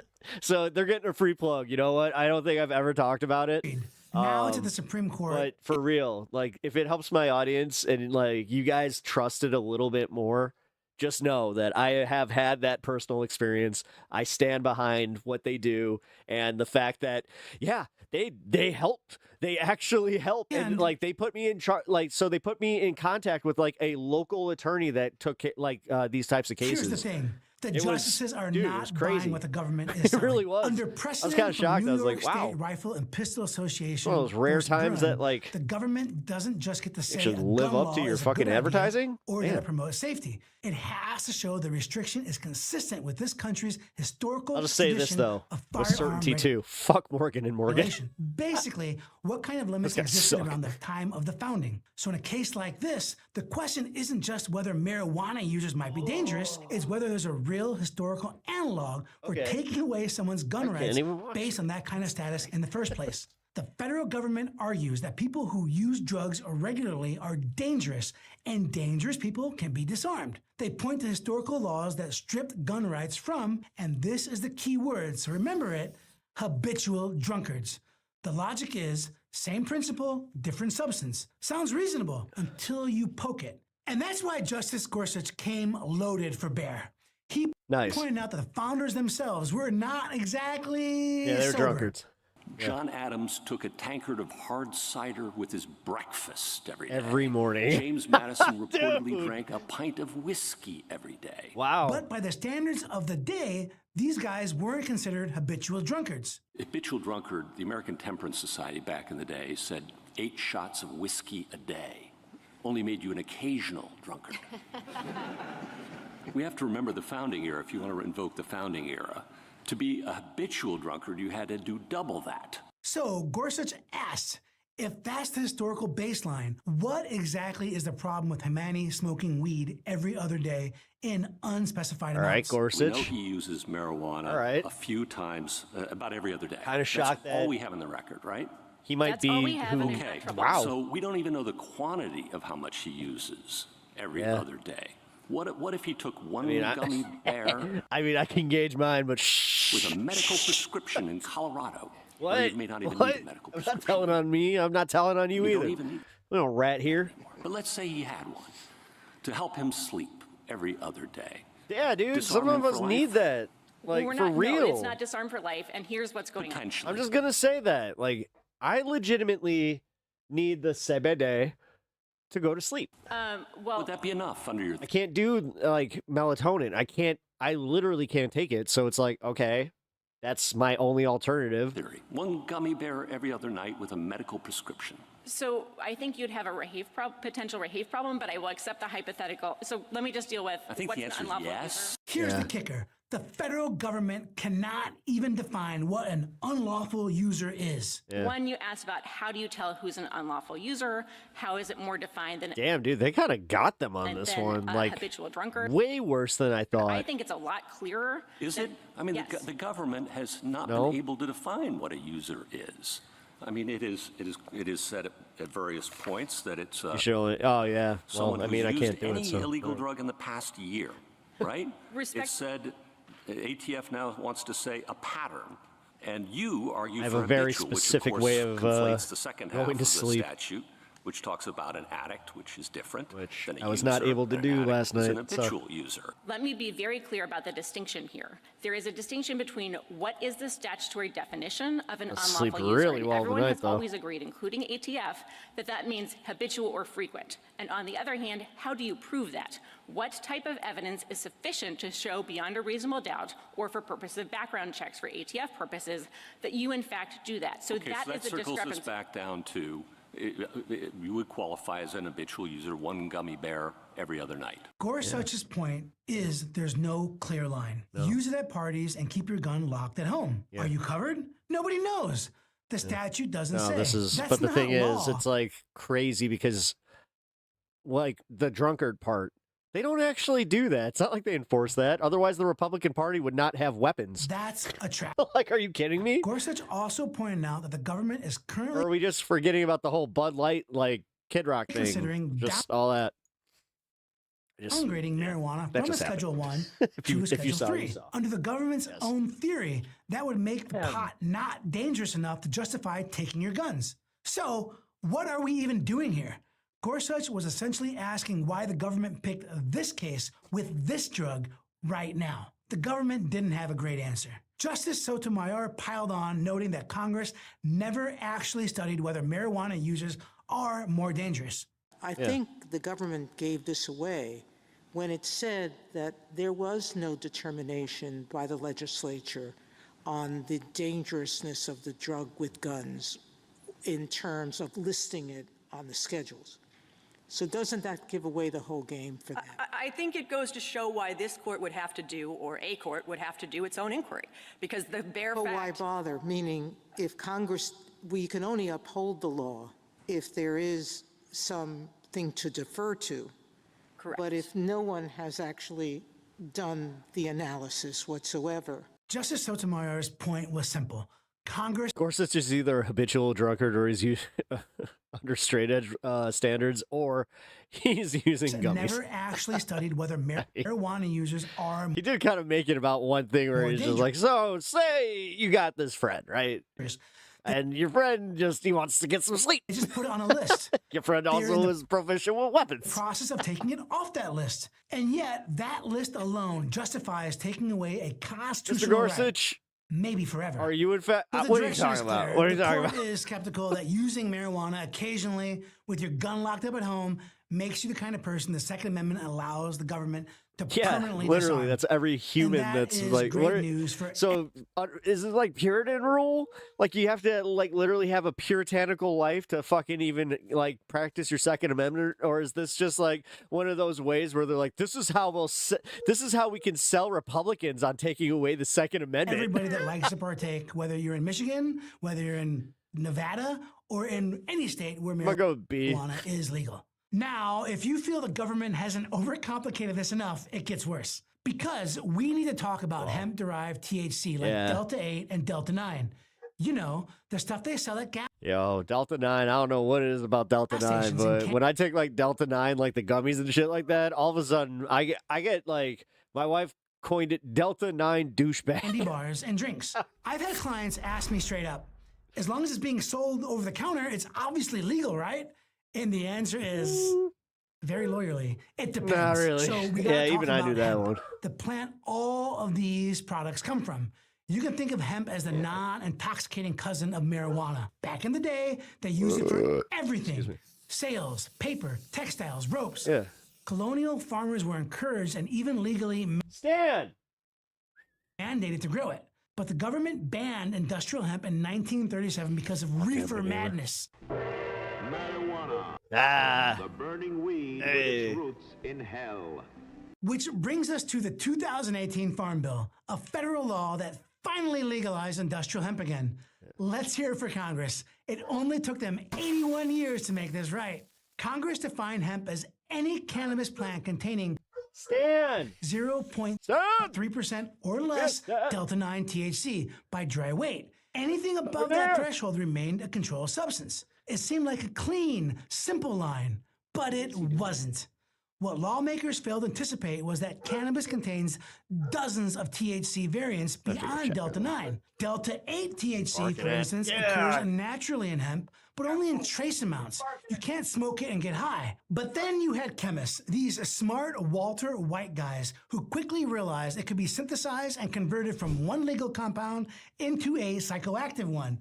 And because the Farm Bill never mentioned Delta-8 by name, and because it derived from federally legal hemp, it existed in a legal gray zone. That same logic eventually extended to Delta-9 products. As long as a gummy or tincture stayed at or below 0.3% Delta-9 by dry weight, it was perfectly legal on its face. And courts started recognizing it. In AK Futures LLC v. Boyd Street, the Ninth Circuit looked at this exact issue and said the statute is clear. Hemp included its derivatives and cannabinoids so long as Delta-9 THC stays below 0.3%. That means Delta-8 THC. Kind of funny, Josh. I just kind of had something similar happen. From hemp qualifies as legal hemp. Just told my boy where I'm like, yeah, you know, I already kind of took one, and he was just like, here.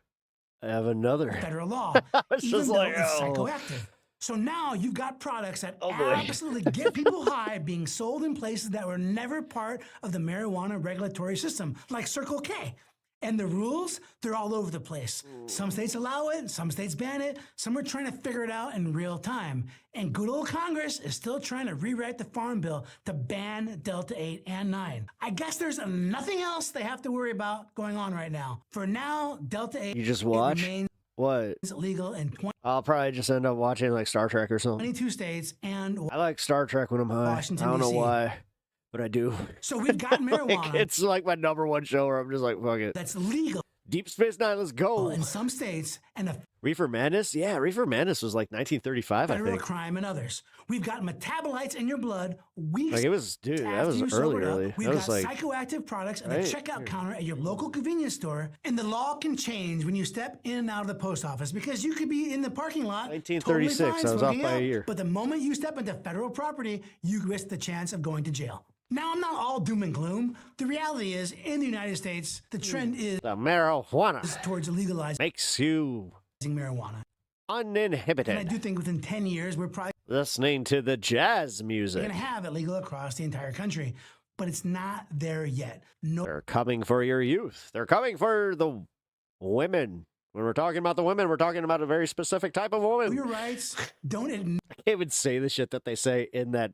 It's wild, police man. officer, you've smoked. They literally talk about like or you've done any how drugs, jazz music is like the devil's music. Who wants only the best? How it's luring the white women for you. It's just like, what is happening? To keep you safe, always plead the fifth.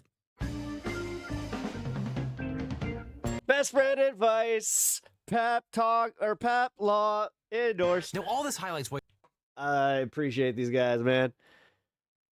Here, actually, I'm gonna do this. I haven't done this in a while. Check out Legal Eagle's whole channel if you do not already watch him. Them, I should say, because it is like a whole channel, like conglomerate. But yeah, it's pretty great. All right, guys. What else we got? Hey, it's the very unlucky video. Okay, so I was about to show this on my stream on Friday. And, yeah, my power went out, like, right after I started it. And it's funny, I went back and I watched, like, the last, like, 5 minutes of stream. And I was just like, yeah, if I lose power, yep. Then, oh, hey, you. All right, so if you guys don't follow Dark Brandon, gonna do the same. The cliffhanger vid, it was a cliffhanger. Yeah, I didn't get to say goodbye. I know. I feel bad about those where I'm just like, I didn't even get to peace out. I didn't get to do my outro. It doesn't feel complete. And then I went into the weekend and I was like, yeah, I'll be able to stream on Saturday. News alert, I wasn't able to stream on Saturday. I forgot that I had some commitments. So yeah, you know, that happens.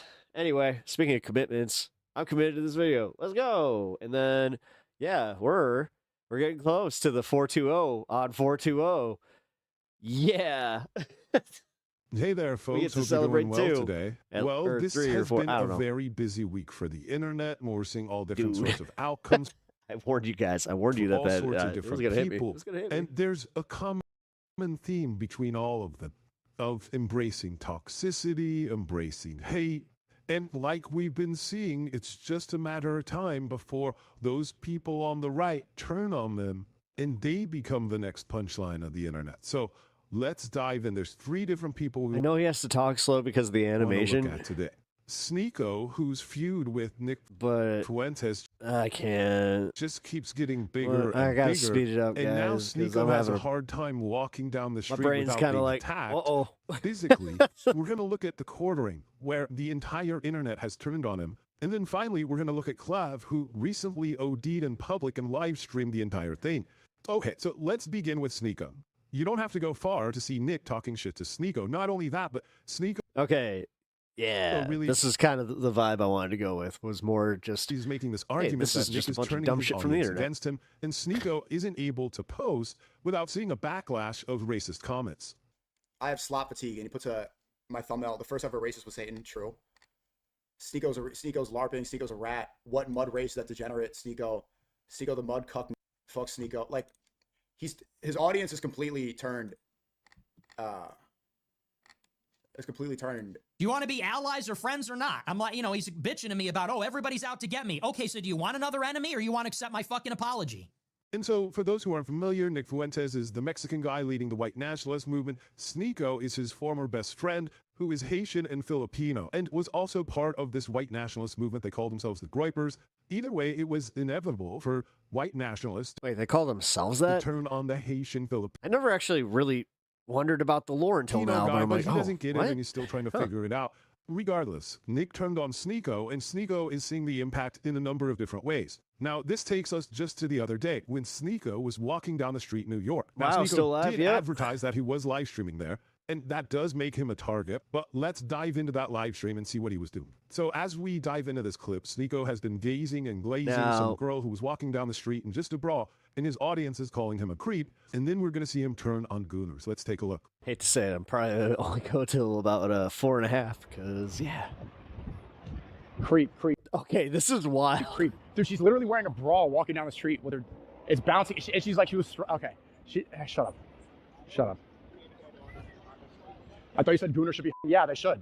If you're a Gooner, stop being a Gooner, or like interact with women or try to get one, dumbass, you loser. You need to be hung. You need to be publicly executed. You need to have a guillotine on you. Yeah, they should be. What are you doing? Like, you're that horny, you're too afraid to speak to women. The thing that you crave the most, you're afraid of. You're a waste of space. Like, God created you and you've done nothing with your life. Sit behind a laptop and put your life force into a sock. Yeah, you deserve to be publicly executed. Yes. What are we talking about?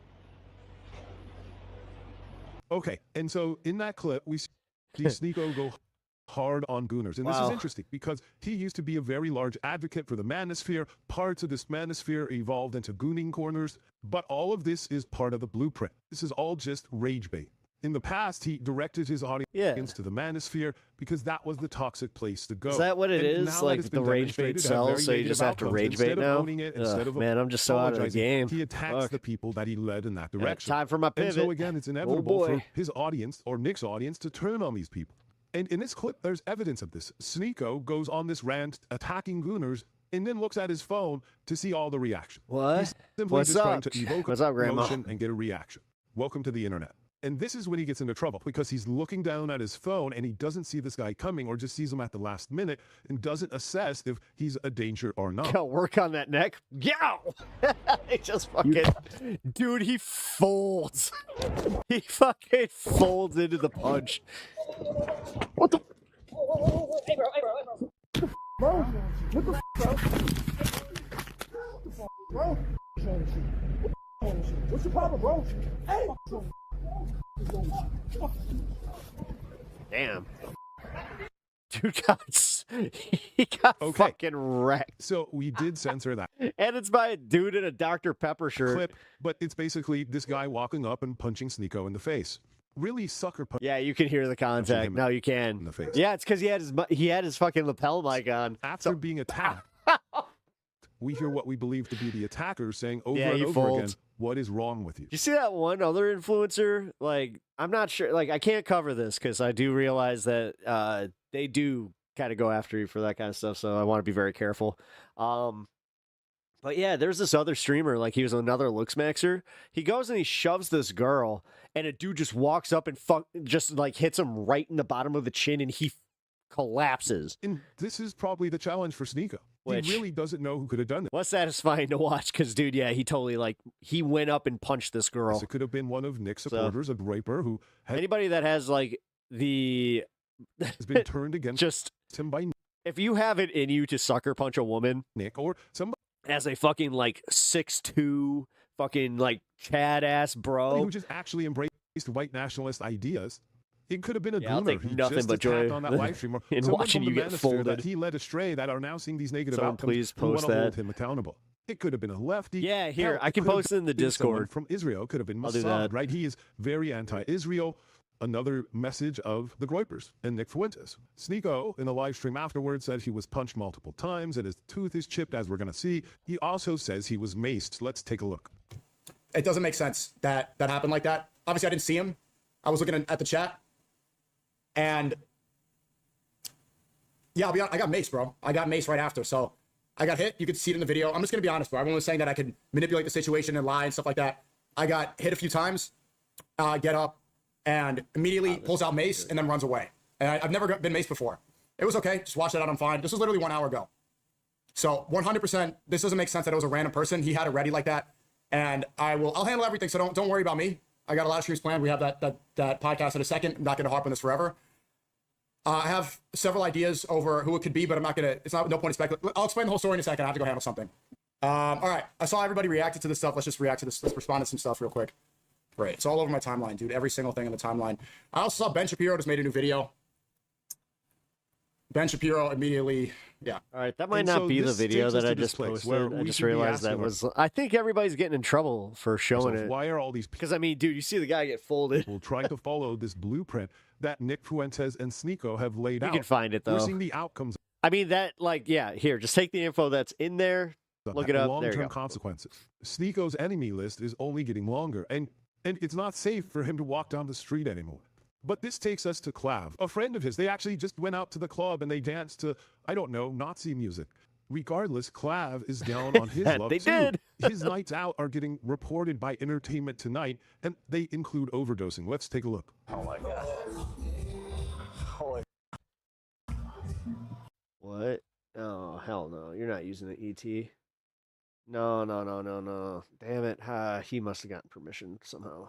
Okay, that's fine. Hey, I got the mic. You want nutty? Okay. And so Entertainment Tonight kind of clipped it so you weren't able to see his eyes rolling in the back of his head. But what they were doing is doing a drug cocktail mixed of a bunch of different drugs. Then you can see here his good friend is trying to help him by giving him more what we used to call drugs that. to lift him up because he's obviously crashing. Oh, what are friends for? But no, this is not a good time to take more drugs. And of course, when you're taking a bunch of drugs, the smart thing to do is to capture the whole thing on a live stream, not even a video that you could edit later in case, who knows, someone overdoses. But no, just catch it all in real time. Oh, and my we're gonna God, see him dude. make a fool of himself in these next clips.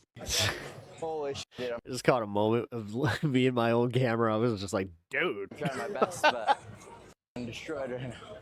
Clav, seen here during one of his signature IRL streams in Miami, chatting with fans after appearing to ingest a dangerous cocktail he and his friends call a pentastack. Clav now sharing this photo of the aftermath.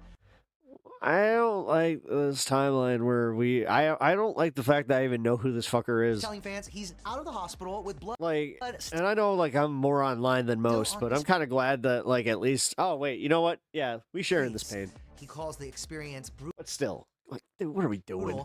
You do understand that they're manufacturing consent for this bullshit. Just the way that politics does, the entertainment industry is just like, look at this weirdo. Meanwhile, this dude that's reporting on it sitting in the back fucking hitting himself with a hammer. The worst part of tonight was my face descending, aka getting scratched up. Oh, jeez, these guys. Why? And they're not treated like the biggest douches. That's the problem. They really are just the biggest douches. Cheers. All of the substances are just to cope trying to feel neurotypical while being in public. And so we can see that Clav's biggest concern from that last clip is his moneymaker, his face, and how it's number one. He needs to get diagnosed. Scratched up. But both If he's him not and already. Entertainment Tonight really kind of downplay this whole thing or try to beautify it. Intelligence maxing. ODing is very ugly. It's very dangerous. There's actually clips intelligence of him being maxer. carried out. Let's take a look. It makes at it a little me. more real. Or don't, because I'm so ugly, I intelligence max, and that's all I do. John Wagner. Hi. What's up, man? Welcome to stream. Clav has a few things going on. Yeah, not good either. Dude, I know that he gets paid too. Whatever. Great. Just another shining example that it's yes, it's totally hard work that fucking pays off.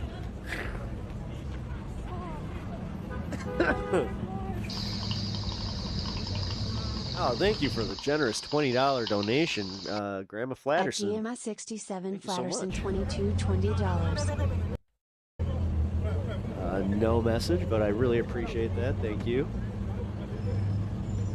So there he is, a role model of a generation. Hey, I gotta add Being this. carried out, All an right, ambulance here. pulls up. They don't Oh, boy. even put him in the ambulance. They You know what? instead Fuck put him it. in their own No truck and take shame. him to a I'm bringing hospital. out the calculator for EMTs this. in the ambulance can significantly boy. help and reduce the Right? dangers. Or, But this is or- where we're at.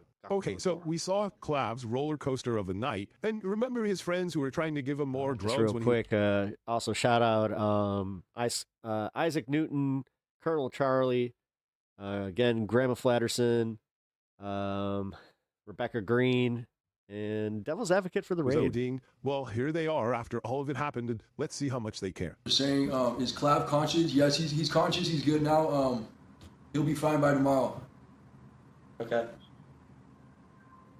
Yo. All right. Did ASU frat leader do it? What do you think of the ASU frat leader? They're saying, what do you think of the ASU? Shut up. That brings us to the courtroom, and the entire internet has turned on him, and rightfully so. He took down one of the better channels that we on this channel are fans of, Tino Casino. I guess he made a phone call to someone at YouTube. Friday night, both Tino Casino's channels were taken down. Oh, really? That was the quartering that did that? But this all What? Stemmed Oh my because god, Kino for Casino real? was making videos about Jeremy, Damn. making claims It's very that rare he is that I fucking am like, oh, I remember and this that. is a big no-no if you're on the right. I didn't know it was the We recently quartering. made a video about how the quartering was celebrating Donald Tracks. Trump's big win in the Iran peace deal. You know, the one that lasted about Oh, 30 I'm seconds. talking And we about briefly my mentioned the whole life. cupcake. Right. But in reality, this is all just kind of stupid. Like the fact that so many on the right have this problem with cuckery. Like there's all kind of kinks out there. And everyone's going to have their own kinks. And there's even safe ways to explore them through pornography to figure out what turns you on. And so for everyone on the right to shame anyone who's a cuck is kind of silly, especially when they're all a bunch of closeted homosexuals. But here we are. And again, we're not trying to justify the quartering, and we definitely aren't justifying his actions of taking out Kino Casino. I guess we just think it's dumb that everyone on the right thinks this is a big deal and the quartering shouldn't even care. Had he not cared, he would have never got into any trouble. But in all of these outcomes, what we've seen is everyone turn on these people. Whether it was Sneeko and his far-right audience, or Clav and his Look Maxer friends. You know, the ones who were trying to give him more drugs when he was ODing and had such thoughtful remarks afterwards. Or Jeremy, who... Dude, we're watching this in real time. I think that everybody, especially like if you're kind of like, I know that I've talked to some of my friends that are on the spectrum that really had this like much bigger than I did. But I know the feeling where it's just like you have this like hard lesson where you're just like, oh, I'm hanging around bad people that don't give a shit about me. Who the entire internet is pointing at and laughing. And I guess that's like something that a lot of he has his own again, sexual kinks. the friends on the spectrum Like, go through, where they're just like, yeah, you do, and then you're trying to like make you're just trying you do, you know, you're more apt to abuse substances because of it. A YouTube or some type of social media account with I just realized what just hit. Become famous. I mean, look at the outcomes of these three people and ask yourself, is this something you really want? And while a lot of these behaviors Cartoon cats always have big eyes. Right, it is feeling more normalized as just an internet societal thing. Really just kicking it out. All right. Again, here I want y'all to do me a favor and follow Dark Brandon. Dark Brandon is a hilarious channel. And also somebody in my chat brought him to me. So always appreciate you guys bringing something like that. All right. Yeah, I'll cover this one tomorrow because we're getting close to the 420. Because I got the dude. This was the one that I couldn't wait to show you guys, and I was so bummed that I couldn't show you guys this on Friday. This sovereign citizen video is insane right off the bat. So when I hit play, just be prepared, guys. It's gonna like I just want you guys to know. Like I hope you're not drinking anything because I would do a spit take at it. All right, let's go. Your Honor, I have a quick question. Okay. So I suffer from anxiety. I have my vape in my hand. Is it okay if I hit it?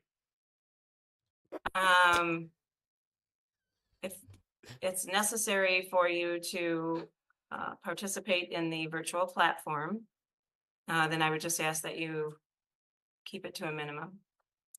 I was just going to hit it once and I will be all right. Okay, go ahead. All right. Thank you so much. You're welcome. Thank you so much.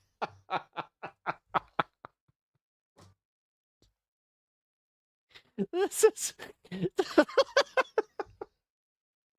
I know. This is I'm telling you guys. This is chef's kiss all around. Excuse me, Judge, I suffer from severe anxiety. Stringer 24-0-1173. Good morning, Your Honor. Samira Malus on behalf of the people. Good morning, Judge. For the record, David M. Sunutko appearing on behalf of Mr. Stringer. All right, Mr. Stringer, state your name. I don't acknowledge myself as Lynn Stringer. Here we go. I'm a living entity. I'm a living entity. Here we go. Here we go. Okay, is there another name He's speaking the language that you go by, sir? I feel like we're becoming, you know, Living one of entity, those I'm like a beneficiary, so I go as a interpreters. job. We can And I want to interpret these find that guys. counsel. I don't want I speak sovereign citizen. All right, so there's a I'm number of traveling. things to unpack here. All right, so I don't acknowledge let's myself. I'm a living entity. walk through this. I have an individual before me that is listed as an Oakland County Jail inmate by the name of Dude, if I was doing it, oh my god, that should be my wrestling character.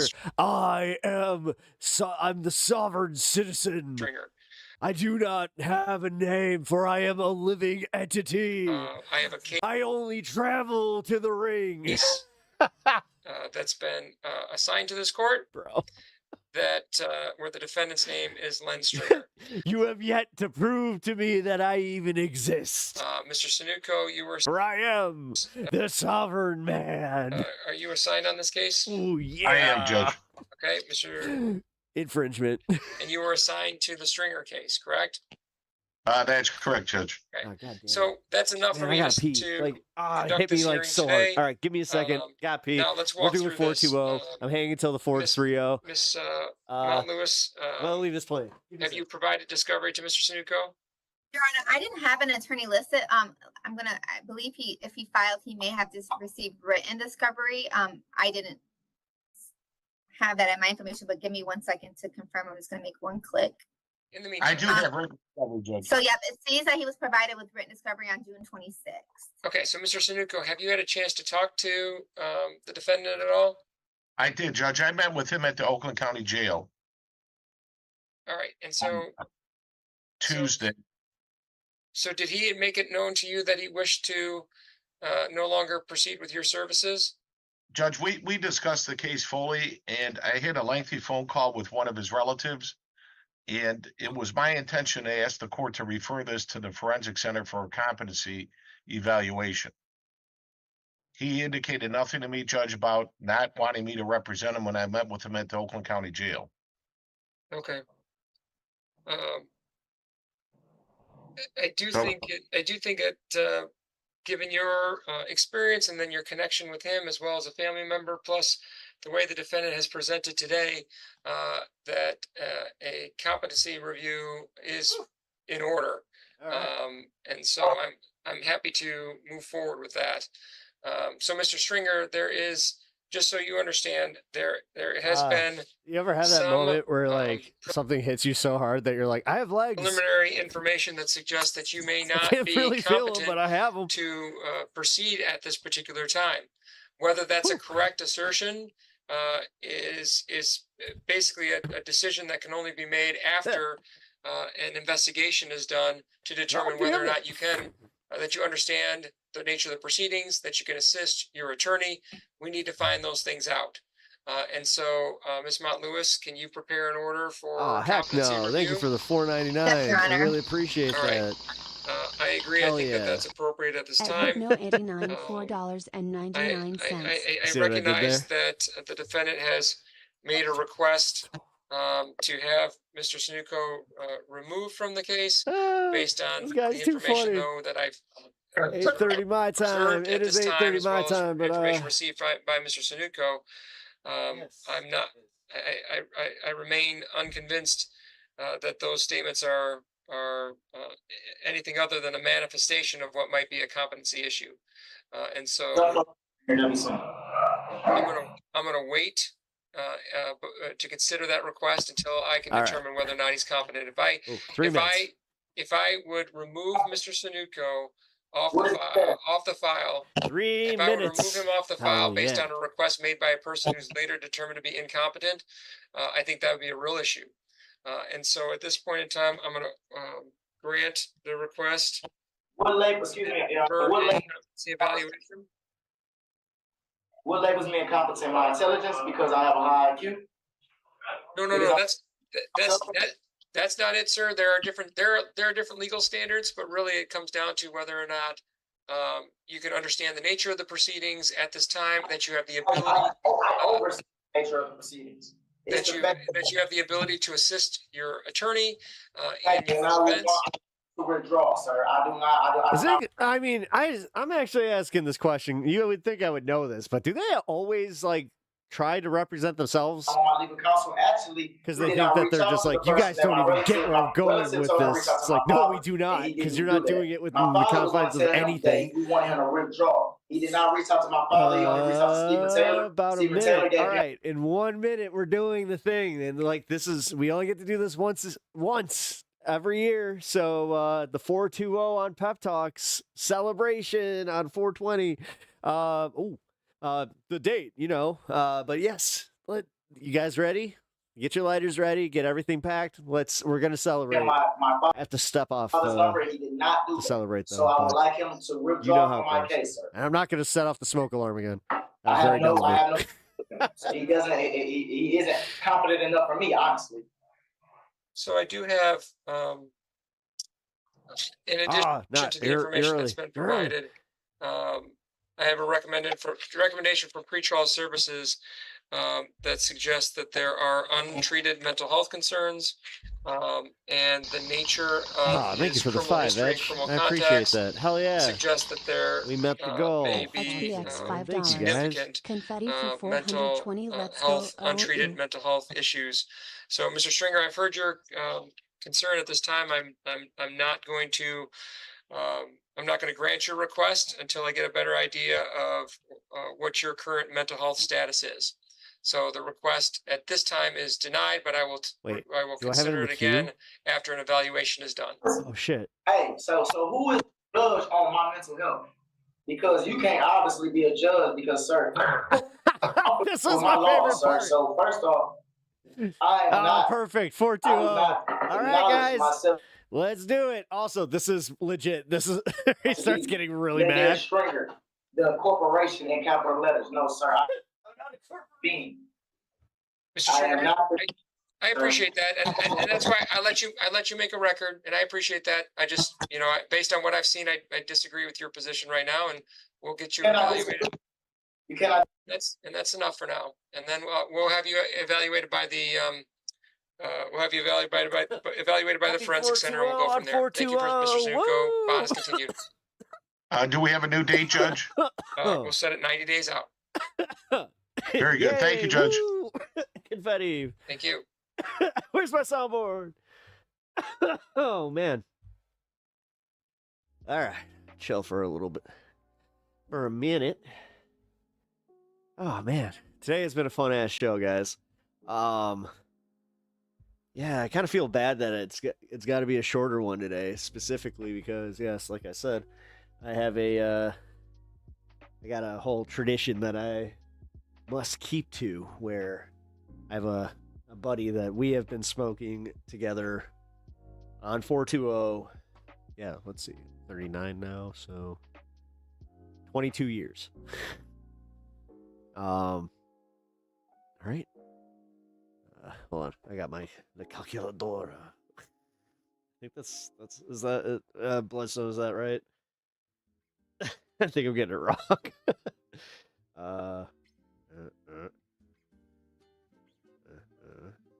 Yeah. Yup. 22. Happy 420. Daisy died on 420. I just realized that. I mean, honestly, yeah. My dad, so like my dog, my first dog, he passed on tax day. So every tax day I get reminded. Which, you know what? Yes, it's sad at first, but realistically, like I said, man, like now I got my memories. So I look at like pictures, might shed a few tears, but I also, Pep's gonna abandon us. Yeah, unfortunately, I'm sorry, but yes, I must keep to the tradition. I feel horrible that, that I must disappoint some of y'all, but like Jerry always says, it's always 420 somewhere around the world. Yep. Yeah, Jerry actually shouted me out today in chat and MR for the little time I was there. I mean, I'm still Pep out here cheating on us with his most intimate inner circle. What a jerk. Yes, Pepaganda. That's right. Let me get my plugs out. So yes, I have Pepaganda tomorrow. How long until I leave? Like another 5 minutes max. I I mean, I want to go to the 430, but I'm being disrespectful, if I'm being honest, because I said I was going to go to the 420. I forgot that I started late. So, yeah. You've been streaming a long time today. Thank you. No, I appreciate that. Thank you. Thank you. One more sovereign sit. Oh, let's see. All right, here. Let's see. Do we have one that's like 5 minutes long? I need a quickie. I need a quick sovereign sit. Just a quick one. No, not explain. Sovereign sit.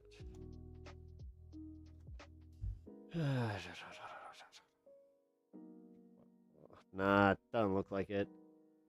I mean, the ones that I do have like a sovereign citizen list, but most of them are like right around a half hour long, and yeah. But I do. Pep too cool for us. Nah, dude. Y'all are fucking great. Y'all are fucking, dare I say, rad, groovy. What's some other ones? Leave max. I'm leave maxing. You know, I might have to bail on that one. Freaking line of the night, bro. All right, guys, but no, I do have to say goodbye. I just realized the new cherry float Coke flavor isn't worth it. Kind of blah. I wish it was Pepsi. My wife just got the black cherry Pepsi float thing. She loves it. And oh, dude, I tried. You guys got me stun locking, but I did try the Mountain Dew, the cream soda Mountain Dew. It's fucking actually great. I don't even drink Mountain Dew. Like, I really don't. But yeah, Pep, I hope you have a fantastic time. A tradition like this cannot be broken. No, it cannot. And like I said, I feel like I'm being disrespectful at this moment. So I should probably just wrap up. Have a good night. Happy 420, everybody. Yes, bro. I buried 4 dogs, 2 grandparents, a wife, and I still have both parents. I'm okay, you know? Oh, Josh. Well, you know that you got this. I mean, I know. Sometimes I get how it feels, but just remember, you got a community here, and we're here for you. We really are, man. I can speak for myself. I'm here to entertain, but also just to kind of remind you, hey, it'll be okay. It sucks, but it'll be okay. But all right, guys. With that, I do gotta go. I can't even wait for the even wrap. So I'm gonna just play the outro, and I will see you guys on Pepaganda tomorrow on this space. Wait a minute. I didn't do my plugs because I started stun locking and doing that fucking shit. Here. All right, here we go. Follow me on this space if you do not already. Also, please hit the like button on your way out. Double tap the screen. If you guys can also subscribe to the channel. Haven't even checked that yet. Oh, my Lord. This is how you know I was having a lot of fun. Oh, thanks, guys. Cool. Like, yeah, doing well. Dang. Yeah, no. No, dude, I'm definitely like, I'm elevated on a whole different level right now, too. Wish I could stay, but gots to go. Appreciate y'all. I will see you guys tomorrow on Pepaganda, noon my time, 1 o'clock Eastern, and then for my show, play it by ear. I think I'm gonna start at 4. I'm gonna start at 4 because I gotta take that hour off. I gotta eat. See, I'm behaving, guys. I'm actually planning my meals in between streams. Yes. So bring your friend on next year. I will actually bring. He'd be great to have on here. I would love to. I'll talk to him about that tonight. All right, guys. I love y'all. I will catch you tomorrow. Good night. Who the heck is Pep Talks? I'm not gay, but I fantasize about Marco Rubio. Oh, happy 420. Pep Talks. Pep Talks. Let's eradicate the Kung Flu. I'm literally coming. Pep Talks. Pep Talks. Who the heck is Pep Talk? They want our women. They want our children. Pep Talk. Sometimes no means yes. Grab them by the Pep Talk. Grab them by the Marco Rubio. Obama is a racist. Pep Talk. I'm literally coming. I'm Pep literally coming. Pep Talks. We found weapons of mass destruction. My fellow Americans, it has been confirmed today from Pep Talks that we are indeed all high on politics.